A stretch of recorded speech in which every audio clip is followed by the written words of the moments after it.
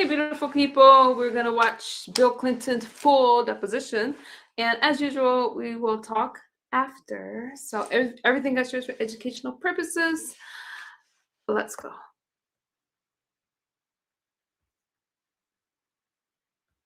This is a deposition of former President William Jefferson Clinton conducted by the House Committee on Oversight and Government Reform under the authority granted to it pursuant to House Rule 10.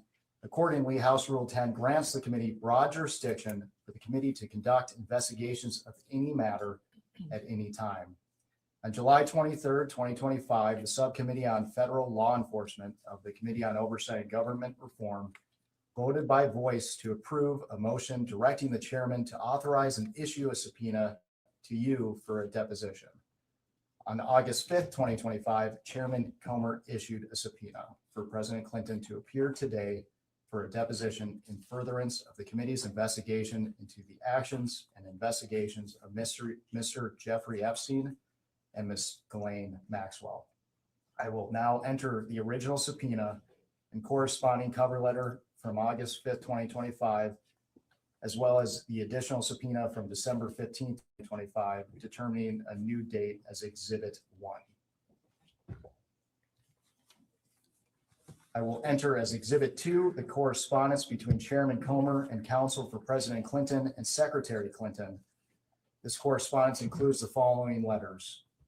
October 6, 2025, letter from David E. Kendall to Chairman Comer and Ranking Member Garcia. October 22nd, 2025, letter from Chairman Comer to David E. Kendall. November 3rd, 2025, letter from David E. Kendall to Chairman Comer and Ranking Member Garcia. November 21st, 2025, letter from Chairman Comer to David E. Kendall. December 10th, 2025, letter from David E. Kendall to Chairman Comer and Ranking Member Garcia. December 15th, 2025, letter from Chairman Comer to David E. Kendall. January 3rd, 2026, letter from David E. Kendall to Chairman Comer and Ranking Member Garcia. January 8th, 2026, letter from Chairman Comer to David E. Kendall. January 12th, 2026, letter from Ashley Cowan and David E. Kendall to Chairman Comer. January 13th, 2026, letter from William J. Clinton and Secretary 8 Hillary R. Clinton to Chairman Comer, encompassing attached declarations under the penalty of perjury of both President Clinton and Secretary Clinton. January 20th, 2026, letter from Ashley Cowan and David E. Kendall to Chairman Comer. January 31st, 2026, letter from Ashley Cowan and Catherine M. Turner to Chairman Comer, and February 2nd, 2026, letter from Chairman Comer to Ashley Cowan and Catherine M. Turner.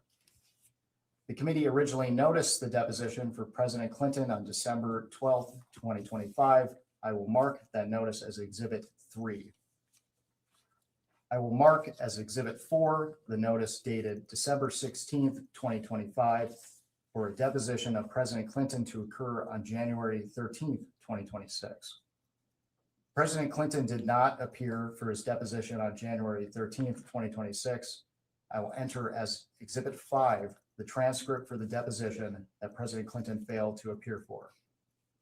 The committee noticed a committee business meeting on January 14th, 2026 to consider the contempt report for President William J. Clinton held on January 21st, 2026. I will mark that notice as Exhibit 6. I will mark as Exhibit 7 the contempt report for President William J. Clinton voted favorably out of the Committee on Oversight and Government Reform on January 21st, 2026. I will mark as Exhibit 8 the final roll call vote sheet favorably reporting the contempt report of President William J. Clinton out of the Committee on Oversight and Government Reform on January 21st, 2026. The committee noticed today's deposition on February 19th, 2026. I will enter the notice for this deposition as Exhibit 9. I will enter as Exhibit 10 an email thread between Committee on Oversight and Government Reform staff and counsel for President Clinton and Secretary Clinton. The email thread confirms the date, time, and location, among other terms, of today's deposition. Additionally, this email thread clearly states the agreed upon terms including but not limited to video recording, no predetermined time limit, and scope. The agreed upon scope from the email marked as Exhibit 10 is as follows. Pursuant to the committee's investigation into the alleged mismanagement of the federal government's investigation into Mr. Jeffrey Epstein and Ms. Ghislaine Maxwell, the circumstances and subsequent investigations of Mr. Epstein's death, the operation of sex trafficking rings, and ways for the federal government to effectively combat them, ways in which Mr. Epstein and Ms. Maxwell sought to curry favor and exercise influence to protect their illegal activities, and potential violations of ethics rules related to elected officials, the committee will ask President Clinton and Secretary Clinton all of its questions regarding Jeffrey Epstein and Ghislaine Maxwell, including but not limited to the personal relationships between the Clintons and Mr. Epstein and Ms. Maxwell, and the ways in which Mr. Epstein and Ms. Maxwell sought to curry favor and exercise influence, as well as the operation of sex trafficking rings and ways for the federal government to effectively combat them without the proposed limitations on scope sought in your January 31st, 2026 letter. Can the witness please state his name for the record? William Jefferson Clinton. Thank you. My name is Jack Emmer, and I am the Chief Counsel of Investigations for Chairman Comer. Under the Committee on Oversight and Government Reform's rules, you are allowed to have counsel present to advise you during this deposition. Do you have counsel representing you in a personal capacity present with you today? I do. Will counsel please identify themselves for the record? David Kendall, Williams and Connolly, LLP. Catherine Turner, Williams and Connolly, LLP. Cheryl Mills, counsel to the president. Thank you. Starting with the majority, can members of Congress in attendance please identify themselves for the record? Billy.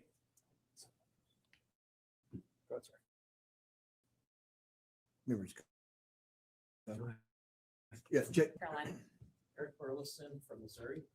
Congressman John McGuire, Virginia 5. Congresswoman Anna Paulina Luna from Florida's 13th District. William Timmons, South Carolina. Glenn Groveman, Wisconsin. Ranking Member Garcia, California. Congresswoman Melanie Stansbury, New Mexico. Congressman Suhas Subramaniam, Virginia 11. Congresswoman Emily Randall, Washington State. Congresswoman Yasmin Ansari, Arizona 3rd. Congressman Maxwell Frost, Florida's 10th. Congressman Wesley Bell, Missouri Southern District, St. Louis. James Walkinshaw, Virginia's 11th District. Ro Khanna, California 17th. Lauren Bober, Colorado's 4th District. Thank you. For the record, starting with the majority staff, can the additional staff members please introduce themselves with their name, title, and affiliation? Billy Grant, Deputy Chief Counsel for Investigations for Chairman Comer. Peter Spector, Deputy Director of Oversight for Chairman Comer. Daniel Ashworth, General Counsel for Chairman Comer. Ryan Giacchetti, Chief Counsel for Chairman Comer. Will Harness, Professional Staff Member to Chairman Comer. Hannah Cathy, Professional Staff Member for Chairman Comer. Melvin Soto, Digital Director for Chairman Comer. Melissa Teller, Counsel for Chairman Comer. Emily Feyerabend, Counsel for Chairman Comer. Mark Moran, Staff Director for Chairman Comer. Austin Hacker, Communications Director, Chairman Comer. Ashley Ginger, Deputy Staff Director for Chairman Comer.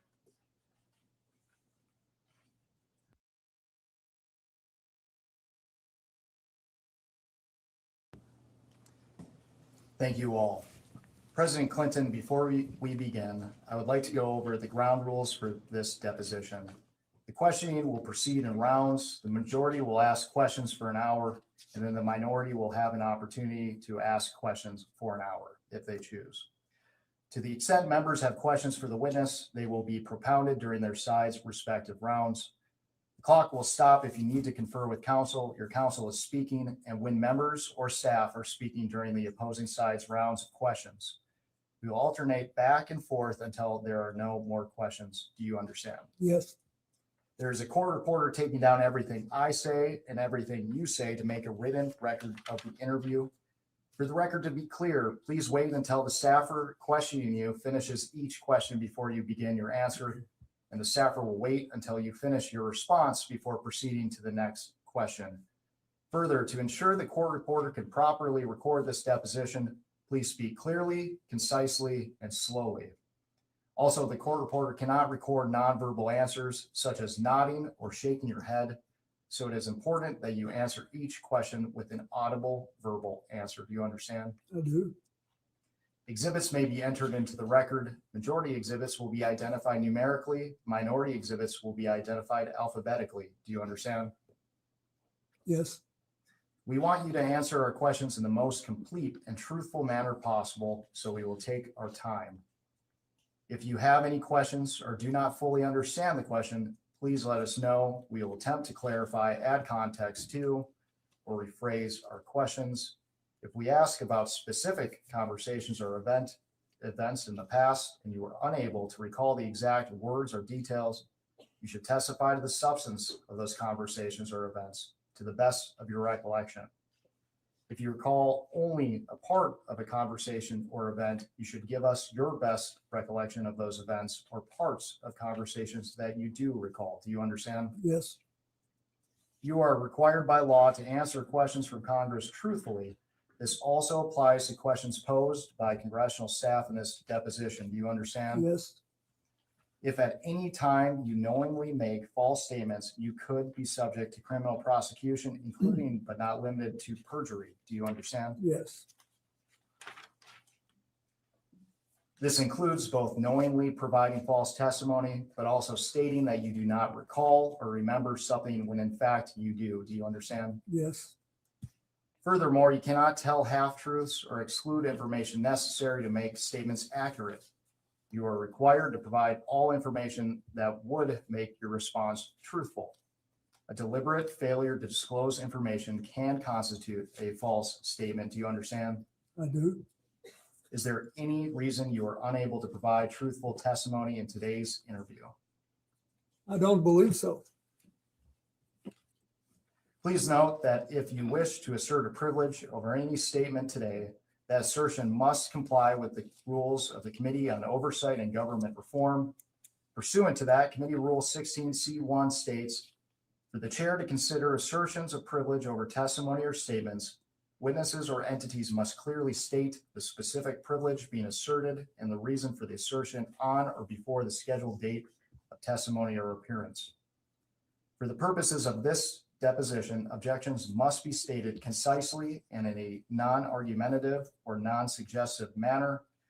If the witness refuses to answer a question to preserve a privilege, the committee may seek a ruling from the chair.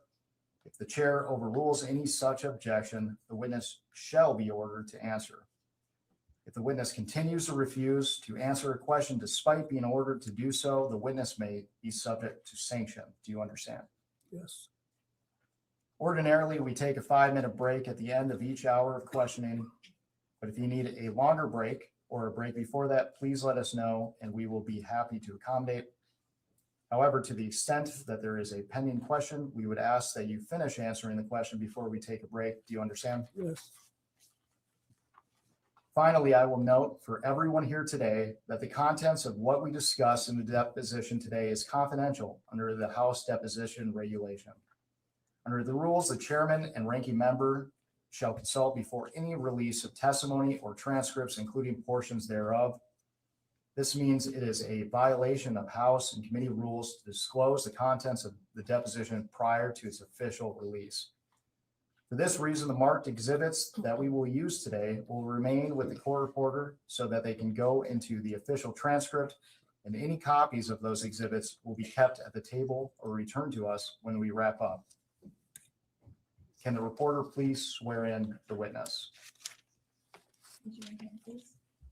Do you solemnly declare and affirm under the penalty of perjury that the testimony you're about to give will be the truth, the whole truth, and nothing but the truth? I do. Do you have any questions before we begin? No, I have a comment before we begin, please. Mr. Chairman, I want to start out by saying, as you know, yesterday there was a photo released, and I appreciate you assuring and admonishing the committee and all of us of our obligations. Obviously, we want to ensure that that doesn't happen again. We've obviously experienced a number of deep fakes that have now been circulating on the web, not because of anything that the committee did, but because of the release of this particular photograph. And for that reason, I would ask two things.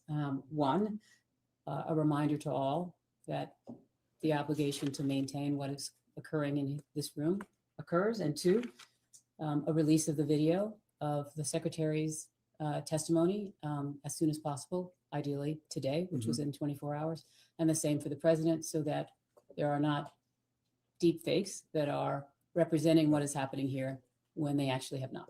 Yeah, and let me say, yesterday, that was an unfortunate situation. We had probably two things that shouldn't have happened. The release of the photo, as well as a Democrat member communicating with the New York Times. So I will again remind everyone to refrain from sending pictures or texting with media outlets outside. Melvin is our videographer, and we're getting he's doing this today as well as producing the video. So we'll get them out hopefully as soon as possible, hopefully within the next 24 hours. Thank you very much, Mr. Chairman. I appreciate that. Nothing more. Mr. President, do you wish to provide an opening statement? I do. It's brief. First of all, good morning and welcome to all of you to our hometown. I appreciate you coming here. I'm here today basically for two reasons. First of all, I love my country and the Constitution, and I believe America was built on the idea that no one is above the law,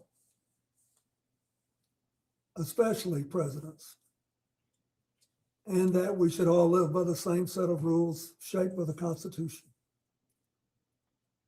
Democracy requires every person to play their part, and I hope that by being here today, we can bring ourselves a little further away from the brink and back to being a country where we can disagree civilly and search for the truth and justice, and that outweighs the partisan urge for spectacle and point scoring.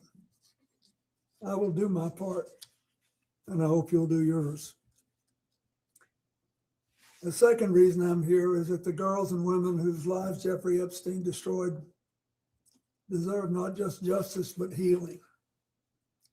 They've been waiting too long for both. Through my brief acquaintance with Jeffrey Epstein, though it ended years before his crimes came to light, and though I never witnessed during our limited interactions any indication of what was going on, I'm here to offer what little I know so I can do my part to prevent something like this from happening again. I have to just say one personal thing. Since Hillary came in yesterday, she had nothing to do with Jeffrey Epstein. Nothing. There's a picture of us both shaking hands with him in a photo line in 1993 at a fundraiser for the White House Historical Association. I don't know how it is under President Trump, but when I was there, it was about the most non-political operation you can imagine. There were people who love the White House, who were interested in it, would give a little money every year to do things that needed doing around the house. And nothing nearly as extravagant as the ballroom or any of that, just things that had to be done. And neither she nor I remembered shaking his hand all those years ago. So I don't think that was right. On the other hand, I do think you should be talking to me. I think you should have called me. I did take those plane trips with him, and you have a right to ask those questions. So I'm glad to be here, and I understand what the oath is. I have to be honest with you. You know, I'll be 80 years old if I live to my next birthday. I don't remember everything that happened 24 years ago, but I do remember some things, and I will tell you what I remember as best I can. We, each of us, owe the victims nothing less than the truth and accuracy. We owe that to the American people. And I actually hope that you will be able to come up with some suggestions that will reduce human trafficking and especially focus on underage girls. I hope you'll be able to do that. I know that Hillary talked a little yesterday about what the State Department does and what she pushed on human trafficking and girls when she was Secretary of State. We had to deal with it. And in my foundation, I saw it in Nigeria when Boko Haram was rampaging through the north of Nigeria. And we were working there trying to stop deaths from diarrhea for young children. And it was interesting. These guys were cold and calculated. They said, oh, you don't have to leave because the kids you're helping are younger than the ones we want. They have to be about 9 before they're worth anything to us. So this is really important. And I will do what I can to make whatever contribution I can. Thank you. Thank you. The time reads 11:28, and the majority's time will begin now.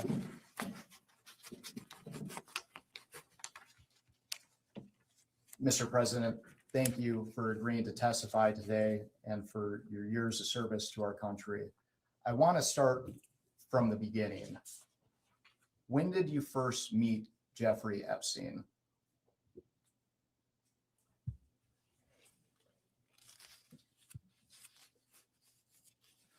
Well, I will try in this testimony, and I will point it out when I wears this a picture or something that predates us.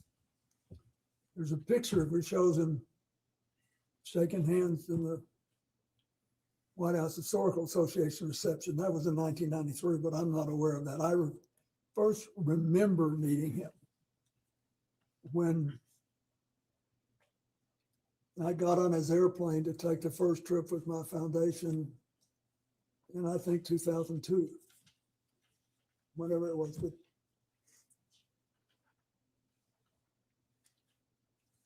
and to be clear, do you have any reason to believe that you may have met Mr. Epstein prior to becoming president of the United States? Before I became president, no. And you mentioned that your first memory of interacting with Mr. Epstein was on your first trip. Which trip specifically?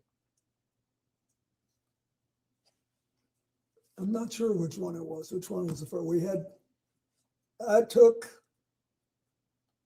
all or parts of 4 or 5 trips to Asia and Africa and one to Northern Europe on Mr. Epstein's airplane. And once when I was in Florida, I was offered a ride back to New York, but I wasn't there it was just coincidental that he was there. And I think that was fairly early in the process, but I don't remember exactly. I just know that I did. I took one flight back from Florida to New York, and all are part of several other, I think 4 or 5 trips to Africa, Asia, and one to Northern Europe. And I want to make sure the record is clear. Is it your testimony today that you have no independent recollection whatsoever of the circumstances of when you first met Mr. Epstein? Objection asked and answered. You can answer again. Yes, I do have a recollection of when I remember meeting him before this trip. I mean, on this trip when I took his plane.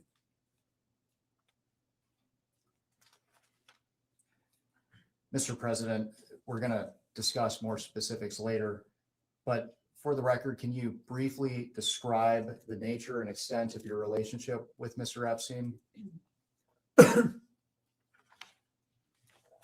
Well, sometime after I left the White House, either in late 2001 or early-ish in 2002. I received a call from Larry Summers, who had been on my economic team and was later Secretary of Treasury and was then president of Harvard. And he said that he was calling because a man named Jeffrey Epstein, who had made a substantial commitment of several $1 million, I think it was 10, but whatever it was, I don't, to brain research. And that he was a information hungry person, and he wanted to spend some time talking to me about economics and politics. And he said, he's got this massive airplane, and he said he would take you, your staff, your Secret Service detail, and anybody else you wanted to bring on the trips that he knew I was planning to set up a global network to provide life-saving AIDS medicine to as many people as possible, as quickly as possible. And I should back up and say, when I left office, we had done all the preliminary work to set up the global fund on AIDS, TB, and malaria, but it was not yet funded. And there were other instruments and institutions who were later founded, including President Bush's PEPFAR program. It had not yet been funded. There were only 200,000 people in the entire developing world who had AIDS medicine, most of them in Brazil, which had a big drug operation on its own, and in Thailand, which also had its own drug population. In Africa, there were like 30,000 people or something, just next to no people. And they were dying like flies.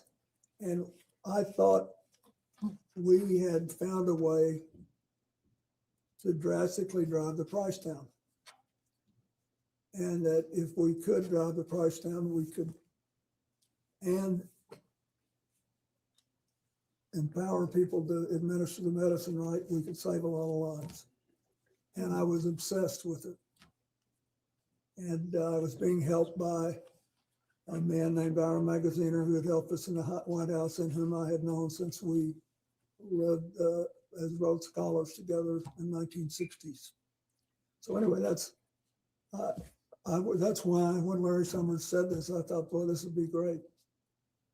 And so we followed up and took the trips. Mr. President, when did your relationship with Mr. Epstein end? When did it end? Well, I believe I took my last flight in 2003.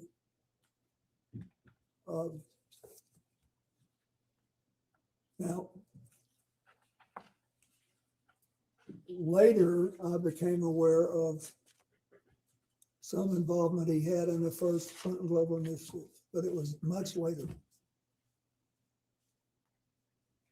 Why did your relationship with Mr. Epstein end? Well, after a year or two, we really picked up a head of steam with this AIDS program, and a lot of other people whom I knew better and who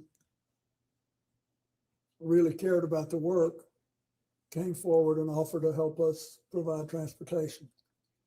And I thought Mr. Epstein was an interesting man, but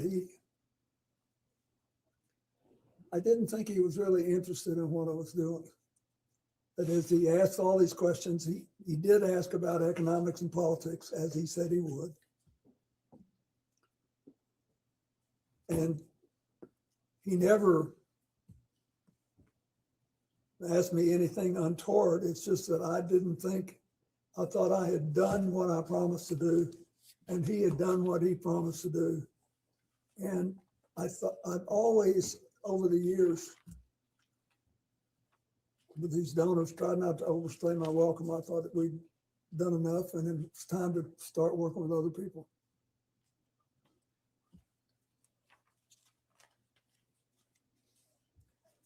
When did you first learn of Jeffrey Epstein's crimes? I think in 2008 when he was prosecuted. There's nothing that I saw when I was around him that made me realize he was trafficking women. And I never.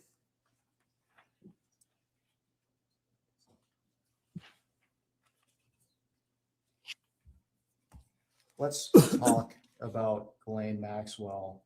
When did you first meet Ghislaine Maxwell?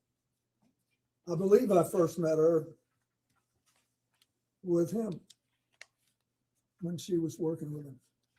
And what did you understand Miss Maxwell and what did you understand her relationship to be with Mr. Epstein? I thought she was sort of his chief of staff or administrator. And you said that you first met Miss Maxwell with Mr. Epstein. Is that after you were president? Yeah, I don't believe I met her when I was president. I could have. I met a lot of people, I don't remember, but I definitely remember meeting her on that first flight. Can you briefly, for the record, describe the nature and extent of your relationship with Miss Maxwell? Yes, it was. It lasted longer and was more extensive than my relationship with Mr. Epstein because Ghislaine Maxwell started going with a man named Ted Waite, who had made a lot of money making the first sort of self-designed computers. And he was a big supporter of mine and the foundation before he started seeing Ghislaine. We'd been friends and he was interested particularly in reducing pollution in the oceans. And so when she started going with him, I would see her from time to time. And when did your relationship with Miss Maxwell end? I don't think I've seen her in a decade. I don't know. It's been a long time. I don't know exactly when. Why did your relationship with Miss Maxwell end? Well, first she moved to Boston, I think. She had a relationship with a man there, and I think they may have married. And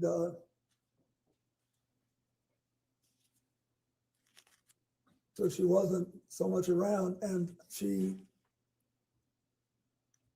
then when it became, after 2019, when it became obvious that she was involved too, to an extent that I did not know, that was the end of it. And I want to make sure the record is clear. You mentioned that your relationship with Miss Maxwell was more extensive than that of Mr. Epstein. Well, it lasted longer, yeah. Okay. When do you have any recollection of what year it would have ended? No, but when she was with Ted Waite, she was when we were kicking off CGI. She was very interested in that, and she participated. But I don't remember, I don't know, it's been 10, 12 years since I saw her. I don't remember when the last time was. Thank you. I am going to ask you some baseline questions regarding who you communicated with and about what. If you don't recall specifics, but do recall you communicated with them, you should answer yes, but say you do not recall specifics. Okay. Counsel, can I just ask you, if you're going down a list, your question is, did he communicate with the person, yes or no? And then you'll come back if he says yes to ask further. Yes. Thank you. And I will finish the prompt here too. So the question, Mr. President, Have you ever communicated with any of the following people regarding Mr. Jeffrey Epstein or Miss Ghislaine Maxwell? And for now, you can say yes or no, and we will come back to discuss each one. And this is to the best of his recollection, yeah? Correct. Mhm. Okay, thanks. Okay, First, Richard Kahn. Richard who? Kahn, TODD? Kahn. I don't know who that is. Darren Indike. Indike? Correct. I don't know who that is. Sarah Kellen. I don't know who that is. Uma Abedin. Yes, Wait a minute, excuse me, Mr. President, the question is, as I understand it, name the people you communicated to about Epstein and Maxwell. oh. Obviously, I know Huma very well. I don't remember any specific conversations we ever had about Epstein and Maxwell. Noam Chomsky. No. Mr. Chomsky wasn't a big fan of mine. He thought I was too conservative. Leslie Groff. Leslie who? Groff. I'm sorry, I don't know who that is. Nadia Marcinkova. I don't know who that is. Jean-Luc Brunel. I don't know who that is. I don't believe. Alan Dershowitz. I know him. And I'm not aware that we ever talked about Epstein or Ghislaine Maxwell. I don't believe we did. Reid Hoffman. I know Reid Hoffman, but he never talked to me about Mr. Epstein or Miss Maxwell. Karina Shuliak. I don't believe I know who that is. I don't think I've ever met that person. Woody Allen. I do know who he is, but I don't think I ever met him, and I never talked to him about Epstein or Maxwell. Sandy Berger. Sandy Berger was my national security advisor, and we were very close personally, but he's been dead for several years. And I don't think I ever talked to him about either one of those people. Jess Staley. Jess Staley? Correct. No. Paul Morris. I don't believe I know him. LED Rothschild. Who Rothschild? LED Rothschild. LED? Mm-hmm. I know Evelyn Rothschild. Is that who it is? No, and I have other Rothschilds on this list as well. I'm not sure who LED Rothschild is. I've met a bunch of them when I spoke at the funeral for Evelyn Rothschild. And I had met some of the others, one couple in France once 20 years ago, but I don't remember him. Okay. Lynn Borser Rothschild. Yes, I know her, but I don't remember ever discussing Jeffrey Epstein or Ghislaine Maxwell with her. Glenn Dubin. I don't believe I know him. Eva Anderson. I don't believe I know her. Casey Wasserman. I know him. And he was on a trip to Africa with me. But I don't recall ever discussing either Ghislaine Maxwell or Jeffrey Epstein with him.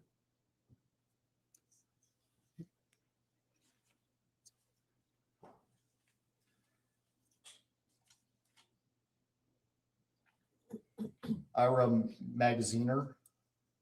Yes, I think I mentioned him earlier. He was the person who basically helped me start the AIDS program, and he ran the Clinton Health Access Initiative for many years. He retired a couple of years ago, a few years ago. But I don't remember ever discussing either Epstein or Rothschild with him. Or Maxwell with him. Karen Ewing, No, Stacy Plaskett, Stacy Plaskett is the member of Congress from the Virgin Islands, isn't she? correct. I know her. But I don't recall ever discussing Epstein or Maxwell. Howard Lutnick, Howard Lutnick is the Secretary of Commerce. Right? correct.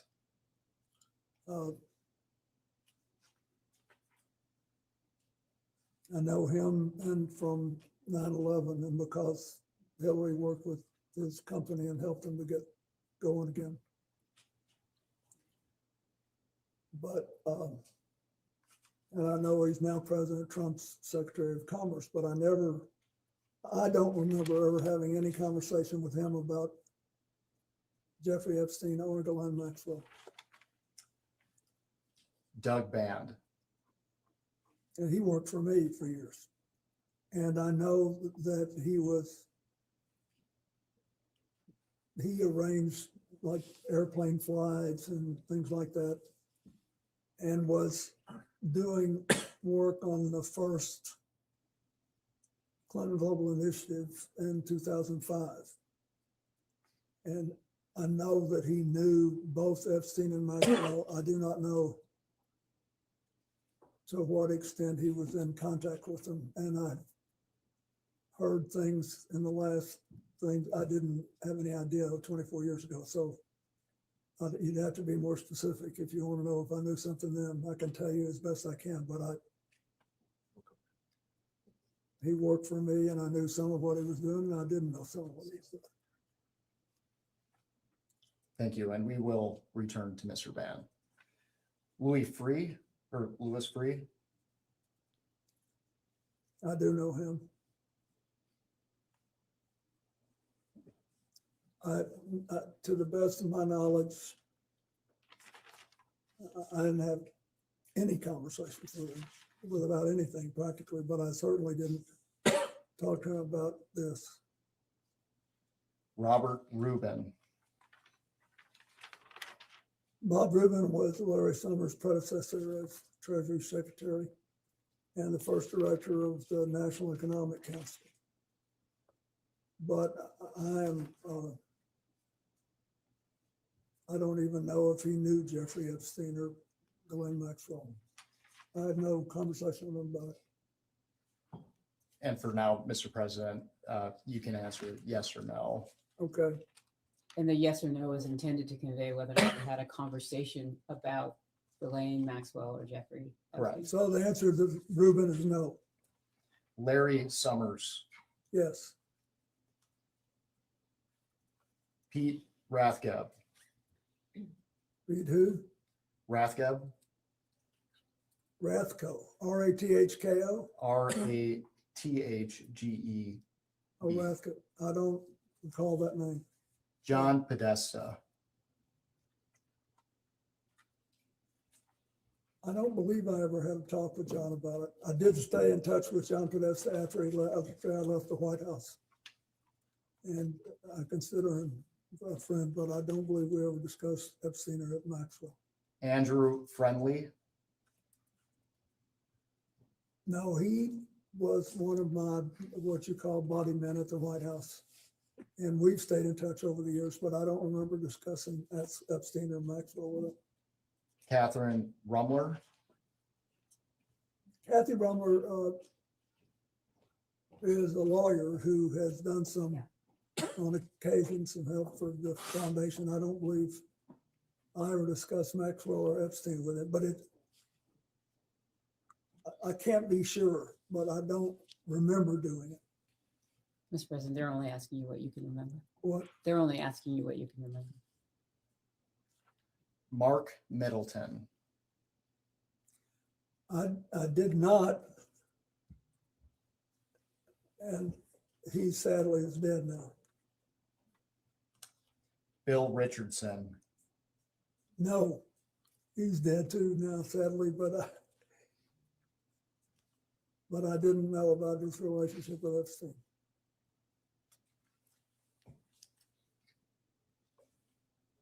George Mitchell. No, Bill Gates. no, Leon Black. no, Ayud Barak. no, Tony Blair. no, Andrew Mountbatten Windsor. I knew that he knew, at some point I knew that he knew Ghislaine Maxwell. But I did not know, I don't think that he knew Epstein. So is that a yes that you had communications with him? No, we never had any, Is your question communications about Epstein and Maxwell? Correct. Just generally as a conversation, like you're together? Can you just Yes. elaborate more so he can better answer your question? Mr. President, did you ever have any communications with Prince Andrew related to Mr. Epstein or Miss Maxwell? the direct answer to your question is no, but I don't want to mislead you. I know that because of my friendship with Evelyn and Lynn Rothschild, and because the former prince was around them, and they knew Ghislaine Maxwell from Britain and through her father, her late father. There may have been some conversation there. I don't remember it, but I don't want to mislead you. I knew something that. Thank Your you. question, because it's so broad, means that any social engagement that you might have would be captured. Yeah, So I I think didn't- what he's trying to I don't distinguish want- between is what you're trying to learn and just social engagement. Yes. If I had a social engagement with Andrew, Related to Mr. Epstein. not or related Miss to him, Maxwell. Thank you. Peter Mandelson. no, Mohammed bin Salman. no, Larry Page. no, Sergey Brin. no. So let's talk about Larry Summers. You mentioned that you had communications with him related to Maxwell and Epstein. What were the nature of those? For the record, he said with Epstein, just to. Just clarify. Epstein. Just Epstein. Thank you. You mentioned that you had communications with Larry Summers Yeah. related to Mr. Epstein. Can you describe the nature of those communications? Yes, as I said before, he called me on the phone.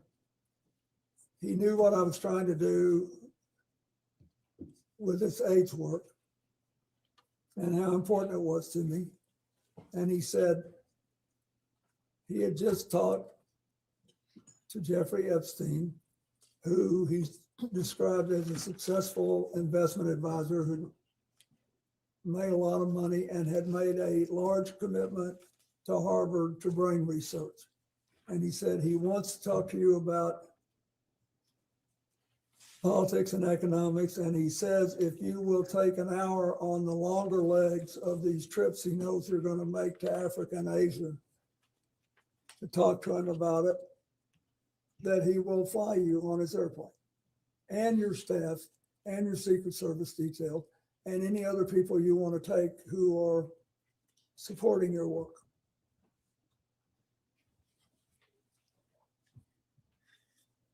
And you mentioned these communications were related to the work of your foundation. Did you ever have any other communications with Larry Summers related to Mr. Epstein? No, So for the record, you never discussed anything related to Mr. Epstein and young women or girls? absolutely not.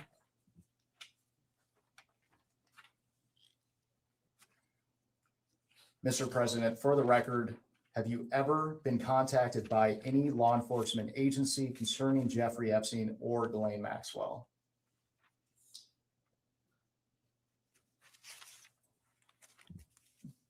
As far as I know, no. That is, as far as I remember.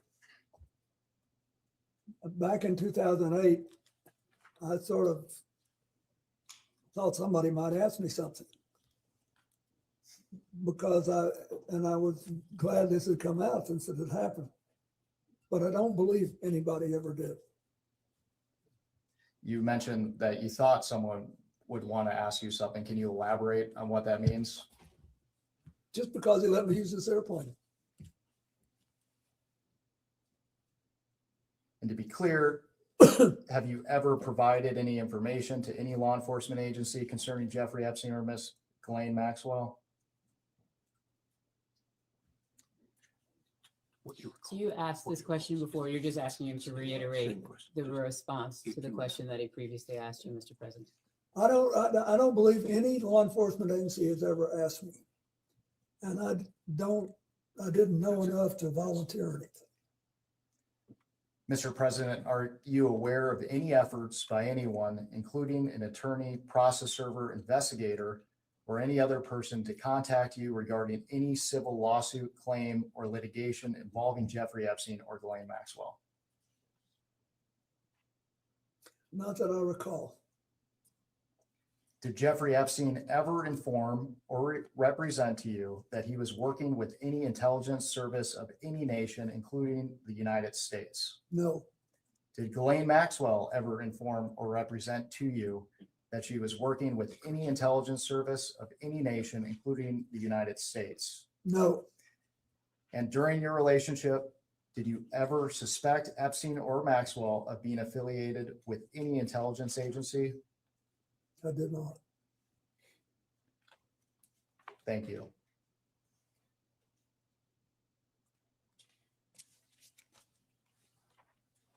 I want to talk about your time in the White House. I realize that you have testified, your recollection is limited, but did Mr. Epstein ever visit the White House while you were president? Objection, asked and answered. The records reflect that he did. That's not the question. According to FOIA requests to the Clinton Library, Mr. Epstein visited the White House at least 17 times between 1993 and 1995. Do you have any reason to dispute those numbers? Nope, I don't. Do you know what the nature of Mr. Epstein's visits to the White House were? Are you asking what he knew in preparation for today? Can you clarify what you are seeking to learn? First of all, at the time, I had no idea he was coming and going. Huge numbers of people come and go in the White House.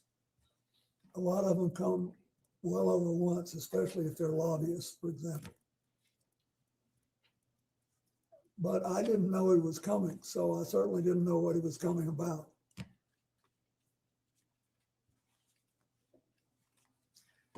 Mr. President, after you left office, did you or your staff ever conduct a review of records, documents, or other materials related to Mr. Epstein's connections to your White House?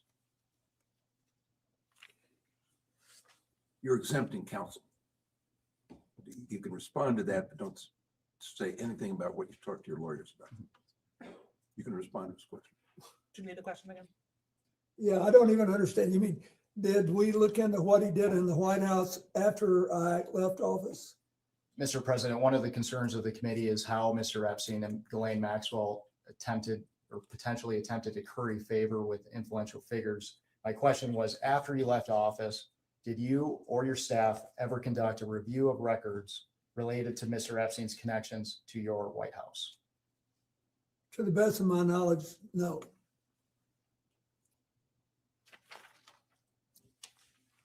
At this time, I would like to introduce what will be marked as Majority Exhibit 11. And while it's being passed out, I will note for the record, this is a New York Times article entitled "The Untold Story of How Jeffrey Epstein Got Rich," published on December 16th, 2025.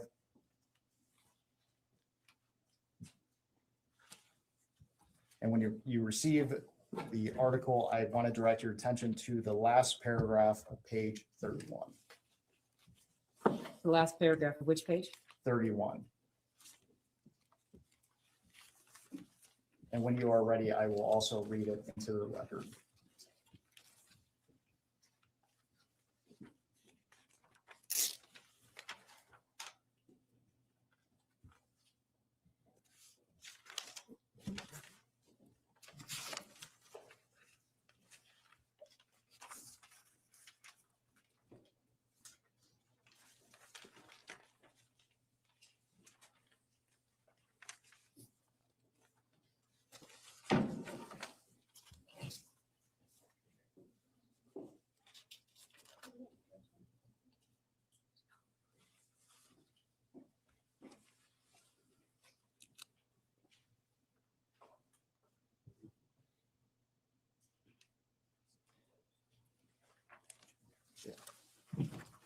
Again, we are looking at page 31 in the last paragraph, Yep. and I will read it into the record and ask you a few questions. Please give him a moment to read this.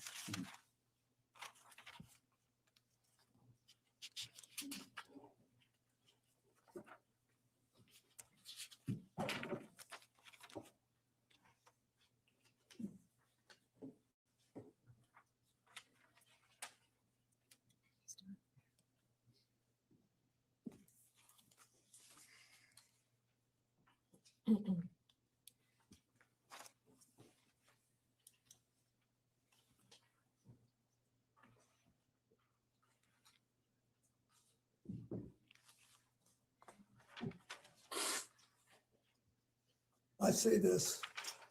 This is the paragraph. he wants to Yeah. ask you guys. Mr. President, the article reads, by 1995, Clinton and Epstein were sufficiently chummy that he wrote a get well soon note to Epstein's ailing mother.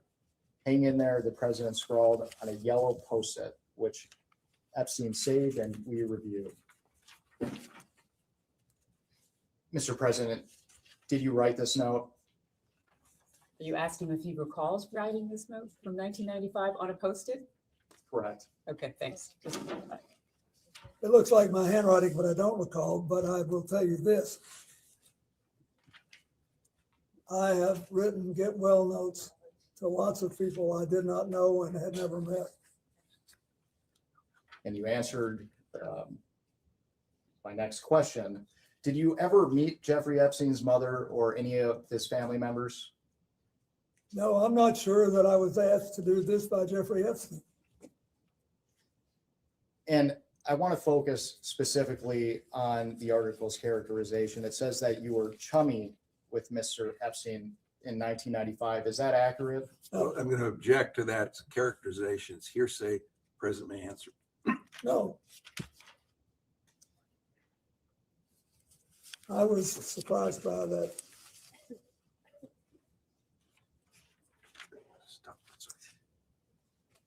Let's talk about your relationship with Mr. Epstein after you left the White House. Okay. How would you characterize your relationship with Mr. Epstein? Mr. Well, President, do you have a question for you? During the time it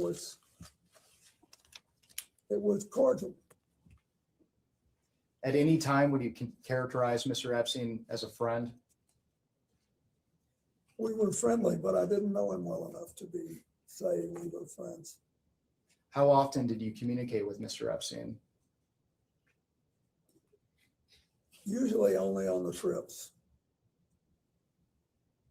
I did go to his house once, as you know. And we will discuss that further later on today. And how did you typically communicate with Mr. Epstein? Did you talk to him on the phone? Excuse me, he just said he talked to him on the trips, so that's in person. Typically, my staff communicated with with him. I think it was mostly Mr. Band, but somebody talked to him. And you mentioned that you visited one of his properties. But outside of the work on the foundation and your trips, how many times did you meet in person with Mr. Epstein? You're asking him to the best of his recollection. Outside of the trips. I believe he came to the office once in Harlem. I was still housed up there then. And I think he paid a brief visit to the office. And I paid a brief visit to his house. But, and when I once thought he was there, but now that I think about it, I don't think he was. And that was it. I mean, that's what I remember. And you mentioned you visited Mr. Epstein's house. Are you referring to his New York townhouse? Yes. And your communications with Mr. Epstein, did you ever have any communications that were not related to the foundation? I don't believe we ever talked about anything but the work we were doing. I mean, maybe small talk. I can't imagine. I don't remember the conversations. And for the record, before we move on, did you ever have any communications with Mr. Epstein that related to young women or girls? No.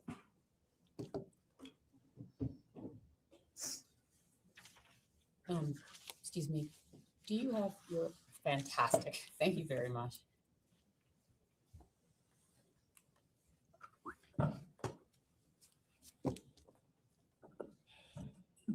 We're good. Good morning, Mr. President. How are you? Fine. I want to first start out by asking you, have you ever been or traveled on, or has Huma Abedin ever traveled on Epstein's plane? If you know. I don't know. She might have taken one of the trips with us, but I don't know. Okay, so have you flown on a plane with her? Several times. Several times? When you say have you flown on a plane, any plane? The Lolita Express. What is that when you say that? Have you flown on the Lolita Express I don't know with what Jeffrey? that is. I don't know what that is. Have you flown on Jeffrey Epstein's plane with Huma Abedin? Ask and answer, you may answer again. I don't remember, but I have phoned. She's been sort of a part of our family for a very long time. So when I went to the Middle East, which I don't think I ever took a plane ride with Jeffrey Epstein, but she would typically go when I did. So have you traveled with both of them together?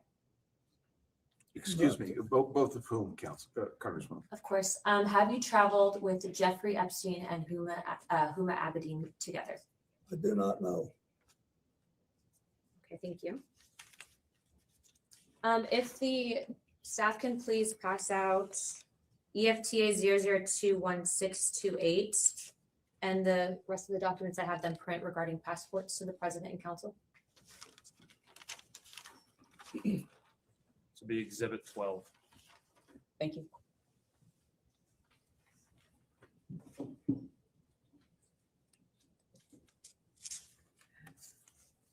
Thank you very much.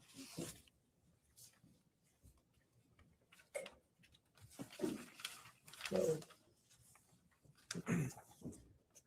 Mr. President, if you look at the passport page, at the bottom of the document should show the EFTA number. It's 0021628. yeah, There's a name on there. Would you be able to read that name to me? Can you read the name? Excuse me, Congressman, Yes. will you You ask can me read if the you've ever seen the document before? Yes, well, this is evidence, and so I wanted to ask him specifically. So it's from the DOJ document release, right? I understand, but he may not have seen it, or he may have seen it. no, I've never seen it, but it looks like a passport. Okay. Can you tell me the name that's listed on the passport? Excuse me, he's never seen this document. Would you just read the name, please? Yes, the name is Marius Robert. Marius Robert, yeah, Are you familiar with that name at all? no. Okay. Would you be able to identify the individual in the photo? It looks like Jeffrey Epstein. Okay, the reason I ask you about this specifically is because I do believe that Jeffrey Epstein was an intelligence operative. And so this was a passport that was actually entered in and released by the Department of Justice, but this was an FBI filing. It was found in his safe, if you will. So it's an alias. So the reason I ask you that is because given your nature and position, I'm wondering if you were essentially targeted by a honeypot operation and or by intelligence to gather information. So that's why I asked you that question. Well, if there was a honey- Mr. President, there's not a question. Pen. I have, is there a question? No. You can ask a question. Well, I'll be getting to more, but that's the reason I asked that. Okay, my next question for you is, have you ever had contact with an individual by the name of Shantae Davies? I believe Shantae was, that's a distinctive name, and so I think that was the name of one of his flight attendants. Okay. She's been described on being on a 2002 Africa trip and providing massages. Was she or any other young female on that trip underage at that time? Not that I'm aware of. Okay. Did you ever receive a massage or have physical contact from her or anyone else on that trip? You've seen the pictures. There was one time when I was sitting up and I got a back rub, a neck rub. Okay. And I think Shantae did it, but I'm not sure. Okay. Did you ever visit Epstein's Little St. James Island? No. We have Virginia Guffrey, who has testified seeing you on the island with two young girls. Did this occur at all? Okay. Why do you think she blamed? Objection, speculation. He can't possibly. Have you ever met her or any other Epstein associated underage girl? Not to my knowledge. In Epstein's 2016 deposition unsealed in the DOJ files, he refused to answer if you were accompanied by two young women who were approximately 18 years old on the island. Were any such women potentially underage with you? I know you've stated that you were not there, but did you have any interaction with the said Objection to individuals? the foundation of the question. He's already stated he was not on the island. You're now asking about a claim of the Fifth Amendment by Jeffrey Epstein. Okay. Would the staff be able? Go ahead. If the witness doesn't know, the witness is welcome to say he doesn't know. No, but he actually answered the question. he when answered she the asked question, that but it I'm wasn't not- on the island. I'm So not then she was instructing about asked. Okay. Do you know an individual by the name of Sarah Ransom? I don't believe so. Okay. There have obviously been claims made about you, and I do not believe that these claims are credible. The reason I am asking you specifically about that name is because that individual stated that you were in sex tapes. Okay, it was unfounded and it was discredited. But given the politicization of this entire investigation, do you believe that it would be appropriate of members of this committee to bring in witnesses, whether it is about you or another president, that have unfounded allegations regarding sexual claims of misconduct? That's not a decision for me to make. As a recommendation in regards to avoiding trafficking, et cetera, and bringing justice for the victims, would you make that recommendation to this committee? Congressman, just so I understand the question, you're saying if the witness has unfounded claims? Well, I don't believe that Sarah Ransom's claims about the president are founded. I don't believe that there's sex tapes with you, President Clinton. No, I'm just asking about your question. Is it, you're not asking if somebody with plausible claims should be brought in. You're asking if somebody with implausible, unfounded claims. Correct, because these claims were found to be unfounded by investigators. So are you asking his opinion? Yes, because we are trying to figure out in regards to being able to further this investigation and whether or not we are going to be interviewing other individuals regarding sex trafficking, avoiding in the future. I know that you and your wife have both been big on this issue. So I'm asking you, would you think that it would be appropriate that this committee bring in someone like Sarah Ransom, who has unfounded claims that have been debunked in this investigation? It's So he a answered simple the question about, he answered this question when you first asked it then, when he said that it wasn't for him to make those decisions. Well, I'm asking for his recommendation to the committee and follow up. It's not a gotcha question. This is obviously a very serious investigation. Well, first of all,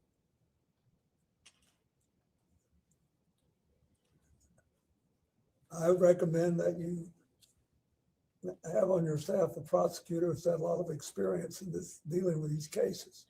Normally, it's not a good idea to bring in a witness that you know is lying. Okay, thank you for that. My last questions for you are you familiar with anyone by the name of Adriana Ross? I don't think so. How about Sarah Kellen?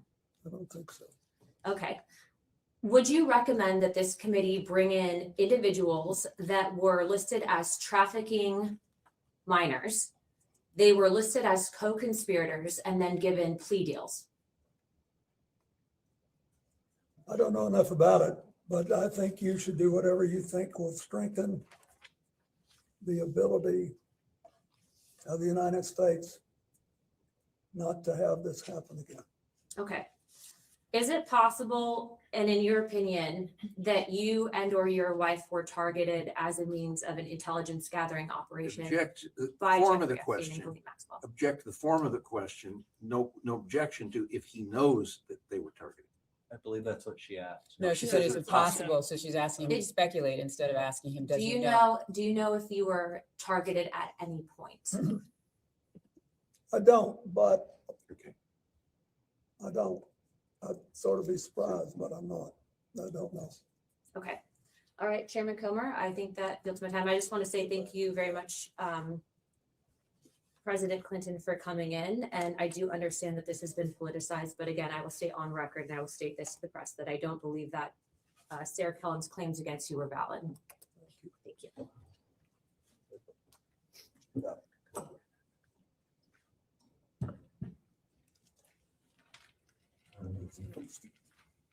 Mr. President, before we left off, I asked you to characterize your relationship with Mr. Epstein. I asked you if you considered him to be a friend. You said you did not. Is that right?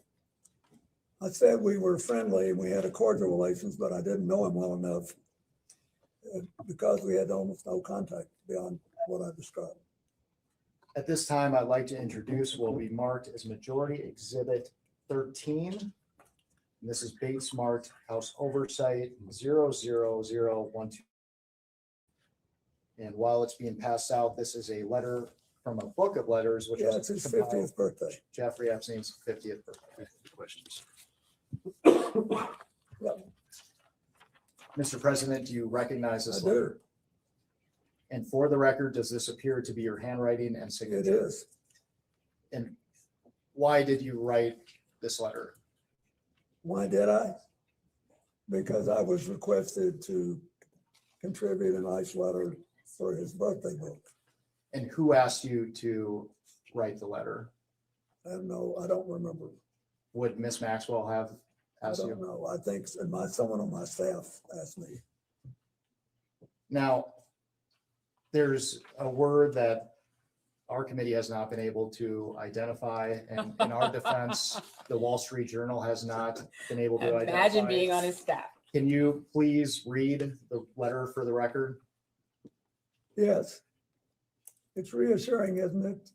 To have lasted so long across all the years of learning and knowing, adventures and errors, and still to have your childlike curiosity, the drive to make a difference, and the solace of friends. Not a bad letter. And because we haven't been able to identify that word until now, what did you Which mean? word was it that you could not? Solace, you couldn't, No, errors. errors. What Were did you I refer- mean? Anybody who's lived 50 years and done anything has made mistakes as well as progress and done things. But for the record, you weren't referring to errors in judgment that Mr. Epstein had related to his inappropriate activities involving you. Absolutely not. I knew nothing about that.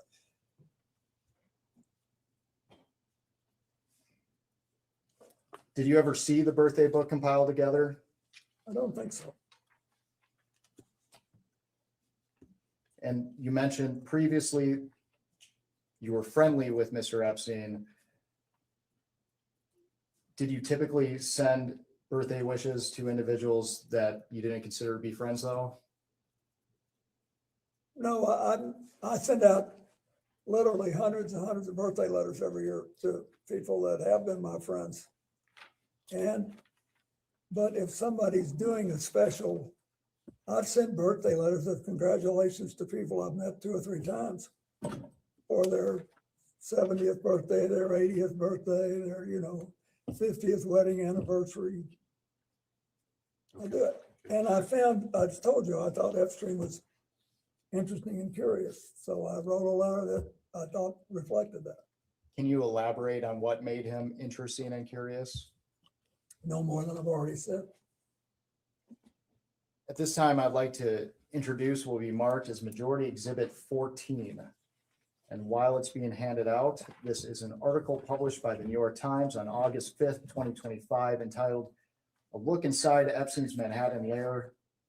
And once you receive the article, I will just direct your attention to page 10.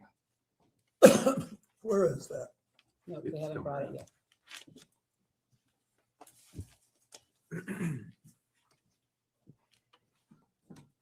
Thank you very much. And we're specifically looking at a framed photo on a wooden table alongside multiple other framed photos. And we're focusing on the photo in the middle, which appears to have a golden frame.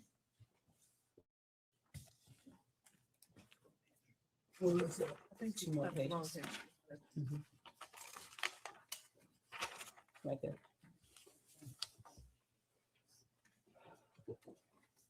Not the page with the poke. Yeah, okay, that's it. Page 10, is that what we're on? Page 10. Mr. President, do you recognize yourself in this photo? I do. And it appears that the man on the right of the photo is Jeffrey Epstein. Is that correct? I think so. Have you seen this photograph before today? Only in this picture. And for the record, what is happening in this photo? He's smiling at me. Looks like he's talking to me. This is one of the friendly interactions that you were describing earlier. Yes. And can you describe the circumstances surrounding this photo? Are you asking if he recalls the? I do not. I have no idea. I see Richard Branson in the back and Okay. other people, That's fine. but I don't remember anything about it. You appear to be comfortable with Mr. Epstein in this photo. Would you disagree with So that characterization? You're creating a characterization. He's already responded to your question about the picture. I'm comfortable with a lot of it. I'm comfortable here. I'm not happy, but I'm comfortable.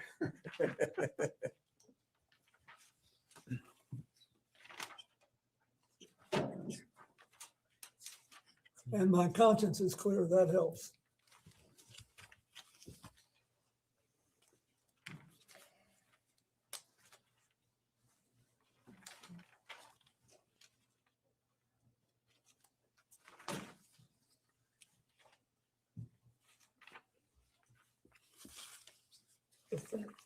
Let me see.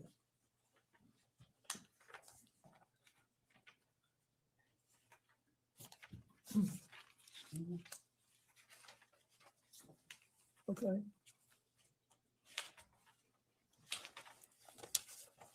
Mr. President, we have about 5 minutes remaining in the majority's first hour. So I just want to ask you some questions related to the crimes committed by Mr. Epstein and Ms. Maxwell.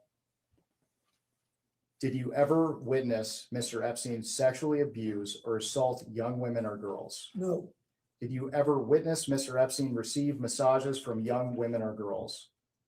not that I recall. Did Mr. Epstein ever discuss sexual acts of any kind with you? No, Did you ever have any sexual contact with young women or girls in the presence of Epstein or Maxwell? no, Did you ever have sexual contact with any young woman or girl introduced to you by Epstein or Maxwell? no, Mr. President, with the benefit of hindsight, were there things you witnessed that could have suggested that Epstein was trafficking and sexually abusing young women and girls?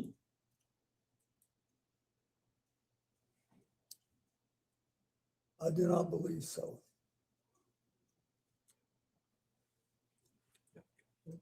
We will go off the record.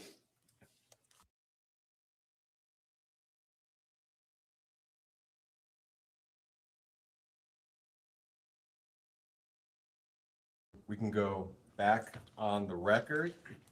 Mr. President, good morning. Good morning. My name is,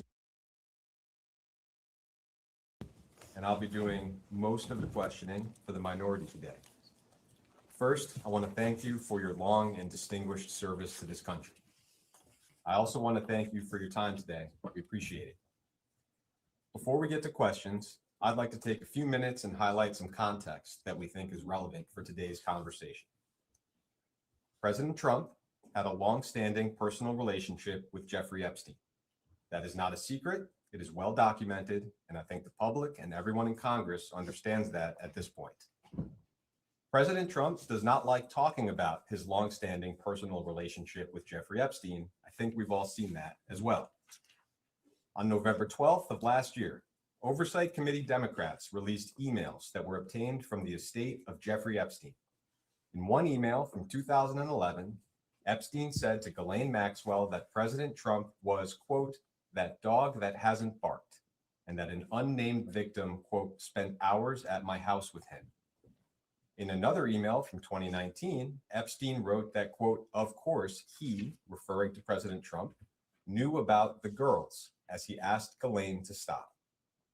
I'd like to enter as Minority Exhibit A, Oversight Democrats press release from November 12th, 2025, titled House Oversight Committee Releases Jeffrey Epstein Email Correspondence Raising Questions About White House Cover-Up of Epstein Files. And that includes both the emails that I just mentioned.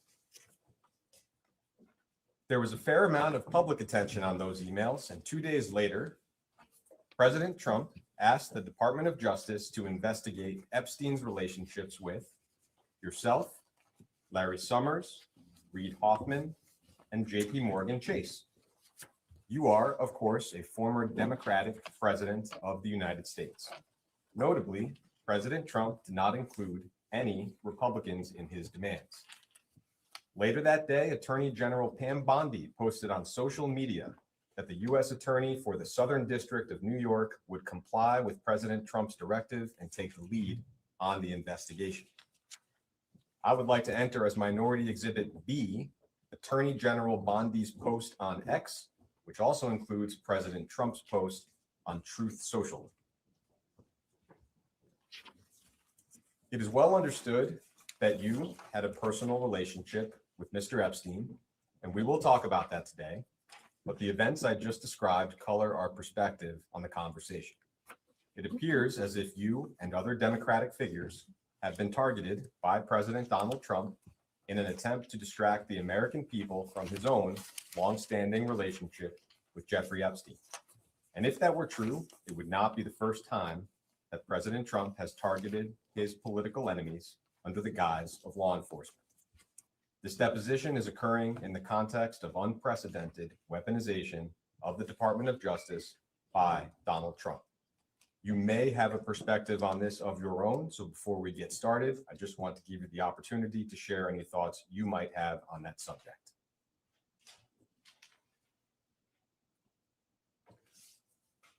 I think I'll let you ask me some questions and then maybe at the end I'll say something. That sounds fine. Thank you. I'd like to start our conversation with a few foundational questions so we can just set the record straight from the very beginning. With respect to your relationship with Mr. Epstein, did you ever, at any point during your interactions with Jeffrey Epstein, know about the sexual abuse that he was committing against minors and young women? No. Have you ever engaged in sexual activity with a person introduced to you by Jeffrey Epstein? No. With respect to your relationship with Ms. Ghislaine Maxwell, did you ever, at any point during your interactions with Ghislaine Maxwell, know about the sexual abuse that she committed and facilitated against minors and young women? No. Have you ever engaged in sexual activity with a person introduced to you by Ghislaine Maxwell? No. Have you ever, at any point, visited Jeffrey Epstein's former estate on Little St. James Island in the U.S. Virgin Islands? No.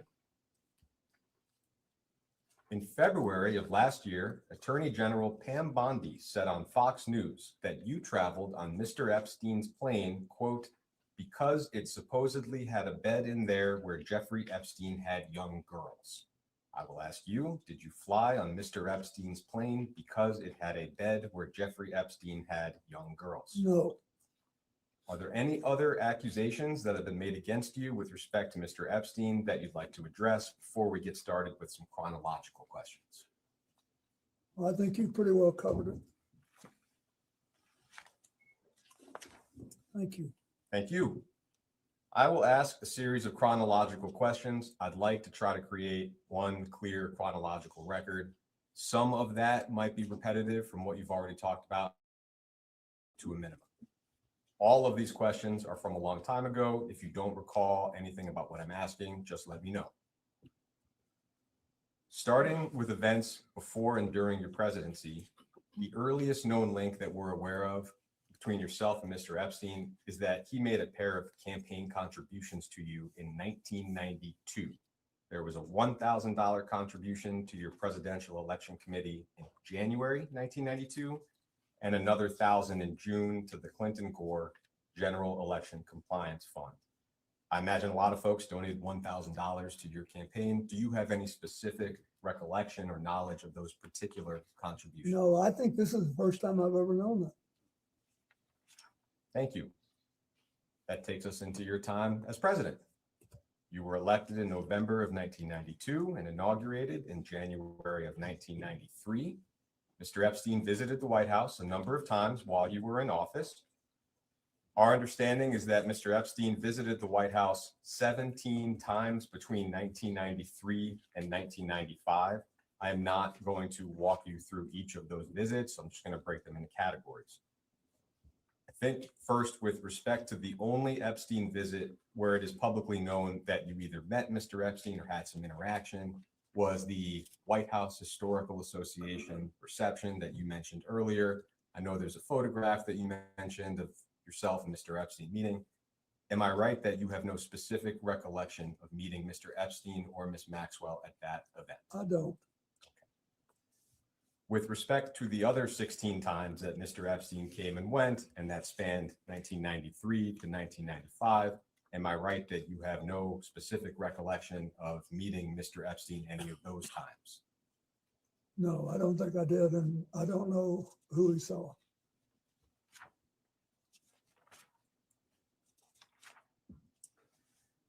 It's been publicly reported that in March of 1995, there was a fundraiser in Palm Beach that you attended and that Mr. Epstein also attended.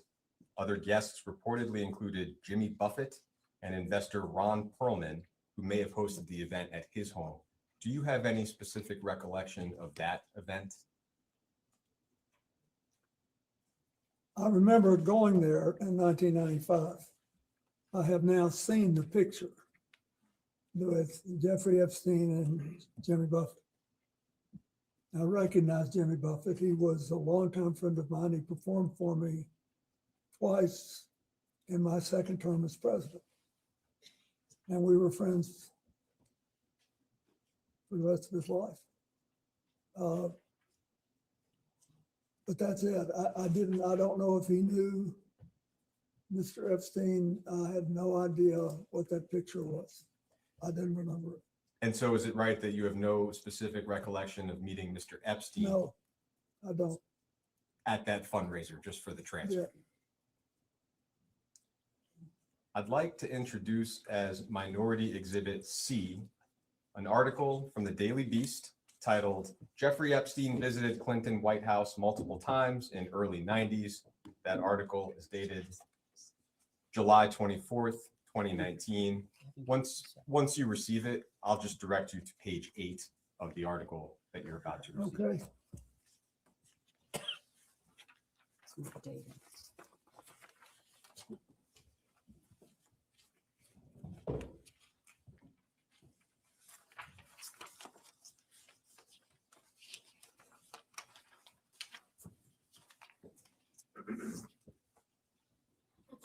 I'll give you a moment to look that note over, and then I'll read the relevant portion into the record.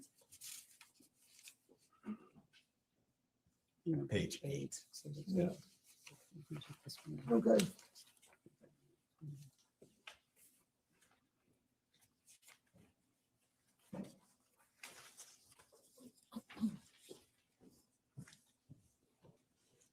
Yep.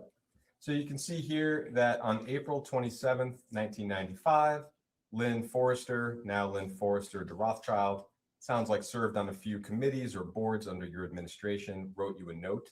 I'll just read part of that note out loud. Dear Mr. President, it was a pleasure to see you recently at Senator Kennedy's house. There was too much to discuss and too little time. Using my 15 seconds of access to discuss Jeffrey Epstein and currency stabilization, I neglected to talk to you about a topic near and dear to my heart, namely affirmative action and the future. And that's the end of the relevant portion. I just wanted to ask whether you have any specific recollection of this note or of your conversation with Ms. Forrester. I don't.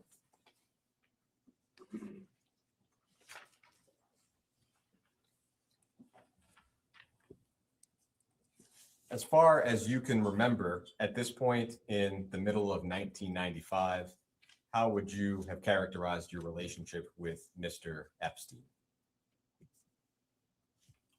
It would be virtually non-existent. Do you recall any other interactions that occurred between yourself and Mr. Epstein during your time in office that have not already been mentioned today? No.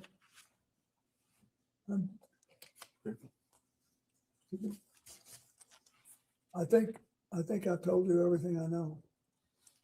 In October of 1999, toward the end of your time in office, we know that Epstein contributed $20,000 to the First Lady's joint fundraising account. Would you have any memory or knowledge of that particular contribution? No, is that for a White House related thing? No, joint fundraising, he means the Senate. Oh, no, I didn't know that. Okay, I am going to move to the years after your presidency.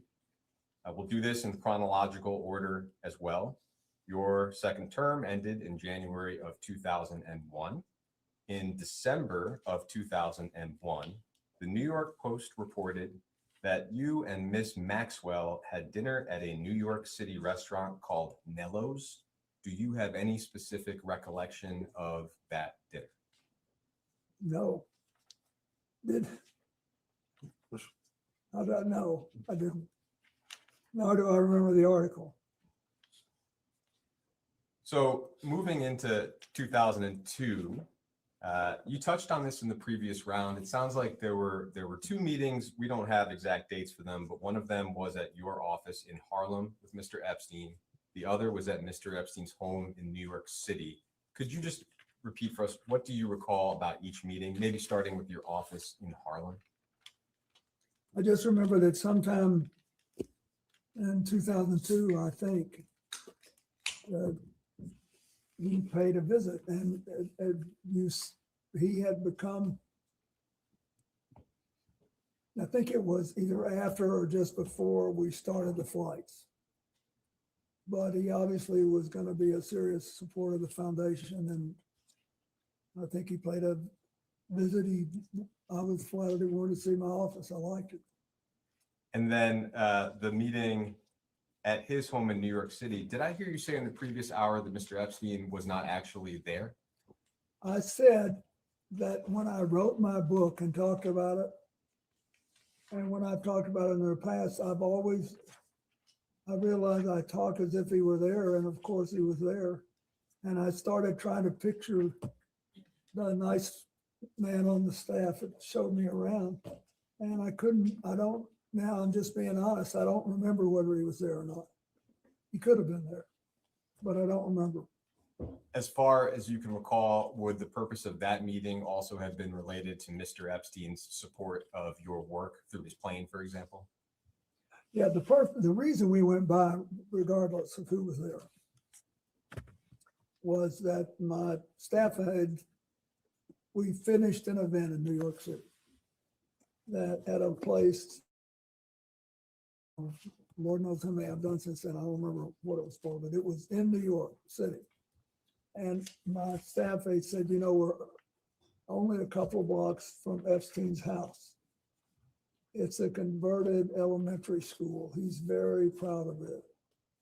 And I think, it'd be a nice thing to do since it's early. You could just go by and take a look at it.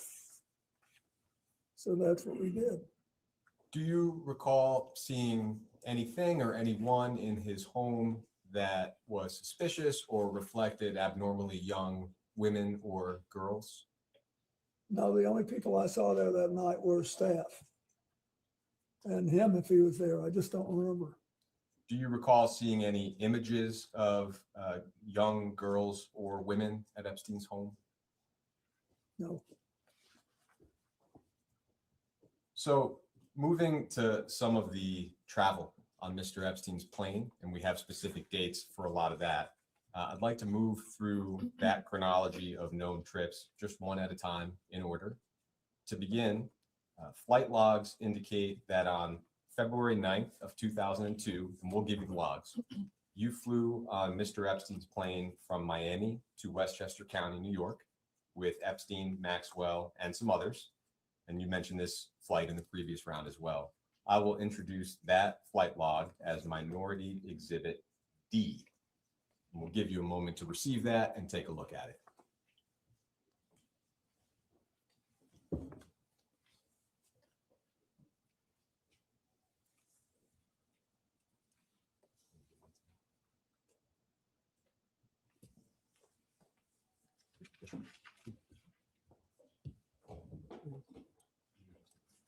Is this one page? It is one page, exactly. And the flight in question, the leftmost column has the number 9 on it, and you can see your name at the beginning in one of the middle columns. Excuse me, Yeah. at the top, it says 15. Are you talking about a date? Could you just? Yeah, the one on February 9th. Thank you. Sure.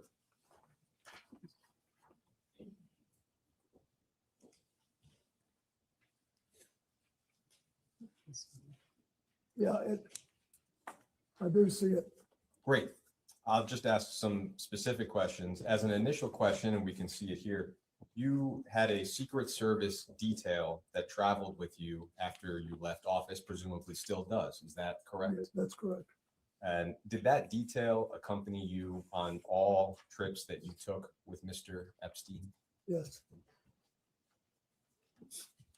For this trip from Miami to Westchester, first, just do you recall the circumstances of the trip? No, I was down there and I was coming home. I don't remember why I was down there. In terms of who was present on the flight, and we'll do this exercise with the other trips as well, are you able to make out from the initials here, maybe who is who? In other words, I can see your name and I can see 4 Secret Service.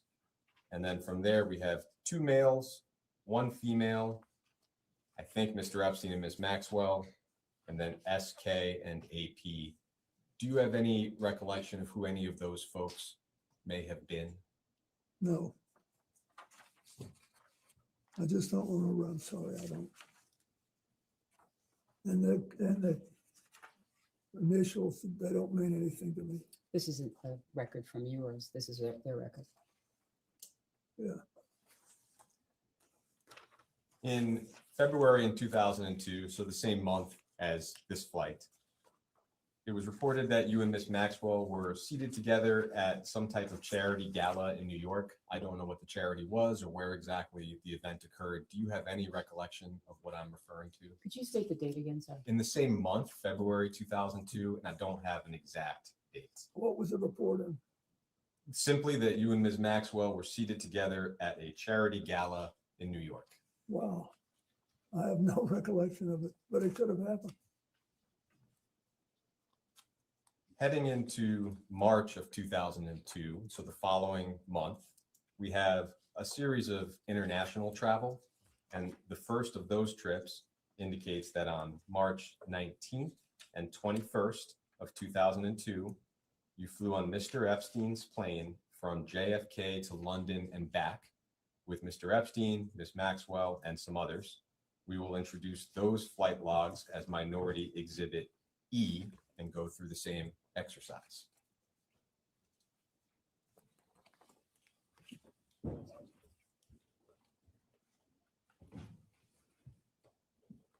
Thank you.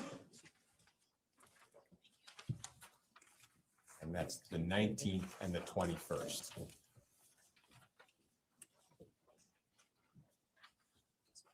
The 19th and the 21st? Yes.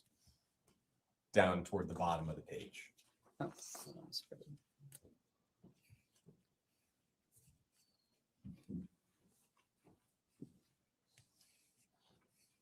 Does this apply to London? Yes.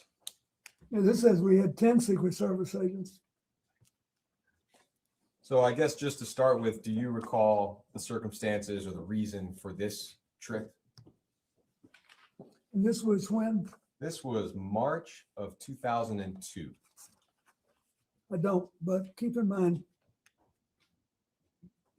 there was a lot of stuff going on. The India, in the late January, 4 days after I left office, had a horrible earthquake.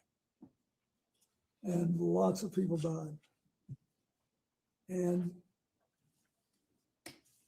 I called the Prime Minister of India, Mr. Vajpayee, who belongs to the current leader's party, but was much less uber nationalist. And I asked him if I could help. And he said, yes. He said, I have the money and organization to fix the big cities, but not the smaller towns. And we need schools, we need hospitals, we need all the stuff rebuilt. Will you help? So that's the first thing I undertook to do, even before the AIDS thing, after I left the White House. So I was there. So by March of 2002, the next year, we were still working on that. And then the South Asian tsunami hit in December. So I was doing all this stuff and also trying to get set up at home too. So that's why it sounds unusual for me to have 10 Secret Service agents, but I must have been going to several stops. And is it the same for you when you look at some of these names? I can make out the name Naomi Campbell. Do you have any recollection of Naomi Campbell being on this flight? Naomi, when we went to Europe once, I think she went on one. She was a friend of Doug's, and that's what I remember. Let me see. Yep. And Jeffrey Ghislaine. I don't know who the other people are. Looks like Doug Band is listed there, and that. Yeah, he's there, but SK, I don't know who that is. Okay, great. Thank you.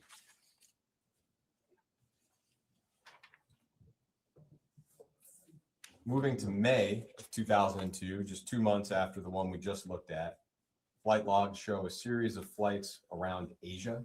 Got 5 flights, including Hong Kong, China, Singapore, and Thailand. I'll introduce the flight logs for that trip. Just take a look at it together as Minority Exhibit F.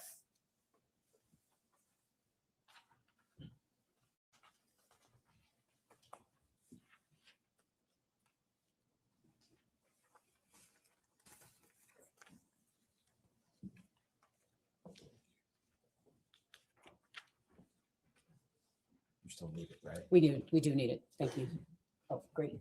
Thank you very much.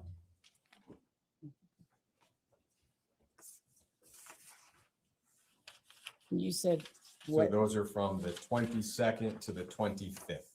Let me just hide. 22nd. And you're saying each one till the 25th?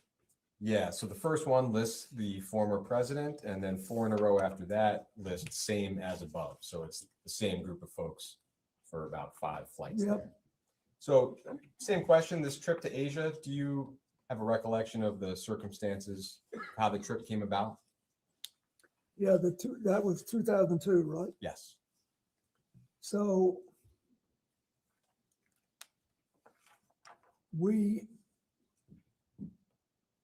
and when was the tsunami?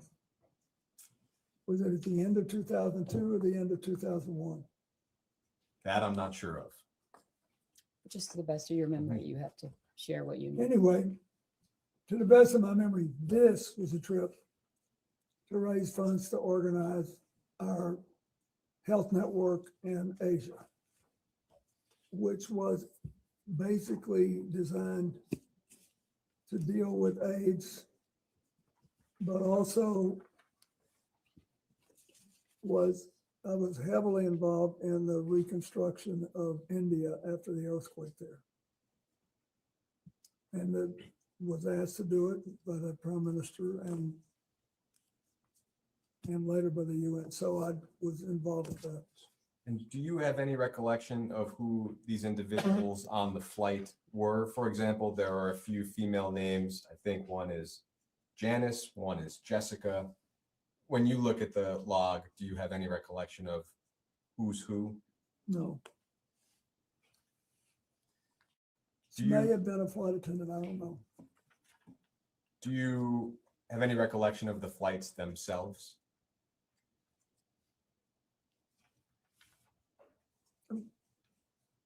Of this Not the particular flights flight? themselves. This group of flights. I remember we made several stops and you mentioned them. And we're going there, but that's all I remember. To the best of your recollection, whether with respect to the flights or the trip itself, did you ever witness or become aware of sexual abuse of any kind? No.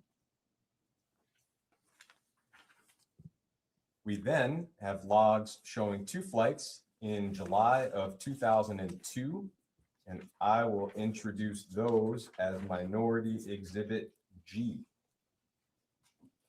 Give you a moment to receive those. What was the prior one? Prior one would have been F. And that was the May 2002 flight log. There's F. No, I put F on that, but I thought that was, sorry, so you're. No, no problem. It should be May 2002. I have as F as in Frank. Okay, I'm not sure what this one was. Okay, got it. I'm gonna get the labels later. Okay. Thank you, sorry about that. I No, not at all. apologize. So this one will be G, and it's July of 2002, specifically on July 13th. Oh, sorry. Next one, Mr. President. I'll give that one to David. I'll give you a moment. Wait, to does look this at say it. where we're going? Yeah, it's on the 13th, and these flights are from Morocco to Portugal, and then Portugal to JFK. And our understanding, just from public reporting, is that this may have been part of a trip to Morocco to attend the King of Morocco's wedding. And you're asking him about the legs that he's on. This Correct, was- exactly. This Has was it been July that of long? Is that when his 2022. wedding was? Is Sorry? that when he got married? It may have been. I think that's my July. question for you, is whether you recall that this trip, I recall going to his wedding. okay, do you recall approximately when that wedding would have been? No, but it was a long time ago. I don't know if this was it. But I did go to Morocco more than once. Do you recall attending the King of Morocco's wedding? Absolutely, I did. Do you recall whether Mr. Epstein and Miss Maxwell also attended that wedding? I don't. I remember, I think Chelsea went with me. And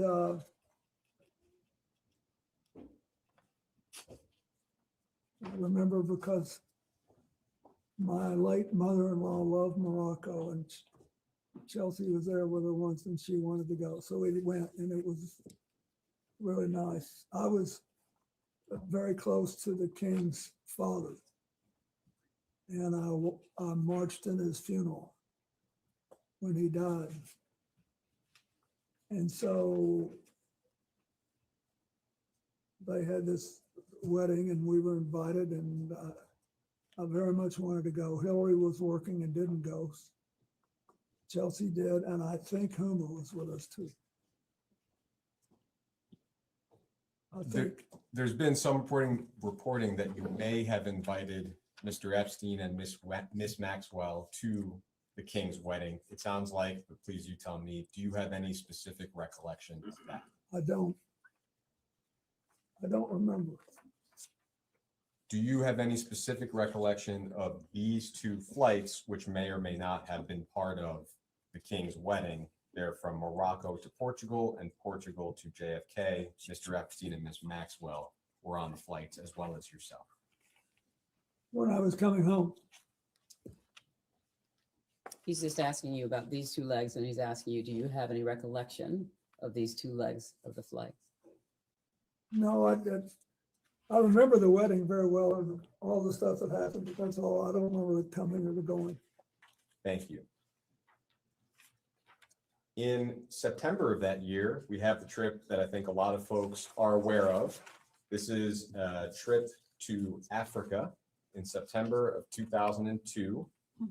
The trip started at JFK, ended in London, stopped in Ghana, Nigeria, Rwanda, Mozambique, and South Africa. Some high-profile figures were on board, including actor Kevin Spacey and comedian Chris Tucker, as well as Mr. Epstein and Ms. Maxwell. I will introduce those flight logs as Minority Exhibit H. I'll give you a moment to receive them. Thank you.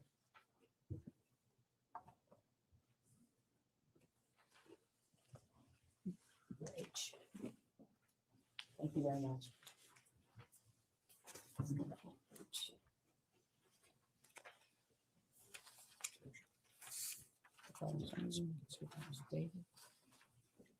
So this is a two-sided document, and the flights are the bottom half of the first page and one flight at the top of the second page. Starting at the 21st? Yes. Sure. Okay, Starting there. I'll just ask you generally before we look at the log specifically. What is your recollection of how this trip to Africa came about? well, this is where most of our work was going to be done. And what month is this? This is, I believe, September of 2002. So, and the countries we were going to represent places where we had operations.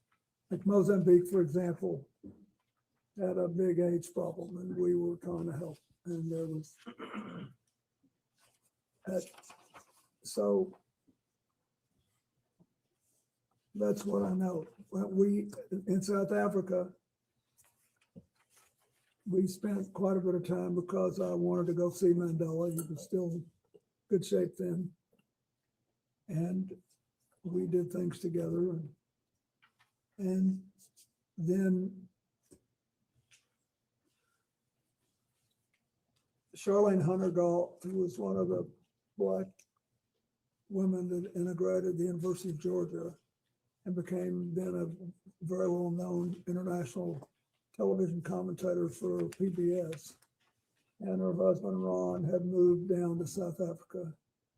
And they were longtime friends of mine. We had celebrated the 150th birthday of Arkansas together in Little Rock. We were longtime friends. And so we went to visit them and she threw a big cookout for us. And it was a funny time. Chris Tucker and Kevin Spacey imitated me. So a lot of these names on the logs are hard to make out. Do you have any specific recollection of who was on board those flights? He's not asking you to review and try and see if you can read their names. He's asking you what your recollection is. It says that Shante Davis was, and she worked for Jeffrey. And I think it was discussed in the previous round, but that well-known photograph of yourself and Miss Davies, what is your recollection of the extent of your interactions with Miss Davies on that trip? Where were we? In Africa. No, where was the photograph? I think it was at the airport. Oh, on the way to. That's it. I mean, we had a good relationship, but it was entirely profit. I never had any personal contact with her, if that's what you imply. And am I right that while on that trip, whether the trip or the flights, did you ever witness or become aware of sexual abuse of any kind? I did not. Thank you. Thank you, Mr. President. Thank you. We have a series of questions from some of the members in the minority. And so I'll be calling them up as we go through. And thank you. Just want to again thank you for being here and answering all the questions. We appreciate that and for your service. Just two clarifying questions. One that was asked during the Republican hour, and I just want to have you reiterate it for the record. Either during or after your presidency, were you ever made aware of Jeffrey Epstein having any kind of relationship, directly or indirectly, with a foreign intelligence agency or service? And I ask because we've received a lot of interest and communication about that topic. And so I want to give you a chance to answer that again if there's any. No, I wasn't, and I understood why now when you showed me the passport, but I wasn't. I didn't know anything about that. Thank you. And then second, of course, this deposition also sets a pretty new precedent, I think, which is something that we've been discussed and folks in across the country are discussing as well. We're thankful that you're here. We believe in the minority that President Trump should also answer this committee's questions. He's someone that is mentioned almost more than any other person beside Ghislaine Maxwell in the Epstein documents. And so to get more information for this investigation, was wondering if you also agree that President Trump should answer questions of this committee. That's for you to decide, but he did know him well, and I once had a brief discussion with him about it. Thank you. Thanks for the answer. With that, I'm going to go to Mr. Walkinshaw, and we'll go down a series of questions. I hate this, but because I don't believe I should inject anything, but I do not want to leave the impression, but since there was no follow-up question, the president never, this is 20-something years ago, never said anything to me to make me think he was involved in anything improper with regard to Epstein either. He just didn't. He just said we were friends, and then we had a falling out over a land deal, property deal. That's all. Thank you. Could I ask very briefly, Mr. President, Sure. if you recall, what were the circumstances of that conversation, or at least let's start with when did the conversation occur? It was on his golf course. And there were a couple of years there when Joe Torre, who had been the manager of the Yankees and was a friend, and had a tournament, a charity golf tournament, called appropriately for this investigation, the Safe at Home Foundation. And it was designed to combat domestic violence, of which Joe Torre had been a victim as a child. And so I wanted to support it. And so Donald Trump gave him the golf course in New York to have a tournament on, and I played in it a couple of times. And the day out, he would typically, Donald Trump would come out and play a few holes with us. And he somehow knew I had flown in Jeffrey Epstein's aircraft, and he said, you know, we had some great times together over the years, but we fell out, all because of a real estate deal. And he said, I'm sorry it happened. That's all. Do you recall whether President Trump was the first one to affirmatively bring up the subject of Jeffrey Epstein? No, but I'd be shocked if I did. I just don't do that. Do you recall whether President Trump elaborated at all on the great times that he had with Jeffrey Epstein? No, and at the time, I didn't put any, sexual spin on it. And as far as you recall, President Trump characterized the nature of the ending of their friendship as being solely due to the real estate. That's what he said. Thank you. But I didn't think much about it at the time. And, it was 2 minutes and then we were gone. As far as you recall, have you had any other conversations with President Trump related to Jeffrey Epstein or Ghislaine Maxwell? No. And your best recollection, if you have one, of the year that this conversation occurred? be 2002 or 2003. Thank you. But Thank you, Mr. President. Good afternoon. I just want to focus again on Colleen Maxwell. First, I'll ask you just to reiterate, did you ever at any point during your interactions with Ms. Maxwell know about the sexual abuse she committed and facilitated against minors and women? no. When did you learn that she had engaged in crimes against girls and young women? When the first evidence came out, when was it, in 2019? Okay. And have you ever engaged in sexual activity with a person introduced to you by Colleen Maxwell? No. You're aware that she was convicted of crimes, as we discussed, and you're aware that she's currently incarcerated as a result of her federal conviction. Yes. Maxwell received a 20-year sentence for her crimes. Are you aware that she has repeatedly called on President Trump to grant her clemency, and that she has said that you and President Trump are not guilty of any wrongdoing with respect to Epstein? I know that now, yes. In your opinion, does she deserve or should she be granted clemency by President Trump? I don't think I should comment on that. I don't know anything about President Trump other than what I've already told you. And I thought it was a mistake to pardon everybody in the January 6th case. And I think that this thing was really hard for me when it came out because we had been friendly with Glenn.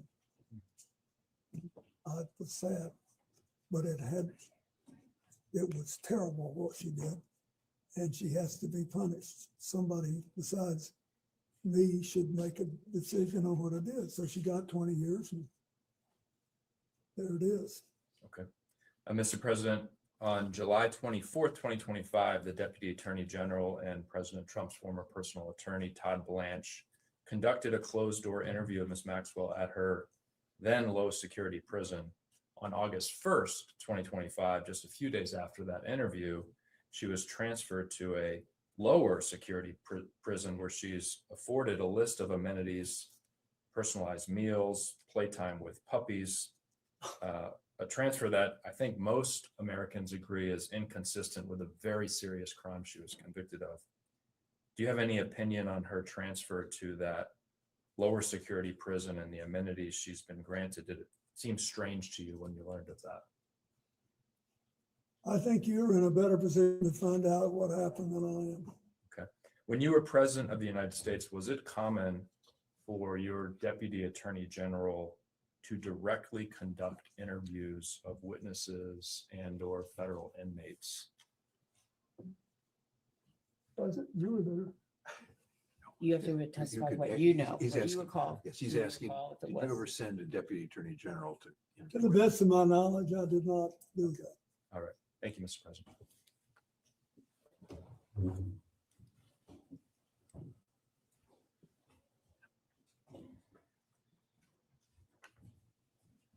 May I ask a question?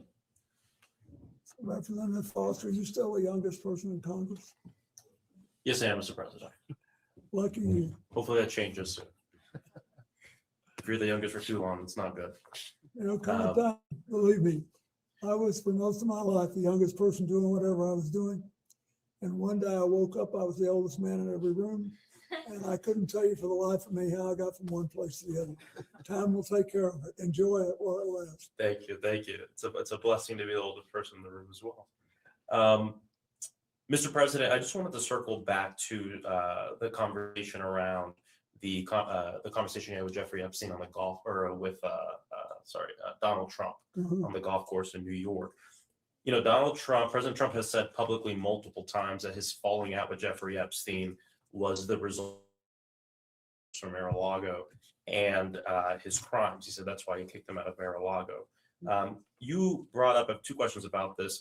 Did President Trump specifically characterize the result of this land dispute they had as a falling out specifically? The same piece of land.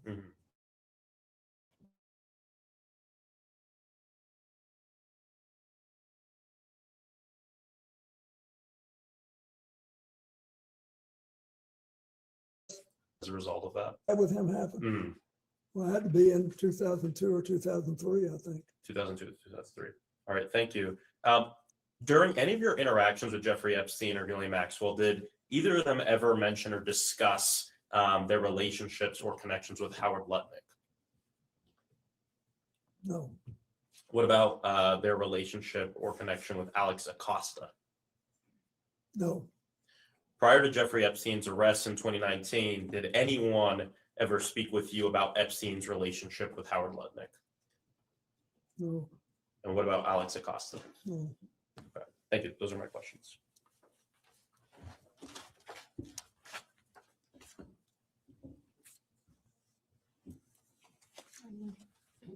Good morning, Mr. President. Good morning. I'm Melanie Stansbury. I represent New Mexico's first congressional district, and it's an honor to have you and your council here.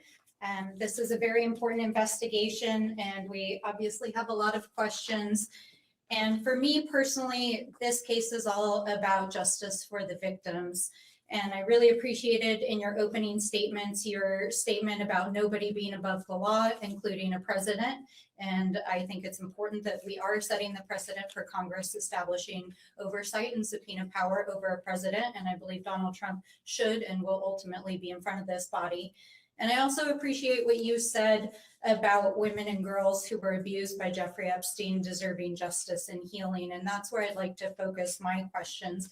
And in particular, I want to focus on 3 survivors who have shared stories that involve you. So I want to begin with Maria Farmer. Do you know who Maria Farmer is? Maria Farmer was employed by Jeffrey Epstein and abused by him. And she first reported her abuse to the New York PD and FBI in 1996. And she states that she has personal knowledge that you visited Jeffrey Epstein's house 3 to 4 times while you were the sitting president between 1995 and 1996.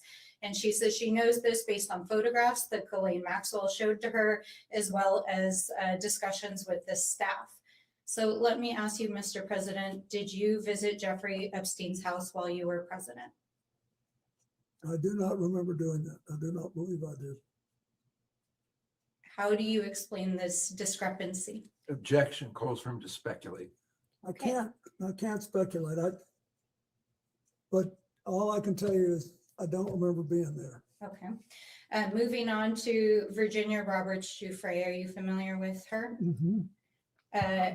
As has already been established, she has stated in numerous sworn statements, including a sworn deposition in the Maxwell trial, that she saw you on the island with Jeffrey Epstein. And in fact, this morning, her family shared her diary with me.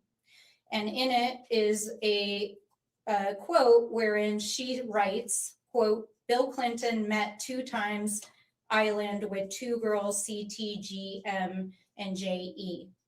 What is your reaction to that? It's not true.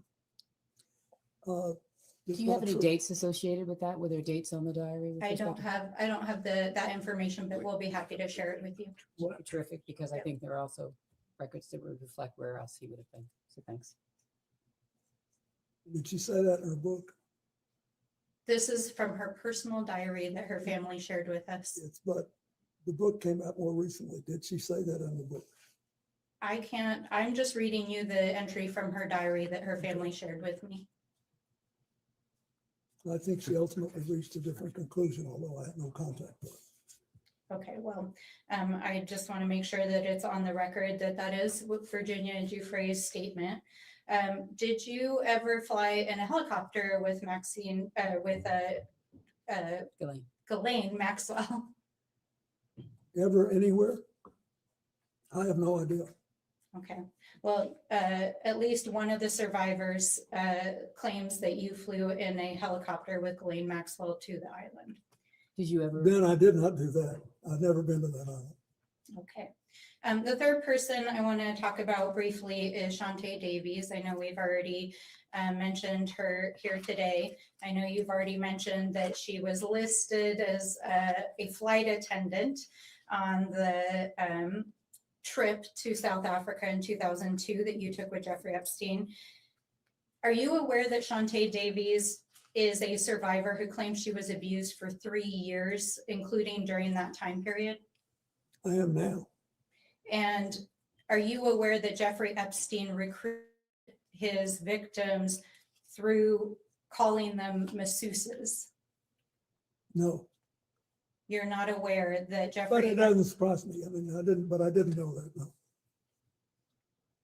knowing that Jeffrey Epstein recruited hundreds of minors as masseuses to massage him, and knowing that this victim, who was a survivor 3 years of his sexual abuse as a masseuse, was on the plane, does that make you think about the massage you received from her differently? Can I just interrupt? You're saying knowing, you know that. He was saying that he was unaware that that's how Mr. Epstein was recruiting his individuals. I'm asking if today, hearing Have you this, Thank seen you. the picture? I have a copy of it right here. Yes.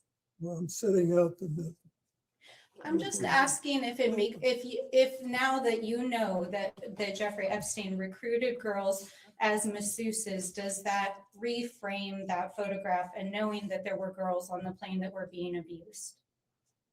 Now that Objection. It states facts not in the record. You can ask this witness what he thinks or remembers about anything that happened, but I don't think it's right to ask him to speculate. she wants to know if I feel bad about it. Yes. I'm not, I think Don't you? what I'm trying to get at is that there is a culture that surrounded Jeffrey Epstein in which rich and powerful people saw young women that were survivors who were being abused and didn't say anything and didn't do anything. So And is your part question- of what I'm, hold on, part of what I'm trying to do is to ask you, we know there was a survivor that was on the plane. You've stated that you didn't know she was a survivor. I understand that, but I'm asking now that you are aware that Epstein was recruiting survivors as masseuses, does this make you rethink what you saw as you were traveling and interacting with him? So he has already spoken to, I'd no, like- wait a minute. I want to make sure that you are clearly answering her question. He's already stated what he saw and what he knew. And so what you're now asking him is, given what you've now shared with him, does he think any differently about what he Yes. saw and what he knew? Thank you. Yes, thank you. I wish Shantae had told me. I liked her. Mhm. But I didn't think it was anything unusual. I can't tell you how many airplanes I've been on where rich people asked me to go and they had someone offering a massage. You know, all these boats that you go on and all that, they all do that. And usually I don't do that. I'm not into this. Well, that certainly raises some other questions about people offering free massages on boats, et cetera. But I do want to enter a couple of exhibits into the record. And I know council is prepared to pass them out. And while that is occurring, we're going to introduce this exhibit. What is it? Exhibit I, it'll be Minority Exhibit I, which is a FBI PowerPoint that was included in the files that were released as part of the Epstein Files Transparency Act. And then I would like to introduce this exhibit, which is Exhibit J, which is a internal correspondence emails between the FBI. And though I'm short on time, what I'll describe in both these exhibits is that your name appears in FBI tip sheets as having attended parties in Jeffrey Epstein's presence in which sexual activities were occurring. Did you ever attend a party of any kind or an event with Jeffrey Epstein in which sexual activities No. were occurring? Okay. And then finally, there will be many millions of people that watch this deposition. What would you like to say to the survivors directly? That I hope this will produce a sense of finality. And I don't think that'll happen till the government starts holding on to all the records. I think that, you know, the record should be released. And then I think that we need to come up with strategies to help people who can't get over this, get better. And the most important thing we do, I think, besides treat the victims right, is increase the guardrails that will set off alarm systems and stop other people from doing the same thing Epstein did. Thank you very much, Mr. President. you. Thank you. We had an additional member join us in the interim. Could that member just identify themselves? Absolutely. Hello, Mr. President. My name is Nick Langford. I represent New York's 23rd Congressional District, Buffalo suburbs, rural southern tier. Thank you for being here today. Just for the record, the time check. We've got about 5 minutes left in this round. Thank you so much. I think it's fine. Congressman, how are you? Thank you, Mr. President. Thank you for being here and for your time today. And thank you for your service. We have, as you know, in the files that were released, there were several photos included you. And we have an exhibit here. That's just one of the photos. And Exhibit K, Minority Exhibit K. Yep. And we'll have that passed around. And what we're trying to get at is some context for the public on whether you remember this photo and any details you may be able to provide us about it. So do you recall the details of this photo, or recall the photo being taken? No, I don't think I ever knew the photo was taken. Okay, and for those who can't see it, it's a photo of you in a hot tub. There's a person next to you here. Do you remember where it was taken? Where was it taken? I'm almost sure that this taken, I think there's an adjacent, which you probably have, that if people saw it, they would feel that someone was trying to con them showing this picture. But anyway, this picture was taken in Brunei. And we flew one night on the trip to Asia, the last very long leg. You said we, is it, who is that including? Well, my TIL team that was working Thank you. on the AIDS issue, and Mr. Epstein was there, and Miss Maxwell. But anyway, we got to the end of the flight was Brunei. It's a tiny place, but a very wealthy one. And the Sultan of Brunei was a man that I had gotten to know well in my 8 years as president. And his first involvement with international matters was basically Asian Pacific Economic Leaders Conference, which I started and which he attended. And so, and then he was very proud of that. And he hosted, his time came to host it. You know, you do these things in rotation. And it came at either at the very end of my term or maybe the next year. Anyway, he knew I was coming, and he said he wanted to help me with my AIDS initiative, and he invited me to stay there. And he said, I want you to stay at this hotel, and I hope you'll use the pool. So I did, and then I got out and went to bed, exhausted.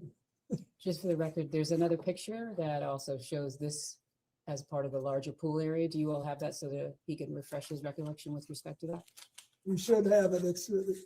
It's quite enlightening. If you watch this. Yes, it's noted. It'll Yes. give you a different feel. Thank you. Okay. We don't have it with us right now. Okay, We do. thanks. I just wanted to make sure he knew the. And so were there other people in that pool or hot tub with you as well? I don't think there's anybody in the hot tub. I didn't forgotten that there was anybody in the hot tub, but it was big, but it was about.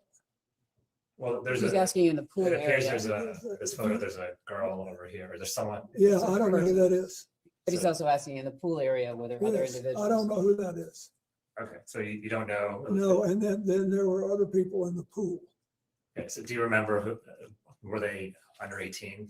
Would you No. know? No. Were they part of your traveling party? He's asking you. Yes, they were, I think. I think everybody there was part of our party. It was late at night and late-ish. And I also believe that there was a Secret Service agent there at the other end of the pool. Okay, and was this in public?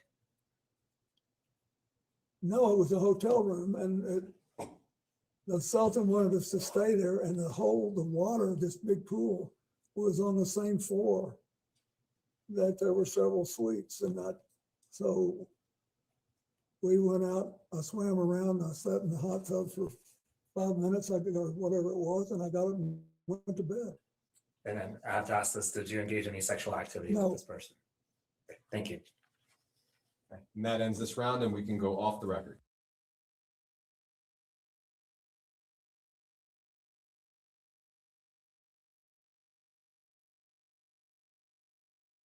All right, we'll go back on the record.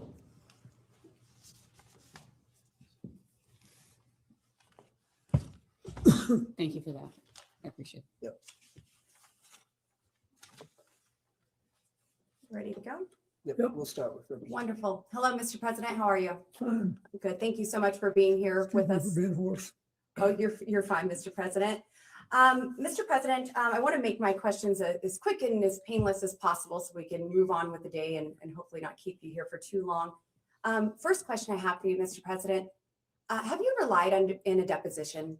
No, Have you ever lied while under oath? no, Thank you. Were you personally aware that Jeffrey Epstein visited the White House 17 times during your presidency? at the time it happened, Yes. no, at the time it happened, I was not. Do you know, so Jeffrey Epstein never asked to meet with you personally in the White House while you were president during those 17 visits? Not to my knowledge, Would you know who he was meeting with? no. Okay, I well, didn't know he was coming. is that standard protocol for the president to not know of someone who is attending, visiting the White House 17 times So wait, excuse me, just to be clear. while you were The president? White House office, which has 1,600 employees, you're speaking of the White House office. Yeah? Yes. No, I think that most presidents don't have a clue who's coming in every day unless it's somebody of personal interest to the president. Yes, and you did have a familiar relationship with Jeffrey Epstein, correct? No, I wasn't aware I'd ever met him when I was president. While you were president. We are trying to establish if Jeffrey Epstein was a foreign or potentially even a domestic asset of some kind. Do you have any reason to believe that he was trying to seek access to classified materials, intelligence reports, or sensitive government information? No, I knew nothing about this story until it came up. I was glad to see that picture of the Yes, and felony Mr. President, passport. sorry to interrupt you. Mr. President, since knowing Jeffrey Epstein and knowing that he had visited the White House, were there any conversations from your associates, any White House staff, or anyone familiar with the meetings that said he was seeking detailed information about government relationships? Does that question relate to back in the day or now? What's the time of the question? I'm asking, since you have been aware, any time since after you are aware that Jeffrey Epstein visited the White House 17 times, has there been any conversations with anyone that you are aware of that Jeffrey Epstein was seeking sensitive government information? She's asking to the best of your recollection. To the best of my knowledge, no. Yes, sir. Thank you. And moving on, at any time while you were traveling on any aircraft owned, leased, or otherwise affiliated with Jeffrey Epstein, did you engage in sexual relations or sexual activities with anyone other than your wife? No, During any such flight, did you witness or have knowledge of any other individual engaging in sexual activities with any female passengers? no, In 2002, you participated in a 10-day multi-country trip to Africa while traveling on a Boeing 727 owned by Mr. Jeffrey Epstein. This trip was organized by Ghislaine Maxwell. Do you recall this trip, Mr. President? I recall the trip, but I don't know that it was organized by Ghislaine Maxwell. Yes, I sir. believe we were going places that I needed to go for my work in Africa. Yes, sir. Internal FBI records describe the aircraft as having a section with couches adjacent to which a sliding glass door leading to another compartment. There was a bed. Are you familiar with the layout of this aircraft that you traveled on? I'm familiar with the fact that there was a bench that turned into a bed at the end of the passenger seats. And no other bed you are familiar with? Did you ever go into any part of the aircraft with a bed that you perhaps lied on or utilized? I'm familiar with the bench. Yes, It turned into the bed. yes. I do not believe I ever went into the back section. At any time while traveling on such aircraft, do you remember utilizing either the bench that lay, I'll keep it as one option for now. Do you remember utilizing the bench as a bed? Was it laid out as a Asking, do you bed? remember? I don't remember, but that doesn't mean I didn't. I'm familiar with the note. Yes, sir. FBI internal records relay testimony from Dr. Greg Bledsoe, who participated on the 2002 Africa trip. Did Dr. Bledsoe describe multiple millionaires? Dr. Bledsoe does describe multiple millionaires and billionaires on the plane. Do you remember any of the names of those individuals, potentially even the actor Kevin Spacey? Yeah, Kevin was on the plane. Did Dr. Bledsoe also describe, he also describes multiple young women were present on the flights and that Maxwell appeared to be in a position over the girls on the plane and was directing the girls. Can you describe the purpose of these women participating in this Objection to country form of the trip? question. You have no Sure. objection to you asking the president what he saw, observed, heard, but he can't possibly speak to what Maxwell was in her mind. Did you witness, Mr. President, Ms. Maxwell appearing to be in the position over other girls on the plane and possibly directing the girls? Well, I thought that she was Epstein's top aide and that she was basically in charge of what happened. What did happen, Mr. President? I don't know. I mean, I've already told you this. I'll tell again. I never saw anybody do anything wrong. I thought they were flight attendants. Do flight attendants typically wear tank tops and jeans? They don't all wear uniforms on private planes. Yes, sir. Most are dressed probably pretty business class. But So moving wait, on. his testimony was, with respect to private aircraft, people are not wearing uniforms. Mhm. Correct. Go ahead. Dr. Bledsoe described at least one of the girls serving as a masseuse. At any point, did you or other male passengers receive a massage from this young woman or any other young women who are described as a masseuse? Well, I've seen one picture that shows that in a airport waiting area, one of the women was massaging my neck. That's all I've seen. Have you received more than one massage from these trips with Mr. Epstein and the young girls that were present? I don't recall them, but the problem I remember from that trip was that my neck had spasmed and I was in, and so they offered to help and I let them help. One left. She asked whether or not you recalled any other massage. No, I do trips. not. Thank you. Mr. President, moving on to my next question. Submitted to the record, we have a painting that seems to be of you, Mr. President, found in one of Jeffrey Epstein's residences wearing a, I would categorize it as a famous blue dress worn by the White House intern, Monica Lewinsky. And I have this image here. This image is being passed around. If we need to go off the record while we do that, we can. I can take a Okay. picture. So Do you have a question? It will be Yeah, I do. marked as Majority Exhibit 15. Proceed. thank you. So Mr. President, we are looking at an image of a portrait that is looks to be you, Mr. President, in this blue dress.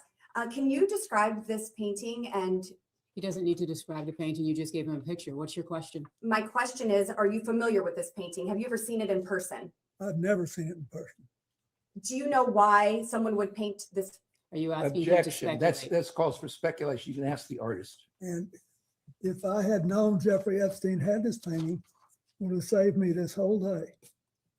Did you ever introduce Epstein to Monica Lewinsky or any other young female White House I staffers? did not. Did Epstein ever request introductions to young female intern staffers of you? Did he request you to introduce them? And one regarding this exhibit 15, this portrait, to the right of this image, there appears to be a plain letterhead document that is framed in a gold frame. Are you familiar with? He's not seen this picture? The painting we asked, yes. And now I'm asking about the image next to it. So Are you asking whether or not he's familiar with what's in this small frame? I'm the part that you have covered up. This I'm part? asking if he's familiar with this letterhead letter There's no that was letterhead that we can Is this see. part of the painting? No, sir. This is next to the painting and it's framed on the wall in the home of Jeffrey Epstein. I guess a better way to ask, other than the birthday note that was passed around here today for Jeffrey Epstein's 50th birthday, Mr. President, did you ever handwrite Jeffrey Epstein any other notes? Well, I wouldn't remember, except that I've seen a picture recently of another note where I thank him for getting me away from the crowd on the airplane for a while so I could take a note now. Yes. Okay, Mr. President, I just have two more questions for you and then I will let you go. And again, I'm so grateful for your time here today. We also have another exhibit from the committee, and it's page 49, I believe. And the, how do you want to classify this one? It will be marked as Majority Exhibit 16. In this is a portion of Virginia Giuffre and her testimony. And in it, she is referencing you, Mr. President, and says he, Mr. Clinton, told me long ago that everyone owes him favors. They are all in each other's pockets. She's asked, I'm sorry, maybe that wasn't you that you was referencing, Clinton. I'll start over. He told me long ago that everyone owes him favors. I believe that's referring to Mr. Epstein. They're all in each other's pockets. Sorry, could you, so what line are you starting at? Yes, ma'am. I'm starting at the first line, and I do believe I incorrectly said that she was referencing Mr. Clinton. So to correct So that. she's not referencing, Correct. she's not referencing President Clinton. She's referencing instead? Who? I believe this is Jeffrey Epstein that she is referencing here. Thank you, Ms. Bobo. Thank you. And then she's asked, would you say you asked him why Bill Clinton was here? And Virginia responds on the island, where he was here on the island. And she goes on to say, excuse me, can you clarify who JS is? Can we look and see who JS It says V is? and then it Yes. says JS. So Yes, is this I will get you that name. but this is a I can pull it conversation up right between here. two people, or is this a Yes, transcript of a This deposition? is a transcript of a deposition, yes. Thank you so much. It says telecon at the top. Doesn't appear to be a deposition. It says, What do we Telecom. have this as? I'm not objecting. No, that's fine. And we could go off the record if you want, just to get this. I don't have this. Oh. So this is, go ahead. We'll go off the I think record.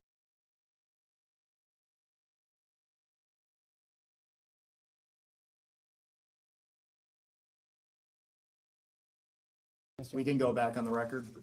Thank you very much. And this is a long dialogue between Mr. Jack Scarola and Virginia Giuffre, and I will summarize this.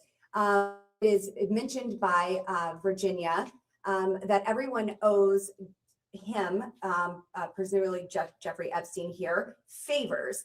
Mr. President, were you ever in the position to owe Jeffrey Epstein a favor?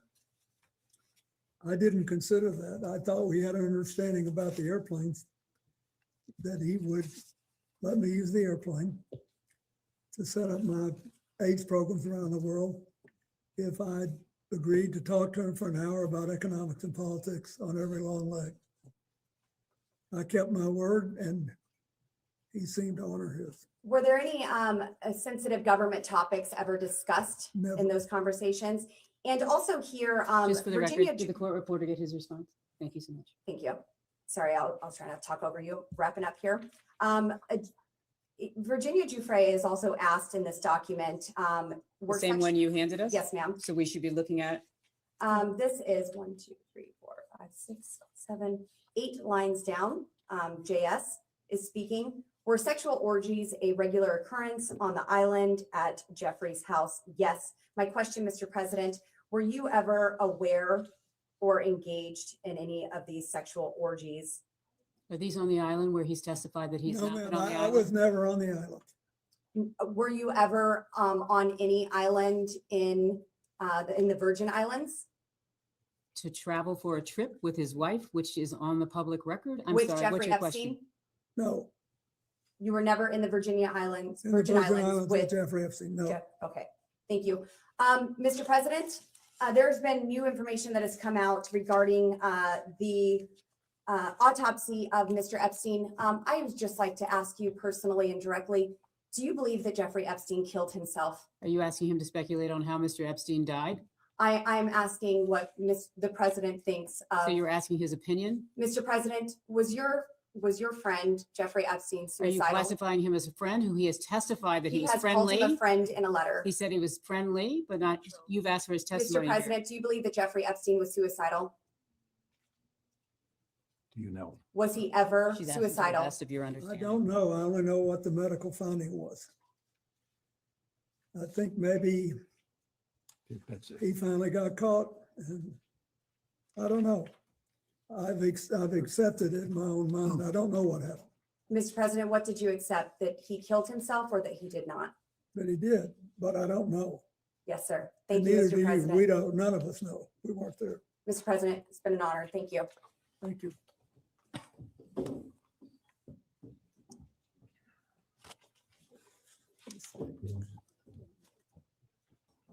Mr. President, in the previous hour, you discussed your relationship with Ms. Maxwell, and I have a few general follow-up questions. And I may make you repeat yourself, but I'll try hard to not ask you questions you've already answered. First, can you characterize your relationship with Ms. Maxwell after your presidency?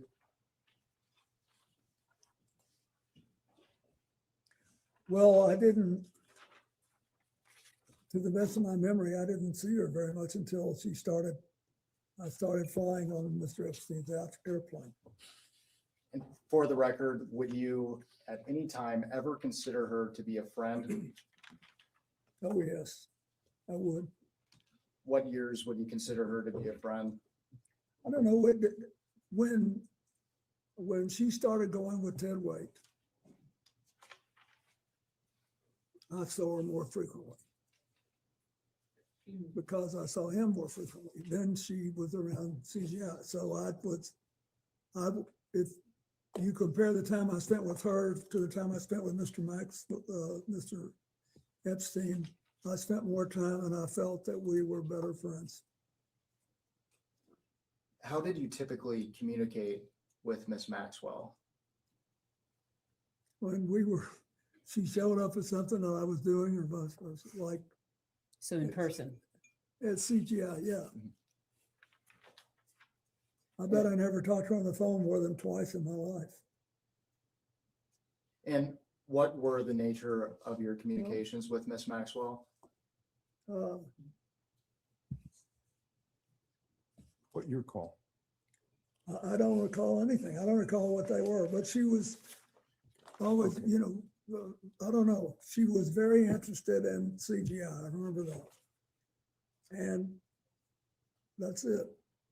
And for the record, Mr. President, did you ever have any communications with Ms. Maxwell related to young women or girls? No. At this time, I'd like to introduce what will be marked as Majority Exhibit 17. And while it's being handed out, I will note for the record that this is the transcript from the two-day Ghislaine Maxwell interview with Deputy Attorney General Todd Blanche, conducted by the Department of Justice on July 24th and 25th of 2025. And I will not be making you read the entire transcript. I will direct your attention when you've had a chance. Okay. Mr. President, have you seen this transcript prior to Before? today? Yes. No. I'd like to direct your attention to day 1, and we are looking specifically at the bottom of page 9. Yep. And No, we need a copy down here. Do we have a second copy and a third copy? Give me 1 second. Thank you so We'll much. go If you off can the pause. record briefly.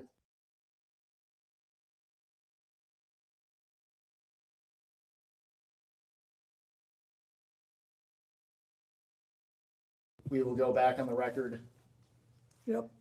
During Ms. Maxwell's interview, she stated that President Clinton was her friend, not Epstein's friend. Is that accurate? I'd say that it was accurate to say that I felt closer to her than to him, And for the record, why was that? because I had seen her more and because she was very good friends with Evelyn Rothschild and his wife Lynn, whom I knew and was in regular touch with. And then this part's in there too. And Okay. You're on page 9. That's good. Just want to make sure you're reading the right section. She characterized your relationship with her as warmer. yes, your question? Would you agree with that? Warmer than with Jeffrey Epstein? Correct. oh yes, but it was not in any way sexual. At this time, I'd like to direct your attention to day 2 of the transcript, and now we are looking at the bottom of page 12, and it is page I see it. 258 and 259. This is interesting.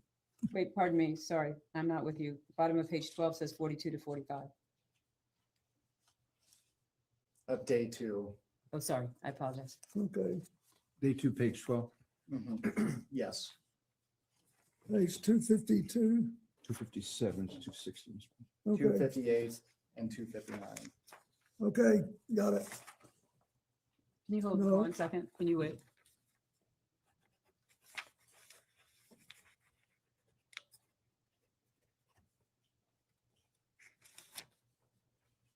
What do you have?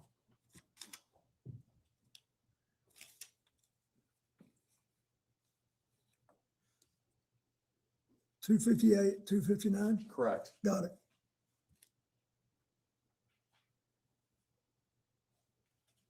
Are you asking us to read that? Yes. All of 258 and all of 259? Correct.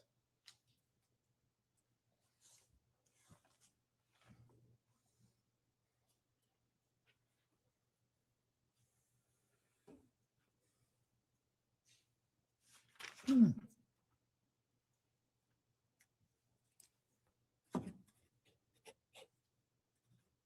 Okay, is there part of this you want me to read?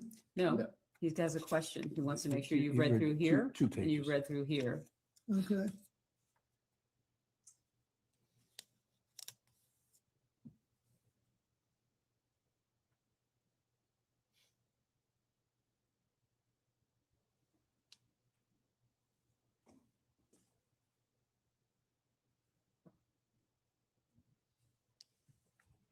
hmm.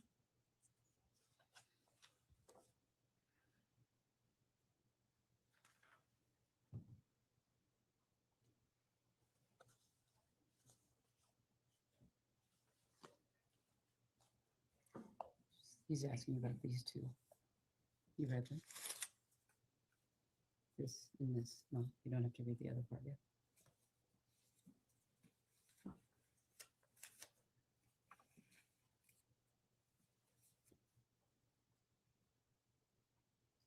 Ready?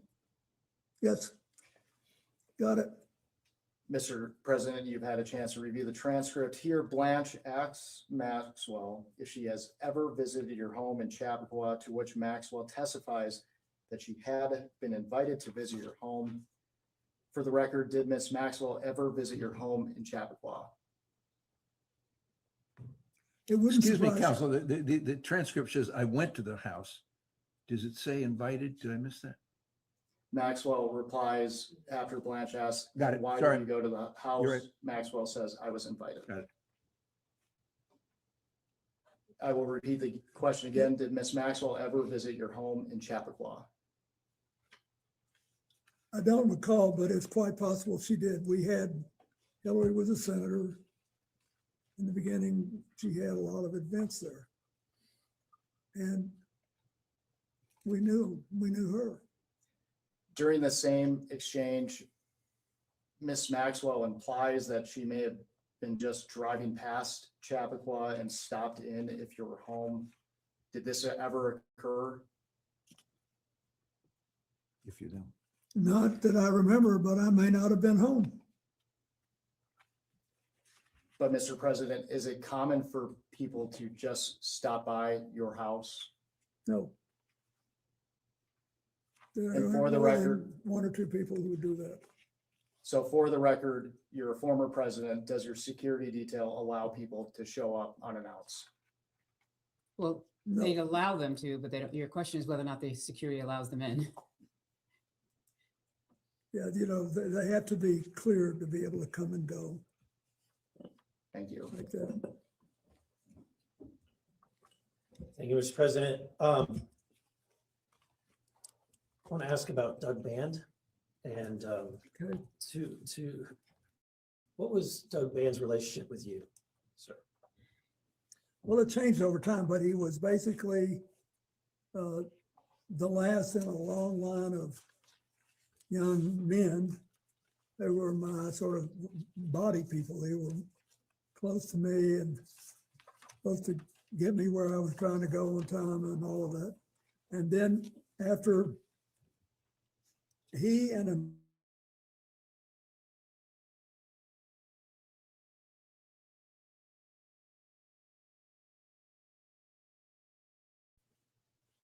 I don't know, a certain allocation for staff. And I think there are 9 positions you can put on federal health insurance. I think that's right. But anyway, Doug and Justin were 2 of them. So I'd say he's pretty close. What? You were pretty close. We were close, and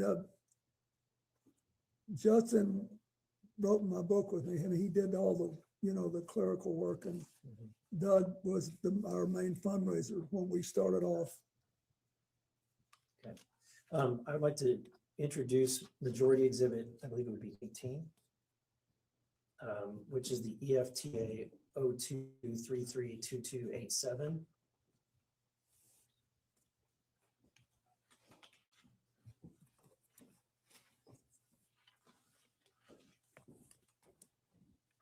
Thank you very much. Thank you for that.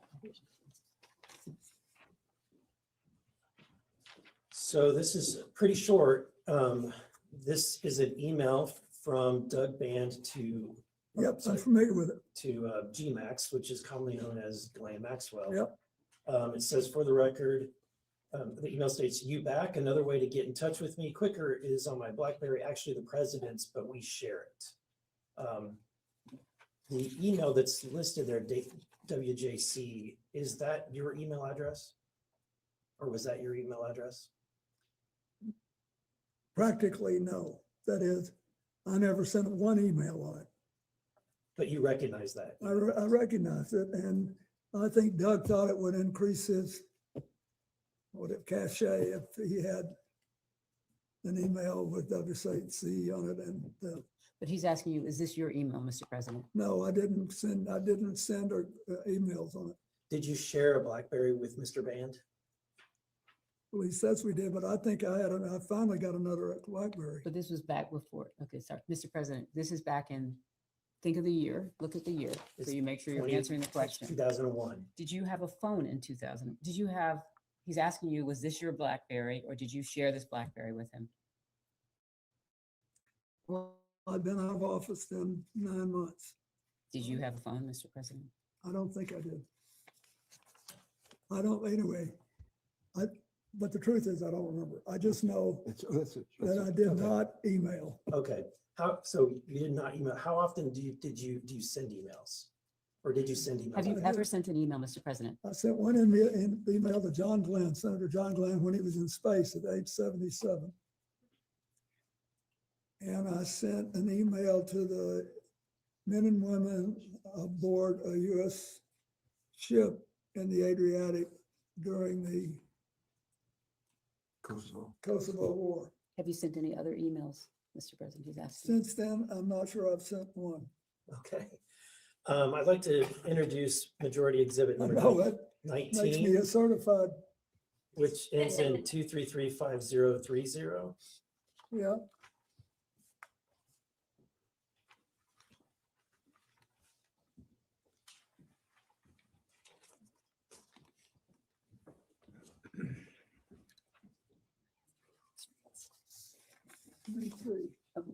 One goes to,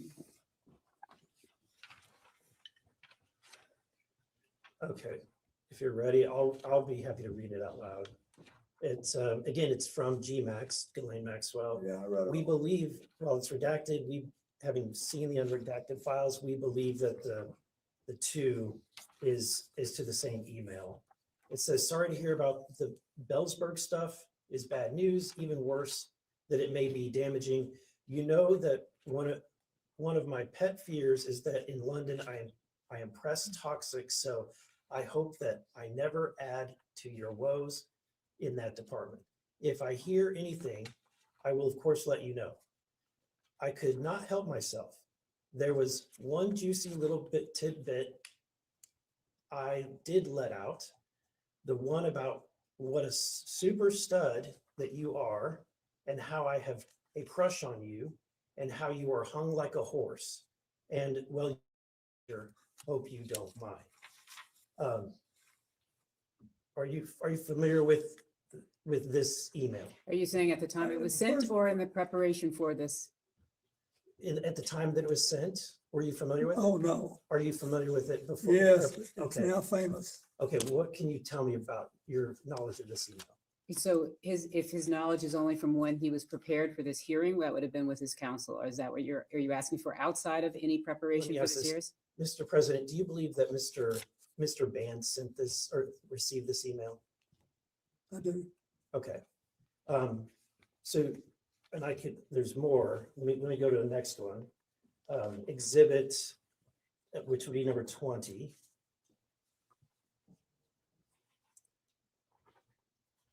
And the answer is, I Oh, don't wait a know minute, about there's this. no question. Okay, at the time. I would just ask you to clarify whether or not you're asking if he knows about these emails at the time they were sent, or if you're asking whether or not he came to learn about them in the course of preparation, just so that distinction in time is clear.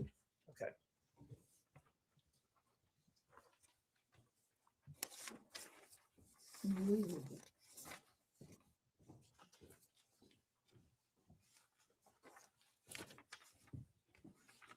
I believe this email is also very short. It's just at the top. Again, it's from the WJC email, same one. And it says, this email is silly. I want to spank bottoms tonight. Who's it from? It's from the same email account, the same email that has been used before, the WJC email. What was your knowledge of Mr. Band's relationship with Ghislaine Maxwell? I knew he was, basically, he contacted her in the same way that she represented Epstein on things. I did not know, nor did I need to know, that they had a personal relationship for Did a they have while. a physical relationship? Are you asking him whether or not they had a physical relationship? You believe they had a physical relationship? I don't know for sure. And But just to it's- be clear, you said it, but you did not have a physical relationship with Ghislaine Maxwell. The president's not. answered that question multiple Absolutely. times. Thank you. Okay, and then, and finally, I want to move on to another question regarding the visits to the White House. Are you familiar with Mark Middleton? Yes. Can you describe who Mark Middleton was? He was a young man from Arkansas who was really ambitious, wanted to go to work in Washington, wanted to have, and he knew Mac McClarty, my chief of staff, who was from Little Rock, and Bruce Lindsay, who was also from Little Rock. And he worked with us, and then later, I think he became, I don't know, but maybe he became a lobbyist later, but there was a period of time when he was in a position to wave people in to the White House because he was, that was one of his jobs. Okay, So he has been identified by multiple news sources to be the individual that most of the time was entering or signing in Jeffrey Epstein into the White House. Yes, And what role did he have specifically at that time? he was working and, on logistical things in the White House, but there must have been someone else who he told him to let him in. Maybe Mark had I don't know if he had the authority to let people You in. can only testify to what you know. He's asking, who did Mark Middleton work for in the White House? I don't know the answer to that. I Okay. can find out, but So so knowing that he met with Mark Middleton or was signed in with Mark Middleton, do you have any knowledge of the content of the meetings or the topics of the meetings that Mr. Epstein would be coming for? no, Mac never said anything to me about meeting with him. And by Mac, do you mean Mac McClarty, the Yeah. chief of staff? Did he work for Mac McClarty? Well, he might have been, but at the time, was this at the beginning of my presidency or at the end? This would have been during the 90s at the beginning. when he was 1993 to visiting. 1995 is what they provided before Yeah, the he period was- of time for the visits. He was my first chief of staff. And then he became my special envoy to Latin America. So And this is Mac McClarty. I'm McClarty. So Okay. it depends on, well, we could tell what he was doing if we knew when this happened. Okay. Are you aware that Mr. Middleton committed suicide Yes, I in am. 2022? He was found dead at Hefner Ranch, approximately 30 miles from his home in Little Rock. He was discovered hanging from a tree by an extension cord around his neck with a self-inflicted gunshot wound to the chest. So he was shot and hung. Do you have any information that leads you to suspect that he did something other than commit suicide? No,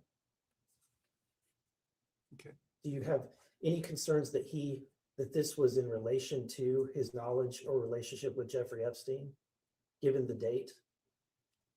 But the president has Of the already suicide? testified to the fact that he was unaware that Mr. Epstein was visiting the White House. So are you asking him then as to what he would have known? I'm asking, when you heard about the death, knowing about the things that have been, at this point, it's all over the news, seeing that he has committed suicide.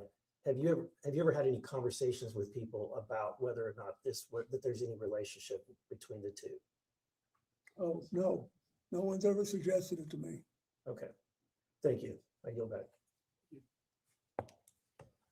Next up, Mr. It's really sad. It is. McGuire from Virginia. He represents UVA. He represents UVA.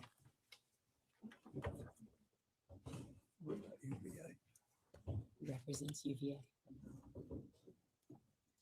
Thank you, Mr. President, for being here. I served in Navy Special Warfare during your presidency. Thank you. In your opening statement, you talked about preventing future or more human trafficking in our country, and I agree with that. I think that's one of the big purposes of being here.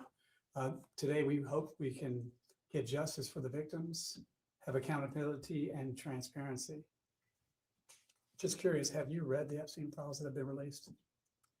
No.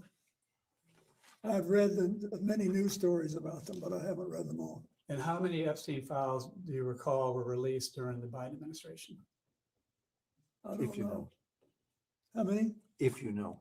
I don't know. 0. And how many Epstein files have been released during President Trump's second term? Again, if you know. Thanks to the Congress and the victims, quite a number. Over 3 million. Now, as president, you're chief of executive for the U.S. And as we get to the end of this, I'm going to ask you, what could we do to prevent? Because I think that's what we all care about, is what do we do to prevent more human trafficking type stuff? So let's talk about Kevin Spacey for a second. In a June 2024 interview on Piers Morgan, Kevin Spacey recounted noticing young girls on the flight and expressed he didn't want to be around this guy, Epstein, because it felt he put the president at risk on that trip to South Africa because there were these young girls. So did Mr. Spacey ever communicate these concerns to you directly? Not that I recall, no. Did anyone else express similar concerns about these young people? No, Do you agree with Mr. Spacey's characterization that these young girls on the flight were concerned? I'm sorry, what exactly is the characterization that Mr. Spacey gave? That these young girls would put the president at risk? So that's Mr. Spacey's concern. And you're asking him whether or not Would he- Mr. would he agree Spacey with- said that, shared that with him? Would he, yes, would he agree with that? I had no reason to believe that at the time. Okay. Did you ever feel uncomfortable due to the presence of young girls on any of these flights? When you say young girls, do you mean women who are younger than 18? And so you're saying there were women younger than 18? I'm asking. Yeah, if you can ask that question. Were there anybody on the flights that you can recall under age 18? To the best of my knowledge, there was not. If there was, and I knew it, I would be uncomfortable. That answer. All right. Did you ever speak with or otherwise engage with, well, I think you just answered, young girls on these flights, so I'll move on. Ron Burkle, do you know him? I do. All right. Ron Burkle commented on the Epstein is creepy. I would like to introduce Majority Exhibit. And what's number? 21, Majority Exhibit 21, page 5. The paragraph at the top of the page, the last sentence. You would take a look at that.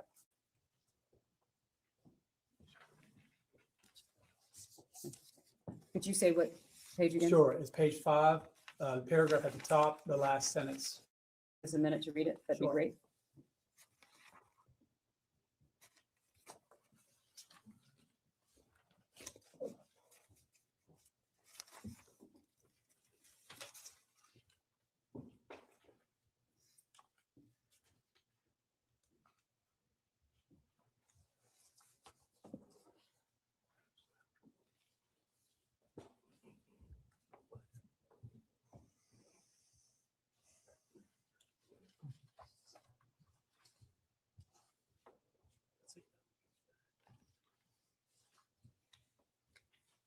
No, page 5,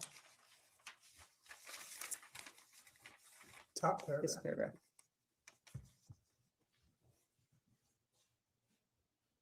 And more specifically, the last sentence of the top paragraph.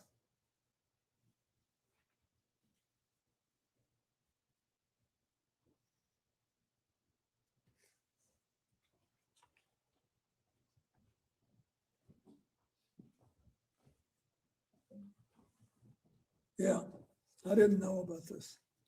So the question would be this, I understand you didn't know anything about it, but let me ask the question. You have no memory of this occurring, correct? Excuse me, Excuse me. are you talking about Ron Burkle saying to the president? Well, let me read the "This is whole thing. creepy"? Let me read the whole thing. He didn't actually say, it doesn't say that. Sources close to Burkle says he was invited by Clinton, assumed the rod was vetted, and flew home on a commercial jet after finding Epstein to be creepy. It appears if he saw that and he flew home early, but that be that as may, do you have any memory of this occurring? I don't. Why do you think Mr. Burkle would think Epstein is creepy? Are you asking Objection, for him? speculative. He can't know what. I don't know. Ron Burkle's Some thinking. people thought I shouldn't fly with him. Did you witness anything unusual with Epstein that would lead you to believe that Epstein was creepy? No, I never saw him do anything that I was suspicious.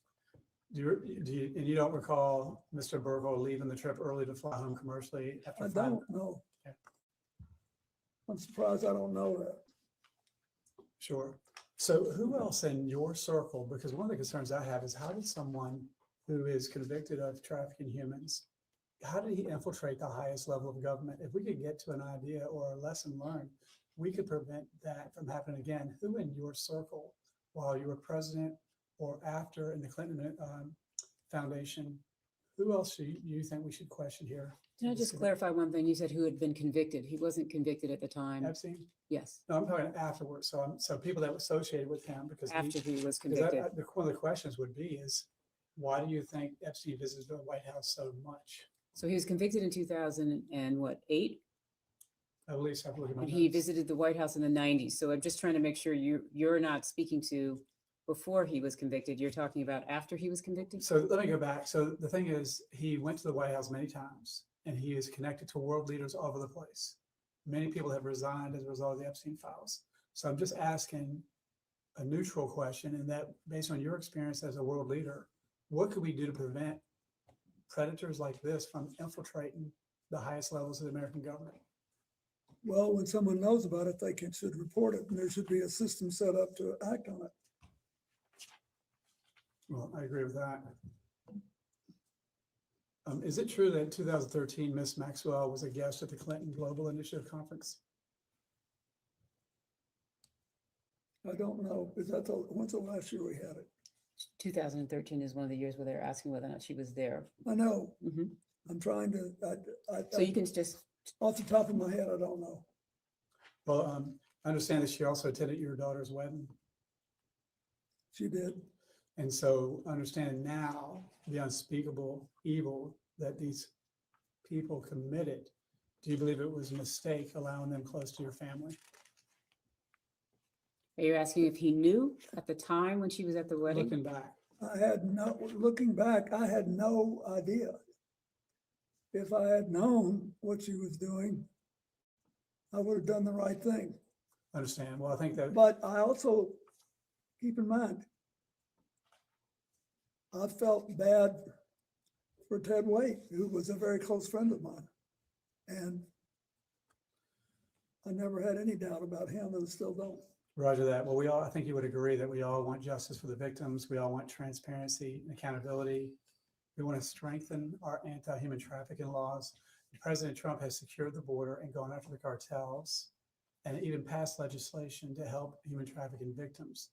What other legislation could we do based on your experience that would help stop trafficking in America, if not the world? Well, first you need to ask people who know more about how people get over it. I mean, there's already been a large number of dollars put into settlements, but I think there must be damages to people that will take a lifetime to heal. So I think there needs to be a lot of study on that. And then I think there's the hotlines that where people make reports need to be taken seriously, and you need to follow up on them. And I think that the more we talk about it, the less likely it is that another big network will form. Thank you for answering my questions. I think you're doing a good, just having us talk about it. It's important. Thank you. Next will be Mr. Groveman from Wisconsin.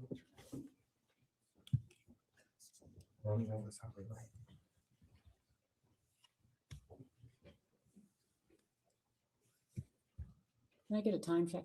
You have approximately 15 minutes remaining. What? Approximately 15 minutes remaining. Okay.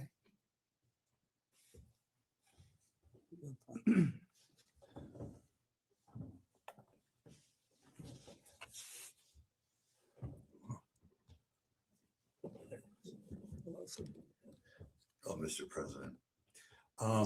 It's on here. Yes, we can hear you. Was Jeffrey Epstein on, you apparently took 26 flights on planes connected to Jeffrey Epstein. Was he on every flight you were on? Was he on every flight I was Yeah. on? That's a If you good know- question. If you know, What? if you know, their flight manifest, Yeah, you know. There'll be a record of it, but I think he was, or certainly on most. You of think them. he was? Well, that's okay. Was Ghislaine Maxwell on every flight you were on, as far as you remember? The same answer. I think she was, but there'll be a record of it. Okay. When you took these flights, you're saying a lot of them were on behalf of your foundation or your charitable work, correct? Yes. Who did you normally bring on these flights? I assume, employees of the foundation, whatever. I brought people who work with me, especially people who would have to follow up on the fundraising, or people who were involved in my AIDS work. I bought people who. Just like I never go anywhere alone. You never went anywhere alone. Right? What? No. You always have an And the entourage. secret, and I had the Secret Service with me. And then on occasion, I had people who had volunteered to help us and wanted to see what we were doing. For example, I think it was on one of these trips, I think, that I had my first trip for the man who's now the governor of Illinois, J.B. Pritzker, and his wife. They helped me get started. All a matter of public record. Okay. As far as on your normal trips, could you rattle off, say, the 4 or 5 people connected to your foundation who you remember were most frequently on these trips or were most important on the trips? Could you give us the names? Well, Doug Van, Justin Cooper, Aaron Magaziner, and I can't remember who else. I'd be glad to look. We'll give you a couple seconds to think. I can't remember who worked for me 10 years ago, so I don't expect you, but anybody else you can think of? It was 24 years ago. I'll be glad to try to find out who else left. Okay. But when you were on the plane, first of all, what did the plane look like when you got on? Could you describe what it looked like? It was at first it looked like a commercial airplane, you know, seats on both sides of the aisle. And typically our crew kind of filled it up for a few, however many people, depending on how many people we had. We had the staff and the friends of the foundation and people who were doing the work. Then we had the So it's like a boardroom halfway yeah, back. and then we had the Secret Service further back. And that was it. Okay. How would you spend your time on these flights? When you go to Asia or Sub-Saharan Africa, those are quite trips. What would you do on these trips? We would spend a fair amount of time talking about what we were going to do at the next stop. You know, we worked a lot. Then we read a lot and we slept a lot. And we always cut out some time for card games. I was going to ask you whether you do cards, and you beat me to the punch. What type of cards did you play? Oh, hell and hearts. Hearts. I used to play hearts. That's good. You said, was the Secret Service with you every time you went on these trips? Every time. Every time. Okay, good. I have never signed off Secret Service protection. Okay. Did the Secret Service, they screened all the other passengers and pilots, as far as you know? They what? Screen them? Yeah, they have everybody's name and background and all that. Yeah. Okay. Now, I asked you about people who were connected to the foundation that you brought along, but I take it if they gave you an airplane and Jeffrey was on it, there were his staff too, correct? Yeah, he had some staff on it. Any of those people you remember, men, women? Well, I remember Glenn was there and there were always the other people that staff the airplane, right? Right. I think one of the reasons you're successful is you deal with the average guy, right? You like to talk to the average guy. Did you remember the names of any of the Epstein staffers that were, you know, serving you or that you engaged with banter about? Well, the one we just been talking about.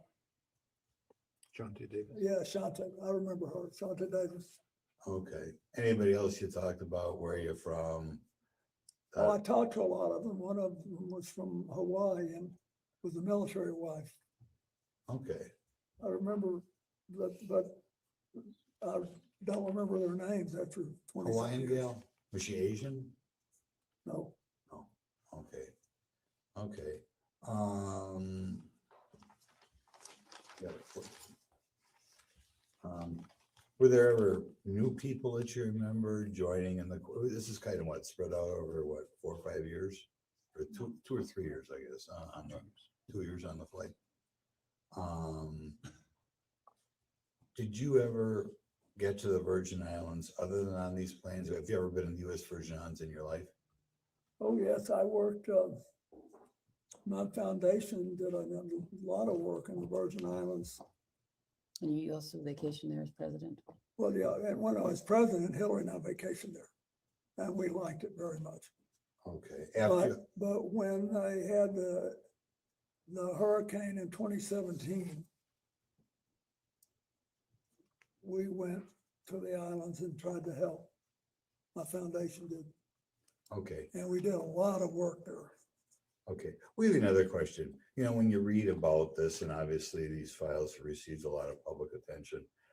Recently, a columnist pointed out that one of the reasons this human trafficking was allowed to exist is there were lawyers, sometimes high-priced lawyers, who were able to bring, I guess particularly from Eastern Europe, Eastern European girls through here, you know, negotiate the immigration laws and such.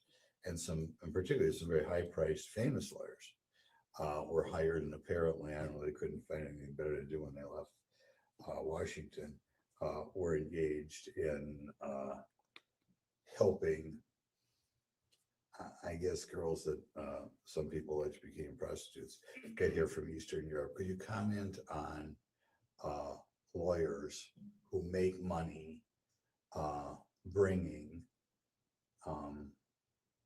girls from Eastern Europe or other places around the world into prostitution, coming to this country? Sorry, I'm just to clarify, you just want him to comment on that? Yeah, I want you to comment. What do you think of these people? There's You're some asking high his I don't opinion. like it. What I don't like it, but I don't know much about it.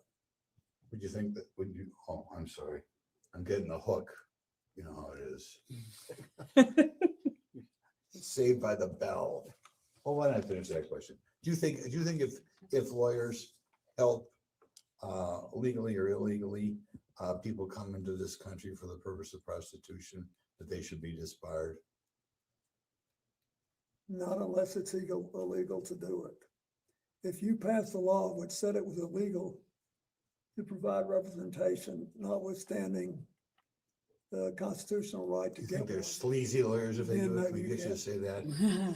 Sleazy lawyers? Say they're sleazy? For the record, we think lawyers are fantastic. Thank you, Mr. President. And lastly is Representative Langworthy from Buffalo. That's right. We say Buffalo, not New York. Oh, I love Buffalo. You were there the day after you were acquitted, I remember. Yes, and 20,000 people feel the It was gym. a big I'll crowd. never forget it. Big news. Thank you very much, President. Never forget it. You are widely regarded across party lines as one of the most politically perceptive leaders of modern time. Yeah, your political instincts are very well documented, and your successes of your political career are well documented. How would you describe the substance of your conversations with Jeffrey Epstein during the many hours that you spent together on the aircraft?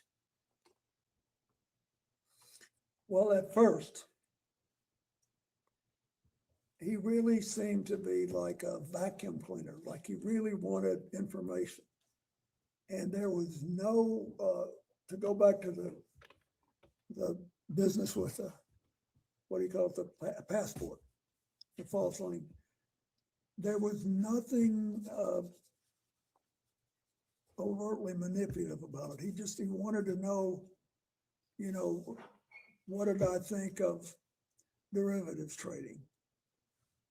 Did I think that the stock market was properly regulated, or did it need more? What, and, you know, how did we have the most broadly shared prosperity in 50 years? Was it just an accident? Was it just technology, or do we have specific policies? He wanted to know stuff like that. And it was great for the first, you know, 2 or 3, 4 or 5 conversations. But I could tell that it was like, I mean, you guys are in politics. Don't you ever feel like sometimes somebody's talking to you and then they're just checking the box and they got to go do something else and be somebody else? I mean, that's the way I felt. Interesting. The international travel you took with Mr. Epstein, it represented a significant investment of time and money on his behalf. Yeah. And I did miss the first portion of this. So if any of this is repetitive, I apologize. Your arrangement was that you would spent an hour of conversation with him on topics of his choosing, and that. So he testified, just so that I'm you sorry, I know, wasn't. on economics and politics. On economics and politics. Thank you. Okay. That was it. And that was the arrangement, and the rest was in-kind donation, the For flights. all the long haul flights, yeah. If we were gone 4 hours or more, I'd give them an hour. Okay. Did you ever ask him directly why he was willing to finance these trips and provide you with access to the plane? I did. So much. And what was his reaction to that question? He said, I think you did a good job as president and you managed to get reelected, and you're the first Democrat in 60 years that got reelected. I want to know what happened. And I want to understand it. And that was it. And he never was, it was never like he was trying to suck up to me or anything. He just was, it was very straightforward. But after a while, it was obvious that he had done what he intended to do, and he was kind of going through the motions, and he didn't really care about I really cared about this AIDS thing. I thought we had a chance to build something that would revolutionize the treatment of all mass illnesses. Same thing with tuberculosis and malaria, and sure enough, we did. But I thought we were on the verge of something big, and he didn't much care about it, and I had a bunch of people that did. So we went our different ways. And as you pointed out, I mean, we're all in the political process, certainly not playing at the levels that you have in your career. But do you believe that this was, in essence, Epstein being a political junkie and looking for that association? Yes, and I didn't know what else. All I knew was that but after we started, when I got this thing going and people could see it like a chugging engine, then we had more and more people interested in helping. And I wanted to have people there that I knew were genuinely caring. I know it sounds funny, but it matters, because when you start something like this, you're going to have rough spots, things are not going to go right. You're going to have to solve new problems. Far better to have people who are passionate about this. So on these overseas visits, did Mr. Epstein accompany you to any of the meetings or the private dinners or the official engagements? And if he did, what capacity was he introduced? He went to some of the meetings, and some of the dinners, but the big public dinner we did in South Africa, he did, for example. But some he didn't when it wasn't appropriate. When I had to talk to somebody about whether I thought they were following a proper legal path and trying to let us sell generic drugs and how we're going to get them. There were a lot of complicated things. Can I get a time check? We have like a minute left. Did he ever seek introductions to foreign dignitaries or leaders from you? Not that I remember. Okay. Did he ever ask you to make phone calls on his behalf? No, he never did. I remember that he didn't. I mean, I would remember. You said he was not a friend, but with that amount of travel and proximity, why wasn't he a friend and he was just an acquaintance? Well, no, it wasn't just an acquaintance either. I felt friendly toward him, but he was, as I said in my book, odd. There was always something a little holding back, and and I could tell it was pretty strange the way it happened. Larry Summers, the president of Harvard, calls you out of the blue, says this guy wants to do it, you do it.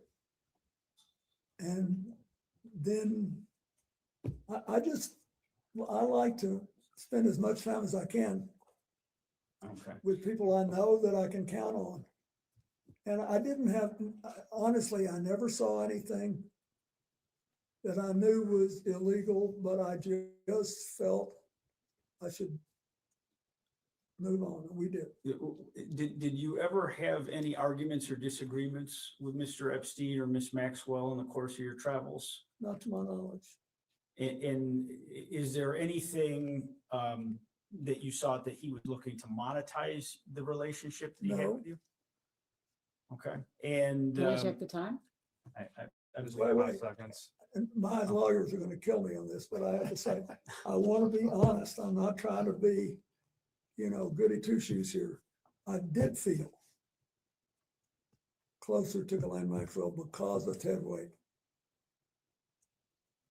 So I wasn't against the whole deal until I knew what they were doing.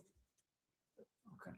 By then it was too late for me to do anything about But it. I think your response is to was he trying to ever monetize the relation to your Yeah. knowledge? Was To clear. the best of my knowledge, he never did.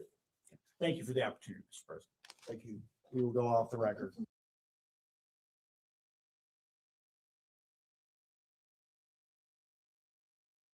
We can go back on the record.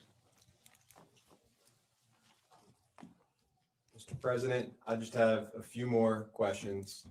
I'll try to be as efficient as possible as we move through them. One is moving back in time just a little bit. In 1996, Maria Farmer, who was a confirmed Epstein victim, submitted information to the FBI that Jeffrey Epstein was sexually abusing minors. During your presidency, were you ever made aware of the information that Maria Farmer provided to the FBI in 1996? No, and no. Thank you.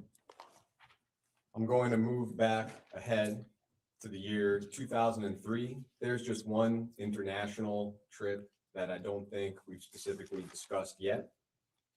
And that was in November of 2003, a trip to, I think, Russia and China on Mr. Epstein's plane. That's the last one I took.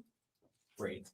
So I'm going to give you, I think for us, the last piece of paper for the day, which is the flight log for that trip. And we'll mark that as Minority Exhibit L. And I'll give you a moment to receive that. Wow. Thank you very much. I've forgotten. I went to Russia and China. You went through Russia. Huh? You went through Russia. You're coming to Norway. Yeah. And for your council, that's a total of 5 trips distributed between the 4th, 5th, 6th, and 9th here on this log. Yeah, this was another one of our age trips because Ira was on it. Yeah, so if you could just describe what you recall about the circumstances of this trip.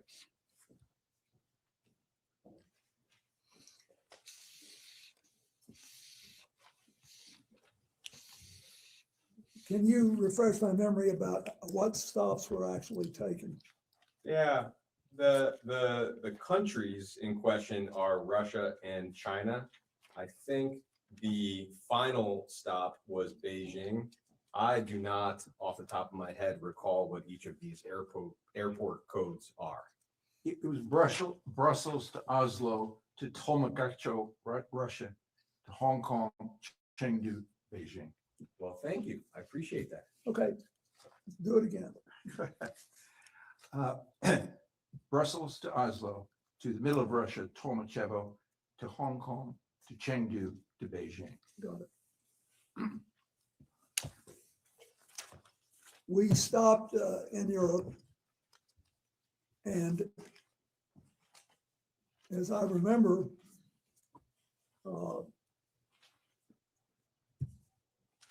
that we did something with it. Brussels is the parliamentary capital of Europe, and I think we did something with the EU, and then Oslo was important because the Norwegians had funded a project that we did for them, for the Clinton Foundation, for Russia. And they asked us to try to develop a plan for Leningrad. And we did. What kind of plan, Mr. President? An AIDS plan, because Leningrad had a very high AIDS rate because it was near the ocean and people were coming in and out. And I think that's what happened then. And then we went to China, and I'd been doing a lot of work on China, and it was very interesting because the Chinese were eager to get into this and yet scared. It was very interesting. We could have been, if you were in Russia and China, you could have been in rural America on AIDS at the time. They were very reluctant to discuss this and all hung up about it. And the Chinese, with whom I had good relations were at the time, were the national government asked me, they said they like you out in the country here. But I had been there in 1990. And be photographed on state television, playing with children and talking to their families about AIDS. So that's what this whole trip was about. So I was doing that. And it was, I think, I'm almost sure that's it, because and then we stopped in Hong Kong on the way out, right? Yeah, Hong Kong and Beijing. Yeah. Thank you very much. I appreciate that context. Is it correct that while on that trip, you did not witness or become aware of sexual abuse of any kind? No, we were all busy as crazy. I mean, I never saw anything like that. Thank you. We have a few events for which we don't have exact dates. I'll ask about them one at a time. CNN has reported that in July of 2003, Ms. Maxwell co-hosted a fundraiser for your presidential library, and Mr. Epstein may have attended. We don't know whether or not you attended that event. Do you have any recollection of attending that event? I don't. I wouldn't be surprised. I don't remember anything about it. Thank you. An investigative journalist named Vicki Ward has claimed that Ms. Maxwell accompanied you on a trip to India sometime in 2003, including to the Taj Mahal, and that you traveled for that trip on a private jet owned by billionaire Ron Burkle. Do you have any recollection of the trip I just described? No. But I want to be forthright here. The first thing I did in the way of public service after I left office was to try to help India deal with the aftermath of the Gujarat earthquake, which happened literally 4 days after I gave up the White House. And so I called the Prime Minister of India, who was a friend of mine, and he said, I need help. I've got to build schools and hospitals, and I can't do anything in the small towns and the middle-sized towns and the rural areas. I only have the money to do something in the big cities. So I'm not saying I did or didn't do this. I have no memory. But I also I don't want to mislead anybody. We were doing tons of stuff. And we needed to finance it. So I can't say that I didn't do it. Thank you. In your 2024 memoir, you said that by the time Epstein was arrested in 2005, that you had stopped contact with him. When do you recall being the last time that you had any kind of communication with Mr. Epstein? The last time I remember was with him was sometime in 2003. Attorney Brad Edwards, that's an attorney who's represented many of Mr. Epstein's survivors. Excuse me, counsel, I believe there was a misstatement there. The book says who in 2008 had been convicted and jailed in Florida, not 2005. Okay, thank you. I appreciate that. Attorney Brad Edwards has represented many of Mr. Epstein's survivors. He claimed in a 2011 filing that he believed the Justice Department possessed some kind of correspondence from you from 2007 or 2008 on behalf of Jeffrey Epstein. At any of the various points when Mr. Epstein was under investigation, did you or any of your representatives ever submit any correspondence to the Department of Justice on his behalf? I have no memory of that. To your recollection or knowledge, did you or your representatives ever have any other communication with the Department of Justice regarding Jeffrey Epstein? Not that I remember, no. CNN has reported that in 2007, Ms. Maxwell co-hosted a fundraiser for Secretary Clinton's presidential campaign in New York City. We believe that Christina Aguilera may have performed at that event. Do you have any knowledge or recollection of attending that event? I don't. There was an email released as part of the DOJ files recently that suggested you may have attended a party at Ghislaine Maxwell's home in October of 2009, and that publicist Peggy Siegel, as well as Jeff Bezos, may have attended. My only question to you is whether you have any recollection of attending a party that I just described. Is this her home in New York City? It would be at Ms. Maxwell's home in New York City. I have no memory of that at all. Thank you. It's been widely reported that in July of 2010, Ms. Maxwell attended your daughter Chelsea's wedding in Rhinebeck, New York, and that she accompanied billionaire Ted Waite, who was, at least at the time, a family friend of yours, and you've described a little bit today. You, of course, were at that wedding as well. Do you have any specific recollection of interacting with Ms. Maxwell at that wedding? No, I was an emotional wreck. I was just trying not to fall off the little, what do you call the pallets? The dais? No, the wooden we walked on the grass with. I knew she was there, and she and Ted were there. And what was your understanding of her relationship with Mr. Waite at the time? Well, I thought they were together, and I think Chelsea and Mark did too. And there.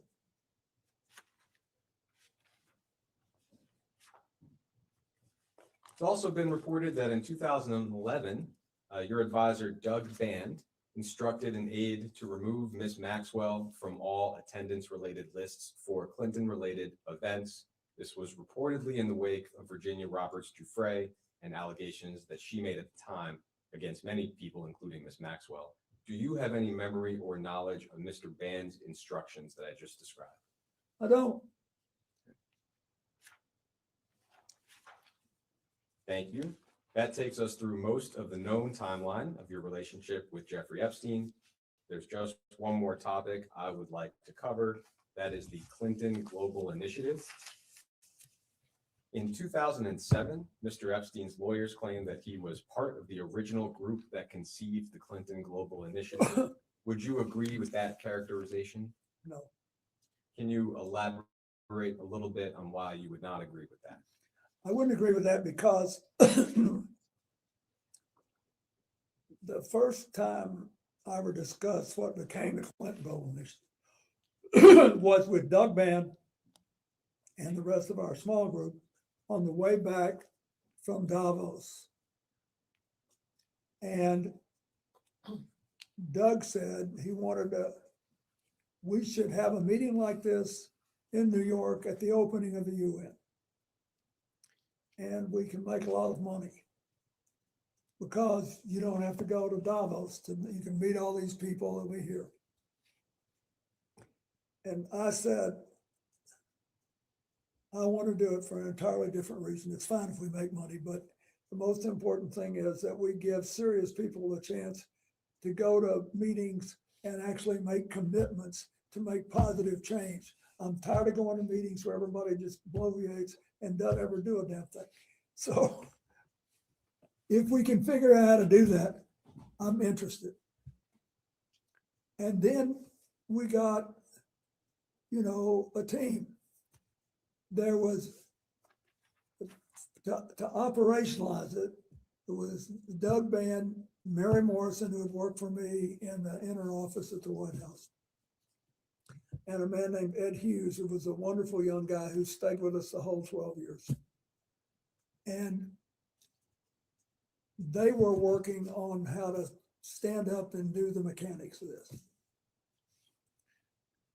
Then my job was to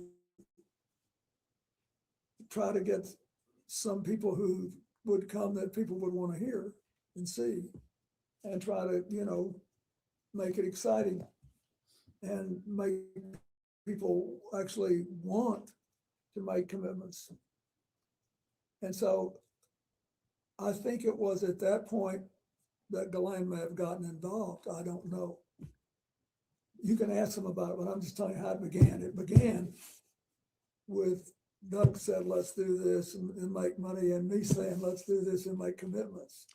I think the question, Mr. President, which you answered was Jeffrey Epstein involved in the? At the time, no, initiation? not at all. Thank you.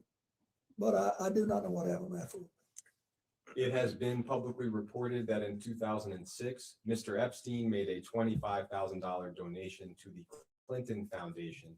Do you have any specific knowledge or recollection of that donation? No, I saw it I saw that it was reported. I don't know. Thank you. With respect to Ms. Maxwell, and you just touched on it briefly, she told DOJ last July that she was, quote, very central to the startup of the Clinton Global Initiative. Would you agree with that characterization? I would agree that she worked hard. I now know. I didn't at the time, because I was working on the other, as I explained, I was working on a whole other part of this. If I could ask you to limit your answer to your knowledge at the time. At the time, I did not know it. Thank you. The New York Times recently reported that in 2004, Ms. Maxwell arranged a $1 million payment to an events company called Publicis Group, and that the payment may have had some connection with the first Clinton Global Initiative conference in 2005. The reporting suggests that Mr. Epstein may have been involved with the payment or somehow aware of the payment. Do you have any specific memory or knowledge or recollection of the $1 million payment I just described? No. It's also been reported that in September of 2013, at a Clinton Global Initiative conference, Ms. Maxwell was recognized as a commitment to action partner for her work on behalf of the Terramar Project, which was an ocean conservation nonprofit that she founded in 2012. Do you have any memory or knowledge of that conference? I do. Great. Could you describe a little bit what you recall? Yeah, because this shows you how the CGI work, not for Ghislaine, for everybody.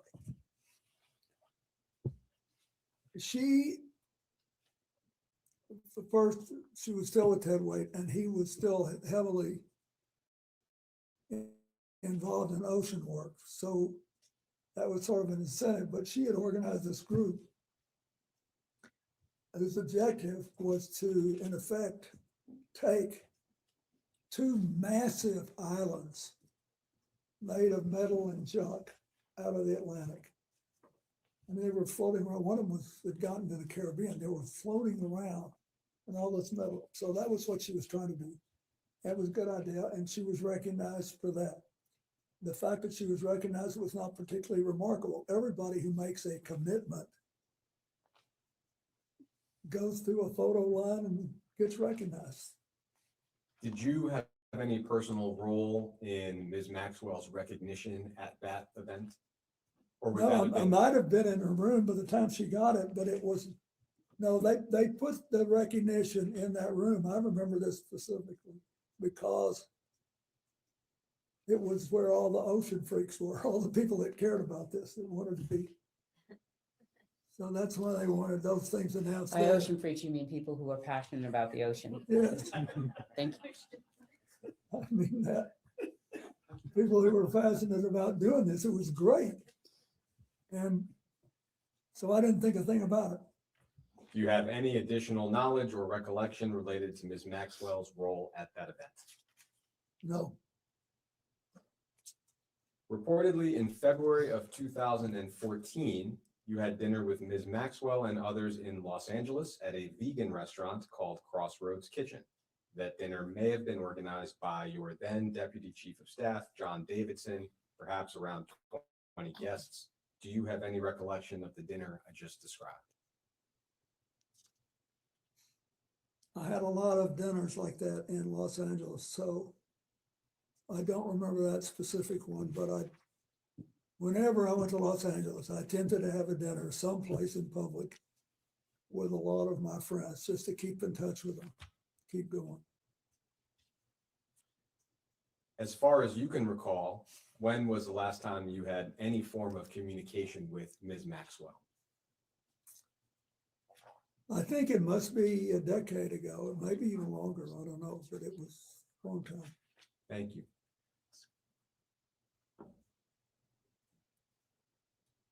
Mr. President, it's a pleasure to be here and quickly on a lighter note, point of personal privilege. My birthday is November 5th, 1974, which shouldn't mean anything to you. But what it means is that I turned 18 2 days after the election and I couldn't vote, and I'm still upset about that. So on behalf of my mom, I apologize. She was a little slow.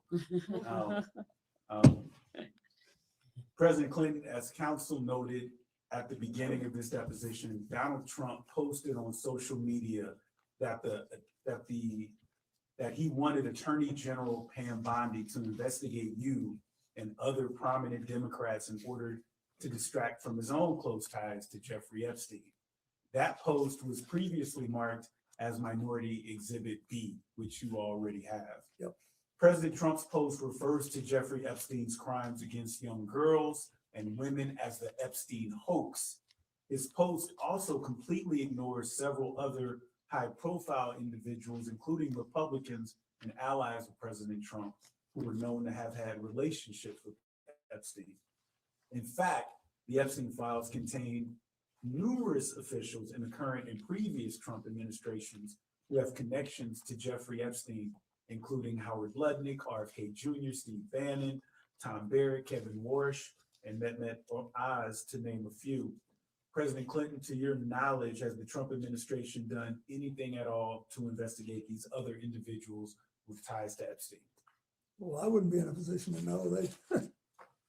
That's the truth. As I said earlier, the only conversation I had with President Trump about this was in the early 2000s. And I have no information that he did anything wrong. I just want it all out there. I want everybody to get it all out there and let everybody see where we are.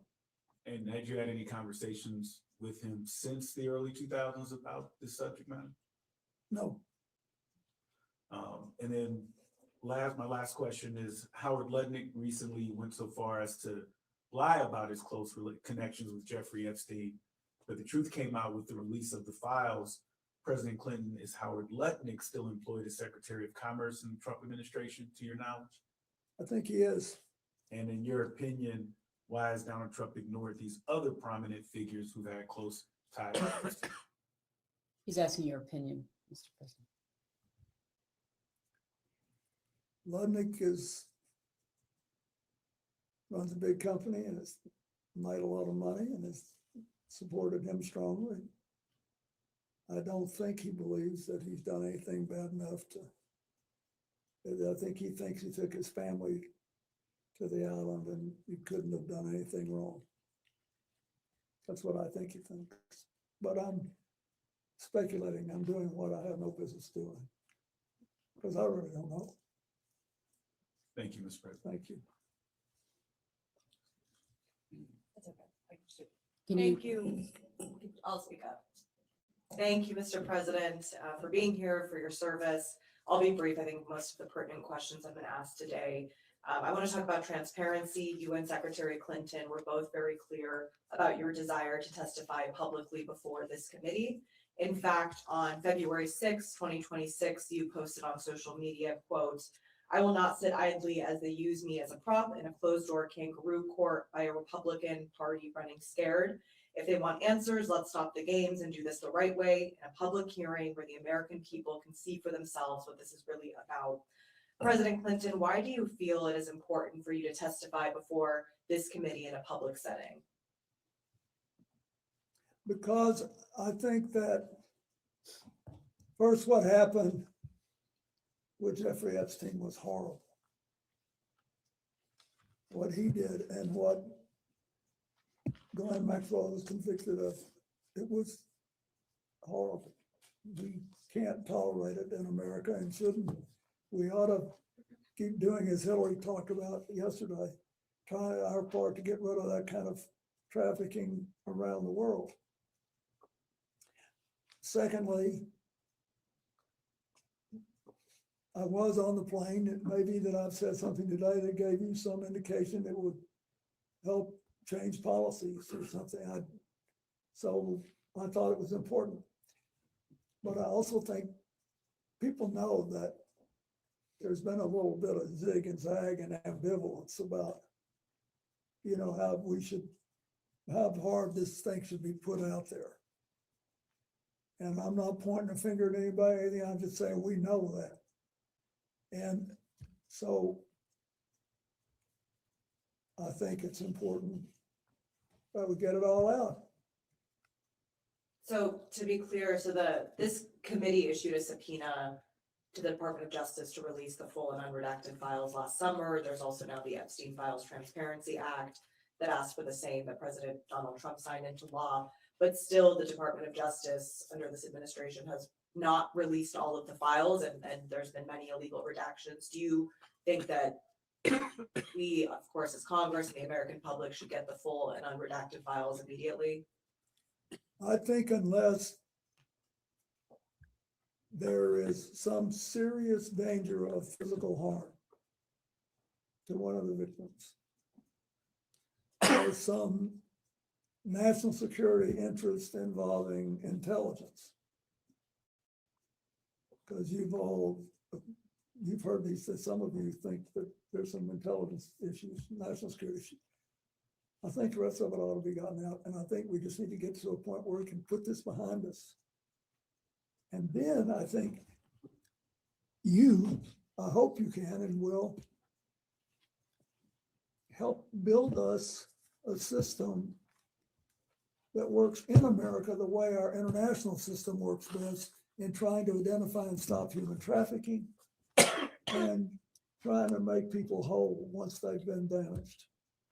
And not a question, but just in response, the law is very clear about the identities of the victims. Yeah. Unfortunately, the Department of Justice has wrongfully released some of that information, including personally identifiable information, while illegally redacting names of potential co-conspirators. So They're going to kill me for saying this, but I think it's important to see.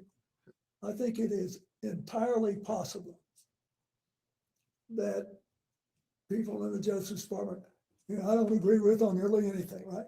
But when it's possible that they didn't intentionally cover some of this stuff up, but it's hard to accept that when you look at the other problems in dealing with the information.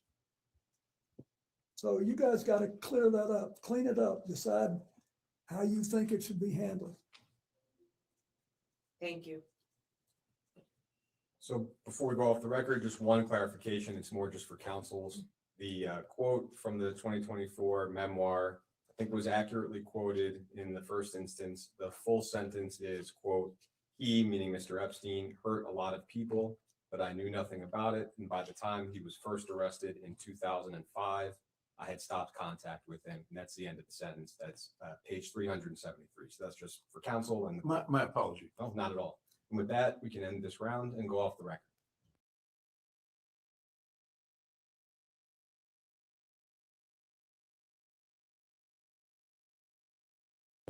We'll go back on the record. Mr. President, during the last hour, there was a discussion related to your book with Minority Counsel. And I just want to read the excerpt into the record, and just a quick question for clarification. You said, "I had always thought Epstein was odd. but had no inkling of the crimes he was committing. He hurt a lot of people, but I knew nothing about it. And by the time he was first arrested in 2005, I had stopped contact with him. We understand that Mr. Epstein was arrested in July of 2006. Can you explain the discrepancy? You're asking him to fact check his own book? Correct. Okay, I mean, No, Can you explain it around? I can't. I'm sorry, we made a mistake. Thank you. All right, Mr. President, Congresswoman Nancy Mace from South Carolina, thank you for being here with us for hours today. I know it's been a long day and I know that we're going to wrap up soon for you. Did you know one of the witnesses who testified in the Epstein cases that Epstein said, you quote, like them young? Why would Epstein say that about you? are you asking his opinion? You're I'm- asking him to think about why Mr. Epstein would say Correct. something Why would about him? Why would Epstein say So that she's about the asking you president? to try to be in Mr. Epstein's mind and guess at what Mr. Epstein would have thought about. First of Clinton all, likes them young, referring to girls. first of all, that's not true. What's not true? That I have any interest in underage, I didn't say underage. I said young. but it's still not true. Is an intern young? Yes. Okay. At my age, Did- anybody younger than I Did you am is know young. Jeffrey Epstein instructed a witness to deny you were ever on his island? He didn't have to since I was never there. Did you ever travel to Zorro Ranch? Is that the one in New Mexico? Yes. No, Okay. Have you ever flown on anyone else's private jet 26 times or more for overseas trips? I have flown as many miles on other jets, but never with as many stops. How many other people's planes have you used, like Epstein 26 times or miles, etc.? I don't know. I did with Steve Bean, who's now deceased. And probably with 4 or 5 others. Okay. So maybe about a half dozen billionaires total. So how many dinners did you have with Ghislaine Maxwell or Jeffrey Epstein in attendance? She's asking to the best of your recollection. I have no idea. Okay. Did you ever discuss sexual misconduct allegations made against you with Epstein or Maxwell? Never. Did Epstein or Maxwell ever offer to help manage or silence women who made sexual misconduct allegations against you? No. Did Epstein or Maxwell ever offer financial support directly or indirectly to legal defense funds related to impeachment proceedings or civil actions against you? Not to my knowledge. Do you think a young girl massaging a president is unusual? So are you asking his opinion? Well, he You're was asking his massaged by opinion? a young woman. I'm asking if he thinks it's unusual that a president, sitting president of the United States, leader of the free world, that it's So I'm sorry, unusual. a are you young woman speaking would to, be- are you talking to the instance of the Yes, is it unusual that the a young back woman would be massage massaging that occurred while he was not president? I'm just trying to understand. You said a president of the United States. Former president? Thank you. Just trying to make sure we're correcting the Are you time frame. filibustering? No, I don't need Okay. to. I'm actually trying to make I sure think that I'm as pretty you, clear. He said. you knows what said he young- was a sitting Excuse me, president. Excuse me, could we just please go one at a time? Thank you. You said a sitting president. I want you to be clear so that when he answers Former you, sitting the president, record is however you wanna clear. do it. Is it unusual? I have Objection no calls idea for- if it's unusual. Objection calls for speculation. I figured. Did you ever think that all these women around Jeffrey Epstein or Ghislaine Maxwell was odd, unusual, weird, or creepy? There weren't all that many around when I was there. How many would you say is not all that many? I think on this big plane that was working long hours, having 2 to 4 people on there, I thought was, as far as I knew, they were all helping. Flight attendants in tank tops and jeans, right? No, Do you believe you were a victim of a Jeffrey Epstein intel operation? Do you think that you might have been like caught up in some of what he was maybe potentially doing? Excuse me, Congressman, which question are you asking? I'm asking Intel if the- operation? first of all, I don't some type of intel operation. I'm just curious because it's been speculated on today and yesterday understand. that he may have been an intel asset. Do you think perhaps knowing what we know now, the proclivity of it all, that he may have been targeting you as part of an intel operation? I doubt it. In 2019, you stated after he was arrested, I guess this would be the second time, You stated you knew nothing of Epstein's quote terrible crimes since you only met quote briefly on only quote 2 occasions. Was this statement false? Excuse me, Congressman. if you That's could not put in an the- accurate the statement. record Can you that please statement? share us what you said? Yes, in 2019 as reported by the media. Which media? This says this is the Could you share a copy of it, please? Okay, Daily Beast. It says, the title of this is Bill Clinton failed to mention his intimate 1995 dinner with Epstein. We can give counsel and the witness a moment to review the exhibit. Well, we'd like the statement. I mean, he put Yeah, out I a don't know statement anything about that. in 2019, full statement. And it will be marked Exhibit 22. So to be clear, the basis of your question is a news article with respect to the Daily Beast as to a dinner. Is that accurate? Nope, it's a question in the first paragraph, which reads, hours after Jeffrey Epstein was arraigned Monday on several sex trafficking charges, former President Bill Clinton publicly downplayed his relationship with the pedophile financier, saying he knew nothing of his terrible crimes since they only met briefly on 2 occasions. And that's in the Daily Beast. Correct, that which not is in correct? your hand right now. Great, that's what I just said. Mhm. Thank you. Well, what would What's you your like to question? know? So my question is, you stated you'd only met Jeffrey Epstein in 2019. You said you'd only met him on 2 occasions. Was this statement false when you made To it? be clear, this is a news reporting that is saying that that's what he Did you said. make this statement in 2019? Congress, would you put in the statement that he made? This is a news report. Okay. It's double hearsay. Did So you, no, did you make this statement in 2019 as reported by the media? So you're asking whether or not he made a statement to the Daily Beast. Nope, it says quote, it's quoting him or his office, et cetera. Are you denying you made this statement? It's quoting a sentence. If you put in the entire statement, that's all we ask. To be fair, give him the statement, not somebody's reporter. I have no idea what the Daily Beast take is. There was a statement that was released that was broader than this, and they relied on only a portion of it. They relied on only a portion of his full And statement. that's the portion I'm focusing on. Well, He said he then- only was with Jeffrey So Epstein on it's 2 actually a occasions. misrepresentation of his entire statement. Can you let your client answer the question? Well, can you ask it in a way that would make it clear that what you are I'm being actually very asking clear. His statement said is he the met with broader Jeffrey question of Epstein. what did he say? He said he briefly met with him only No, on 2 The occasions. Daily Beast selected that piece So out. are you denying that the president made this statement? What I'm saying is that there is an entire statement. That's the statement on which the president spoke to. Would you like to provide it to this committee? We're happily to provide that committee. It's Okay, been I would like publicly to ask reported. the president this question. Was that a false statement that you made in 2019, that you only met with Jeffrey Epstein briefly on 2 occasions? Object to the basis of this question. Wait. This is, you're asking him about a news article, not the It's statement he quoting made. him. It's quoting the president of the United Quoting States. a Are you sentence. denying the president made this statement? I'm Are telling you denying he No, made I'm this statement? telling I you- want to know. No, I'm telling you that Are the you president making a made a false full statement statement. You are selecting a piece of it.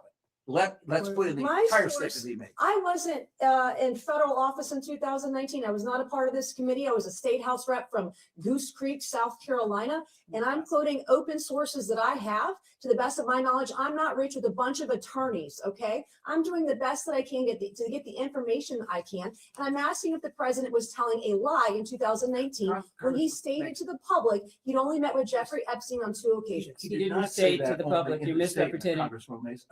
Let me be clear. Not asking about your right to ask him any question, but don't do it on the basis of a news article. The news article is quoting his statement. So is the news It's quoting- article lying?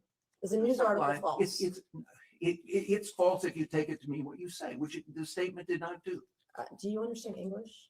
I think Seriously. I do. I I'm don't not think from you South do. Carolina, but I think I do. Did you make a statement, Mr. President, in 2019 that you only met with Jeffrey Epstein twice? I'm asking a question a different way. I have no idea, but I think that when I answer that, I don't believe I remembered anything about meeting him in 1995. So when making a statement about Jeffrey Epstein in 2019, would you have checked with your staff on maybe White House logs about the 17 times he visited, dinners you had with him, fundraising that you did with him, fundraising dinners he was on, you were on his flights 26 times. Would you have checked with your staff before making such a statement, or would you just?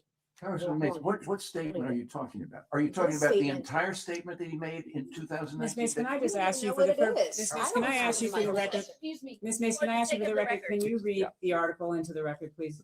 I'm not going to read the article into the record. Well, Ms. Mays, you are indicating that this article I'm misrepresents a quoting piece. from, Could you you have read not the asked article anybody into to the read an record? article into the record. I'm not going to do that. You've Well, not this done is the that yet. basis I'm not on which going you to. rely. You're not in charge of me. I am quoting I'm from not this seeking to be in article. charge of you, believe me, that is something I would not at Don't all even try. seek to be, so I want to be respectful. But I am asking, if you're asking him to speak to this, can you please put the entire article in the record? The entire article is in the record as an exhibit. What exhibit number is this? 22. 22. And yet, Counselor, I It's believe already in the question has record, been Counselor. clarified to reflect only the small portion of the larger statement, to whatever extent the witness is able to answer to his recollection of that portion of the statement and any preparation that occurred to make that statement. so in other words, what you have just articulated, that the question's been clarified by Ms. Mace or by you, that what is intended is to actually only be speaking to the selected piece out of the entire statement that was released by the president's office. Is that what you're clarifying? That's what I'm focused on, yes. Okay. So if you read this,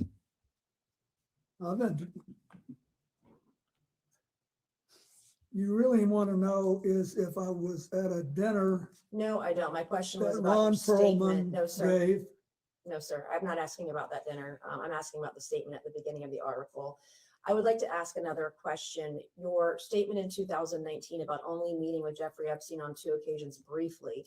That is not was a correct, I'm going to object to that characterization. I That is believe- not what the statement says. Okay, so the You're third reading the paragraph Daily down- Beast article. So to be which clear, is a leftist rag, by the way. And on the third paragraph down, it says, in his Monday statement, Clinton said he had only, quote, one meeting with Epstein in his Harlem office in 2002, and around the same time made one brief visit to Epstein's New York apartment with a staff member and his security detail. Those are the 2 That meetings is in that were addition to this. referenced. so the the Daily trips, the Beast, Bill statement Clinton failed to described. mention his intimate dinner, statement 1995 described dinner with trips. Epstein. That's by Pilar Melendez on the 11th of July, 2019. All right, Mr. What- President, your statement saying, only met with Epstein briefly twice. Was that part of an effort to cover up the close relationship with Jeffrey Epstein, Object correct? to the form of the question. It misstates the record. She's asking if you were trying to mislead the public. No, Okay. How many times did Ghislaine Maxwell visit your home in Chappaqua? I have no idea. Who invited her? Well, I don't know. I don't know how, she may have been, Mr. President, that's it. Okay. Hillary had political events there. Okay, so is it is it to your knowledge, was she at your home in Chappaqua likely because your wife had her over for Senate events? That's what you testified earlier today, correct? That's not what he testified, but please ask the I would question like as him to to what he would clarify. actually, thank you. I appreciate that. I do not know, but if you are Okay, Mr. President, implying the reverse, I will volunteer something. She was never at my house in Chappaqua for any personal reasons. I didn't say anything for anything No, personal. you I didn't, but you had a great tone in your voice and you're Mr. very good President, at it. Let's just, Thank you. I'll take that as a compliment. I It is a appreciate compliment. Thank you. I did not go to Yale Law School or any law school for that matter. So yesterday your wife testified that Ghislaine Maxwell was never at her home. And I believe you said earlier today, you thought if she was over there, it would be for Senate events. So was your wife falsely testifying Objection. yesterday? before this committee, Mischaracterizes- or are So he you- doesn't have the benefit of his Mischaracterizes wife's testimony yesterday. Secretary's And so unless you all are going to provide the transcript or you're going to actually Yeah. provide that information, he's I- not in a position where he could address I that. believe all I said was that I didn't know Okay. that she had done. You postured that maybe it was for her Senate. I'm going to have one last question, Mr. Chairman, and then you'll take over. I believe you stated today on around, I know it's been a number of years, on around 2008, you ended, or before that, ended any communication with Jeffrey Epstein, correct? That's Around the correct. time he got arrested or right beforehand. And he was arrested for child sexual prostitution or hiring girls for sex or one girl for sex, correct? Roughly, child sexual exploitation. If you were aware in 2008 that Jeffrey Epstein was having sex with kids, and you knew of his close association with Ghislaine Maxwell, why would you still associate with Ghislaine Maxwell, who you dub essentially like your Doug Band? She was the body man to Epstein, Doug Band was the body man to you. And why would you allow Ghislaine Maxwell to associate with your daughter up until, 2004, 2015? You knew he was a bad guy. Why would you allow your So, daughter excuse me, to- what's the period in which you're saying he would have known that Jeffrey Epstein was After a bad guy? 2008. So up until Ghislaine Maxwell was involved with CGI until what, 2015? And we confirmed today that he had a dinner with Ghislaine Maxwell in LA in 2014. So he's still hanging out with a close associate, the closest associate to convicted pedophile Jeffrey Epstein. But excuse And me. I guess my question is Congressman, why? Yes, the question, excuse me, is the question, why Ghislaine Maxwell came to the wedding? Is that the question? No, that was, I didn't even bring up the wedding. Why are you sorry. obfuscating? Why are you putting words in my mouth? You're smarter than that. No, let me Thank you. finish. I think, first of all,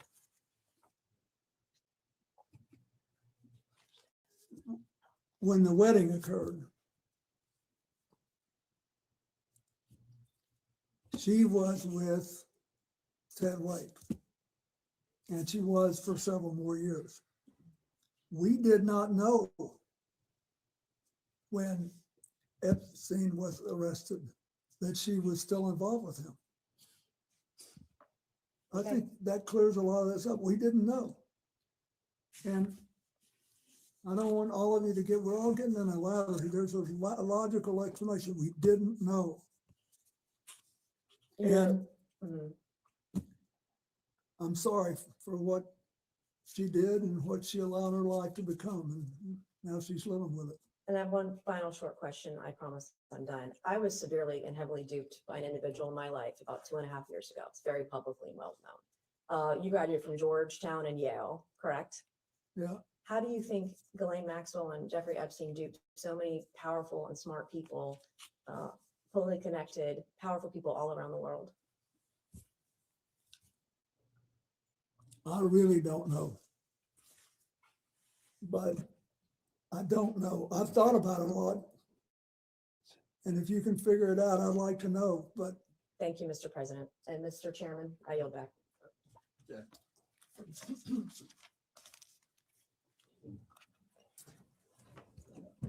Point of privilege. I would like to say, since you made a great deal out of all this Ivy League stuff, I am also the last president ever to live in a place without indoor plumbing.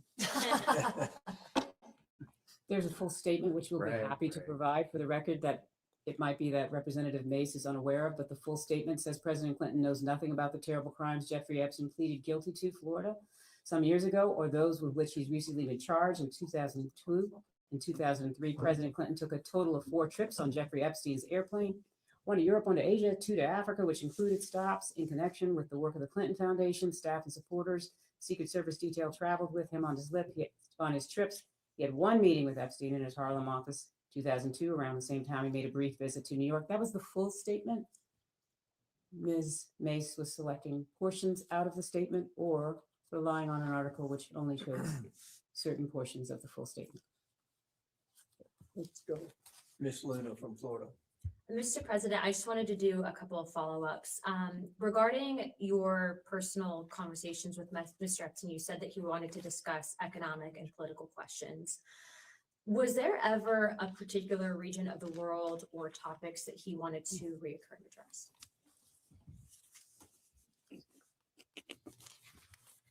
I do remember that he was interested in the 2 places that I was setting up the AIDS work in Asia and Africa. In Asia, he wanted to know if I thought it was going to be the Asian century and the thing would be sustainable. And in Africa, he wanted to know whether I believe that you could have broad-based prosperity there, whether they could achieve something that they'd never achieved before. It seems that Mr. Epstein also had asked a similar question about America's prosperity and economic policy. Did you feel that when he was asking questions, particularly maybe pertaining to the regulation of our stock market and or derivative trading, did he on a number of occasions come back to that and maybe pick your brain about policy or future policy here in the United States? No more than any other big issue. I knew that, everybody lives in New York with money and look at, he made his money advising Les Wexner, so he had to be interested in markets. Okay, and then I know that Ghislaine was a little bit more probably chatty with you. Did she ever share a similar interest to Mr. Epstein on economics or political topics of discussion? Were there any reoccurring topics that you felt that she was wanting to focus on? Not that I noticed. Okay, all right. Thank you, Mr. President. Thank you. Good.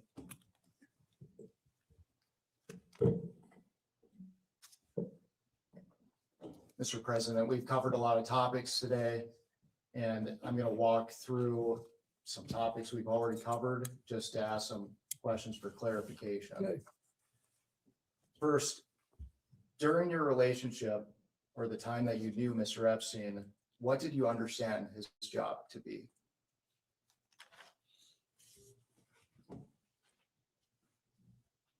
I'm not sure I knew. It was never clear to me. But he could have been living on investing the profits he'd already made. I knew he was a finance guy. And you just testified to Les Wexner being one of his clients. Did he ever make any other representations about who his clients were? No, but I never asked either. During the time that you knew him, did Epstein ever provide you with financial advice? No, Did he ever provide you with tax advice? no, Did you ever personally receive money from Mr. Epstein? no, Did Mr. Epstein ever loan you money in your personal capacity? not to my knowledge. So to be clear, did you ever exchange money with Mr. Epstein? Not that I remember. I don't believe I did.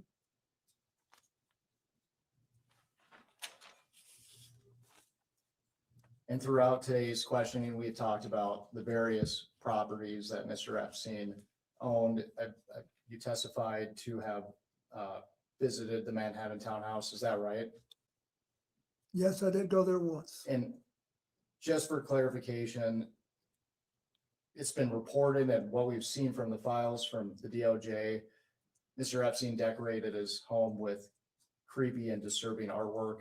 Did you notice anything unusual as far as his decor at his Keep in residence? mind, I was only on the first floor, ground floor. I did not see anything like that there in any of the rooms that I saw. It's been reported that Mr. Epstein had cameras on his premises. Did you notice anything, any cameras on at the Manhattan Townhouse? I didn't, but that may have been the whole point.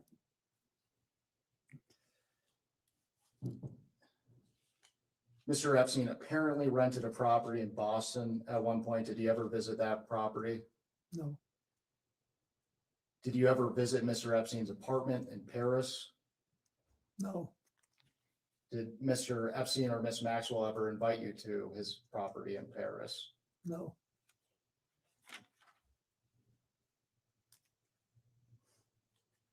Did you ever visit Mr. Epstein's home in Palm Beach? no, Were you ever invited by Epstein or Maxwell to visit the Palm Beach property? I don't think so. Did you ever visit Ghislaine Maxwell's New York townhouse? No, I don't even know that I knew she had a townhouse.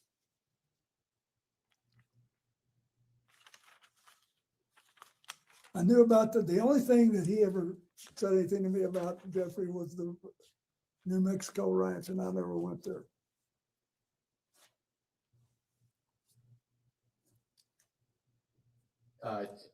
Did he invite you to the New Mexico ranch? Sort of. Can I you- mean, he was a little, but I didn't go. By then, I didn't go. Was there a reason? I don't remember, but I didn't. I think it was as we got closer to the end that he said something about it. Mr. President, in 2005, police in Palm Beach, Florida began investigating Epstein. In July 2006, Epstein was arrested for the first time for soliciting prostitution for minors. For the record, prior to Mr. Epstein's arrest, were you aware of any investigation into Mr. Epstein? No, On October 20th of 2005, police executed a search warrant for Mr. Epstein's Palm Beach, Florida home. Palm Beach Detective Joseph Carey spoke out about his belief that Epstein was tipped off about the raid since multiple computers expected to be at the house were missing when the search warrant was executed. to your knowledge, was Mr. Epstein tipped off about the October 20th search warrant in Palm Beach? Just asking for your knowledge. I don't know. I don't know. It's the first I've heard of it. They're only asking for your knowledge, Mr. President.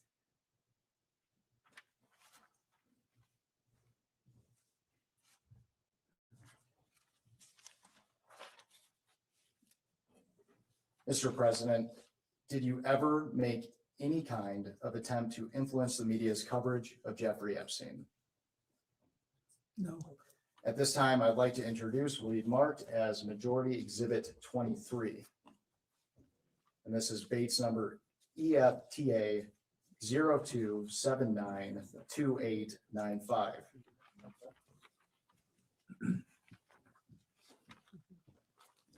One page. Yes, Thank you. Who's Shasta? I don't even know who that is.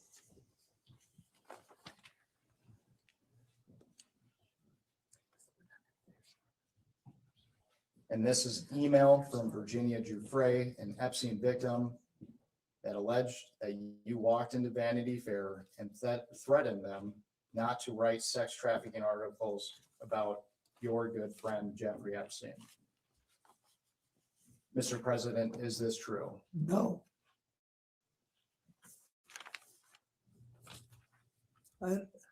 No. Not no, hell no, not close, no. Why do you think Ms. Giuffre would make these claims? Are you asking him to have an opinion don't about know, Ms. but- Giuffre's point of mind? Can we not do that? Like, ask him about the facts that he knows, as opposed to asking about the facts in other people's minds. Mr. President, have you ever asked any other publication to shut down a story related to Mr. Epstein? No. And by any other publication, counsel, he's answered the question about Vanity Fair, correct? Yes. I absolutely didn't. Okay. No. It was hell no.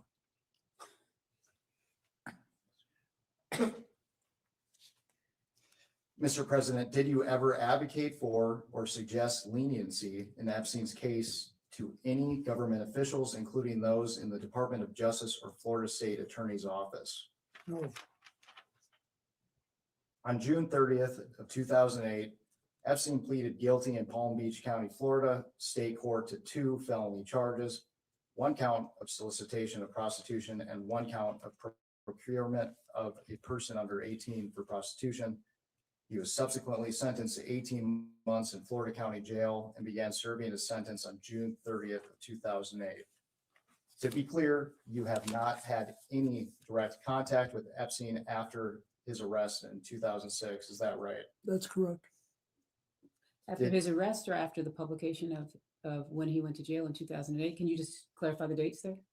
I will ask another question. To be clear, you have not had any direct contact with Epstein after his arrest and when he was incarcerated in 2008.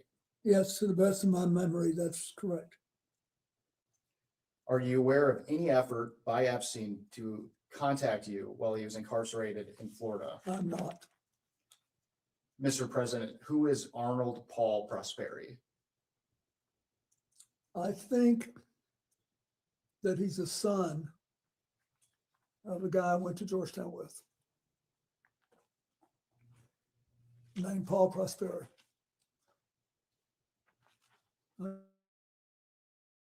I saw in all these things that my staff gave me that he was mentioned, but I don't think anybody said anything to me. I have no memory of that. So is it your testimony today that and actually, let me back up here. So according to jail logs, Mr. Prosperi visited Epstein at least 20 times while Epstein was incarcerated in Palm Beach County Jail between 2008 and 2009. Based on what you just said, is it your testimony that you believe that to be the son of the man you went to college with? It could be. But he didn't talk to me.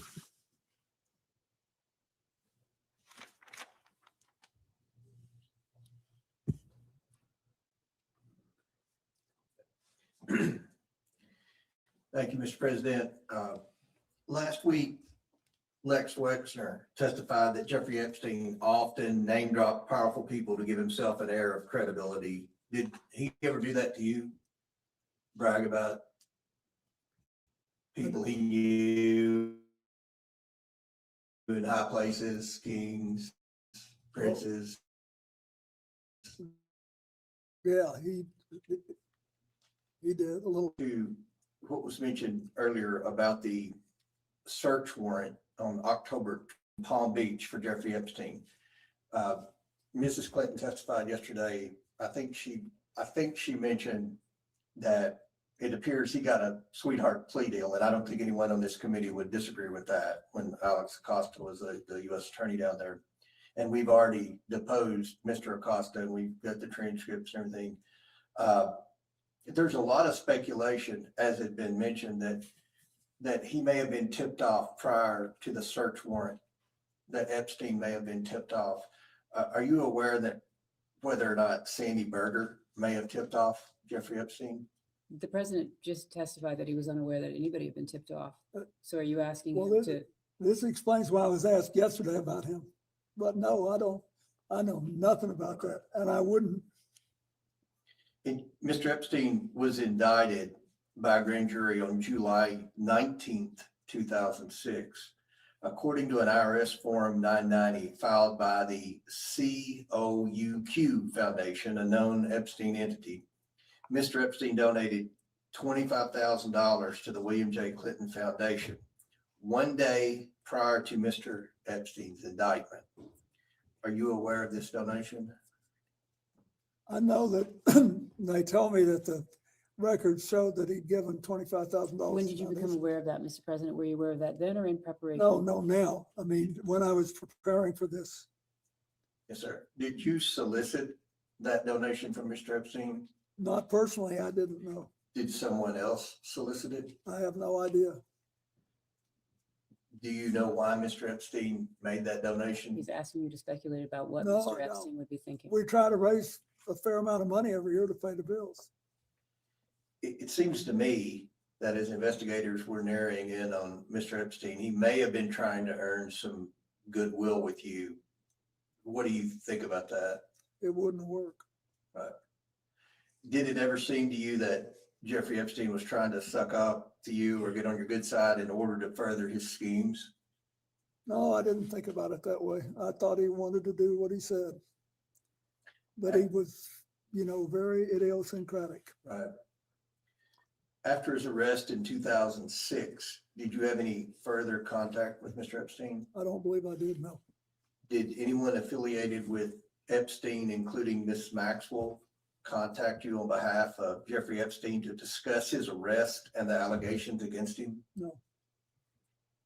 Did they ever ask, either Jeffrey Epstein or Miss Maxwell ever ask you for their assistance once Epstein was in trouble?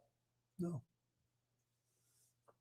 Or once Miss Maxwell was in trouble? No. Did Jeffrey Epstein ever attempt to contact you while he was incarcerated in Florida? No. He didn't attempt ever to contact you? Not as far as I know, no. Yesterday, during the deposition of Secretary Clinton, she suggested that we follow the money with Epstein, because there's a big question: how did he accumulate so much wealth? And I think you had testified earlier, and if I'm wrong, feel free to correct me, that you didn't really know how he made his money. I mean, he had a big plane, and I knew that he had made an extraordinary amount of money from Les Wexner, who was quite wealthy. I had no idea whether he had made enough to support the lifestyle that I saw. and I assume you're aware Mr. Wexner testified under oath that he acted like he really didn't know Jeffrey Epstein very well, and which is kind of hard to believe because he paid him a lot of money and Yeah, he made him, yeah. but you never know. Yeah. Well, one of the things when we concluded the deposition yesterday, we asked Secretary Clinton, for her advice moving forward in the investigation. And with respect to a statement she said yesterday. It was something that we've done on the committee, the majority has done on the committee. In the past, we followed the money. We've subpoenaed bank records. We've subpoenaed suspicious activity reports from Treasury. Those were some of the things Ms. Clinton suggested. And in order to do that, obviously, we have to subpoena banks, specific banks for specific accounts. Do you ever recall in the conversations you had with Mr. Epstein, any particular bank that he was affiliated with, or any particular big banks that maybe he had deals going? No, he never asked me about that. Okay. And with that, we can go off the record.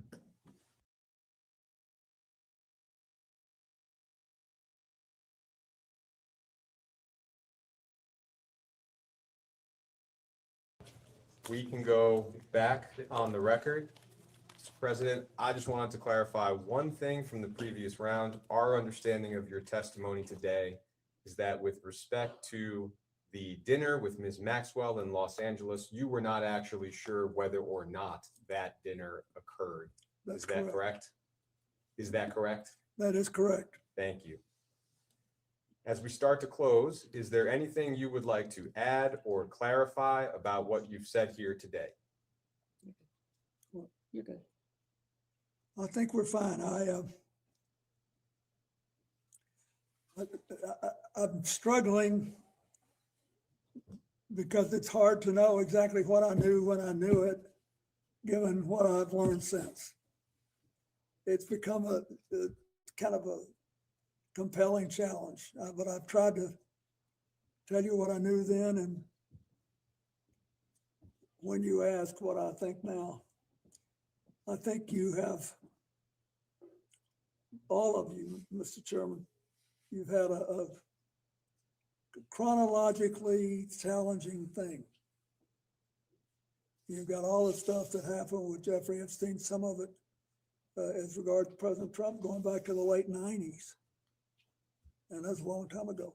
And then what we learned later. So it's been difficult, but I have enjoyed it. You've been very respectful to me and given me a chance to talk to you.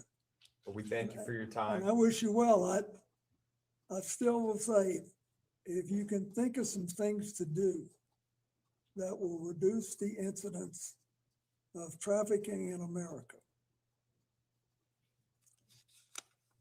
and it should be possible for us to virtually eliminate underage abuse. It should be.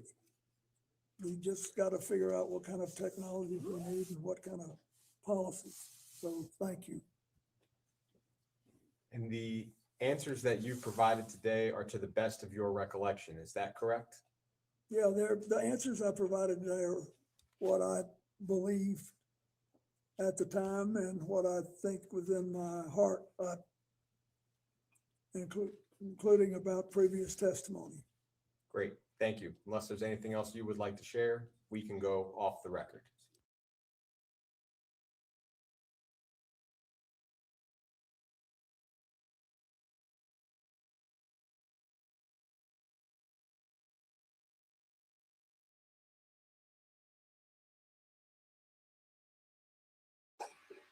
Hey you guys, man, that was a lot.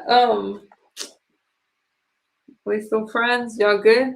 That was a lot. Dr. Manhattan, I think that was stupid. I think it was dumb, especially for the influencer to post it. So listen, you guys, there's a lot that's going on. I covered both depositions with Hillary and with Bill. These Epstein files are going to be talked about for a very long time, unfortunately, and there's a lot that's going on. There's a lot that's going on. Y'all have any final thoughts for me? I think I need to stretch and exercise after all of that, but there is a lot going on. Yeah, I have no thoughts about that. Okay. In that case, thank you guys for hanging out with me. because I don't know if good night, Jerome. Thank you so much, Jerome. I thank you guys. Okay, Sparky Man, thank you. Yeah, I need to look into some stuff. You guys see, before I leave, Jasmine Crockett lost. I guess she lost. I don't know. She says that the votes were supposed to be in tomorrow for her to win a seat in the Senate. She lost the primary. I don't know how it's rigged. I'll talk about that another time, or maybe I'll make a video. I don't know how it's rigged, right? So I need to do a little bit of homework on that and catch up on Iran. I got some stuff to do. Doc, thank you for holding it down. I appreciate you. Del Cato, I saw you earlier. All right, you guys, I'm gonna get out of here. Sparky Man, thank you for hanging out. I'm gonna get out of here. I don't know if I'll be back later, but if not, I'll be back tomorrow. So you have a good night. I'm praying for you guys, and I'm praying for our country. Bye-bye. I will have to share some information. Anytime you want to share something with me, leave it under my community post, because I usually don't go back and read my streams. So leave it under my community post. I have time tonight, so I can look it up tonight, Sparky Man. But anytime, leave me a comment and I will, y'all see I read my comments. I'm very active on my community posts, you guys. Y'all can communicate with me. Now, before I say something dumb tonight, because I'm delirious and tired from watching that long deposition, I'm going to run. I'll look for your comments, Sparky Man. Good night, you guys. I'll see y'all later. Bye-bye.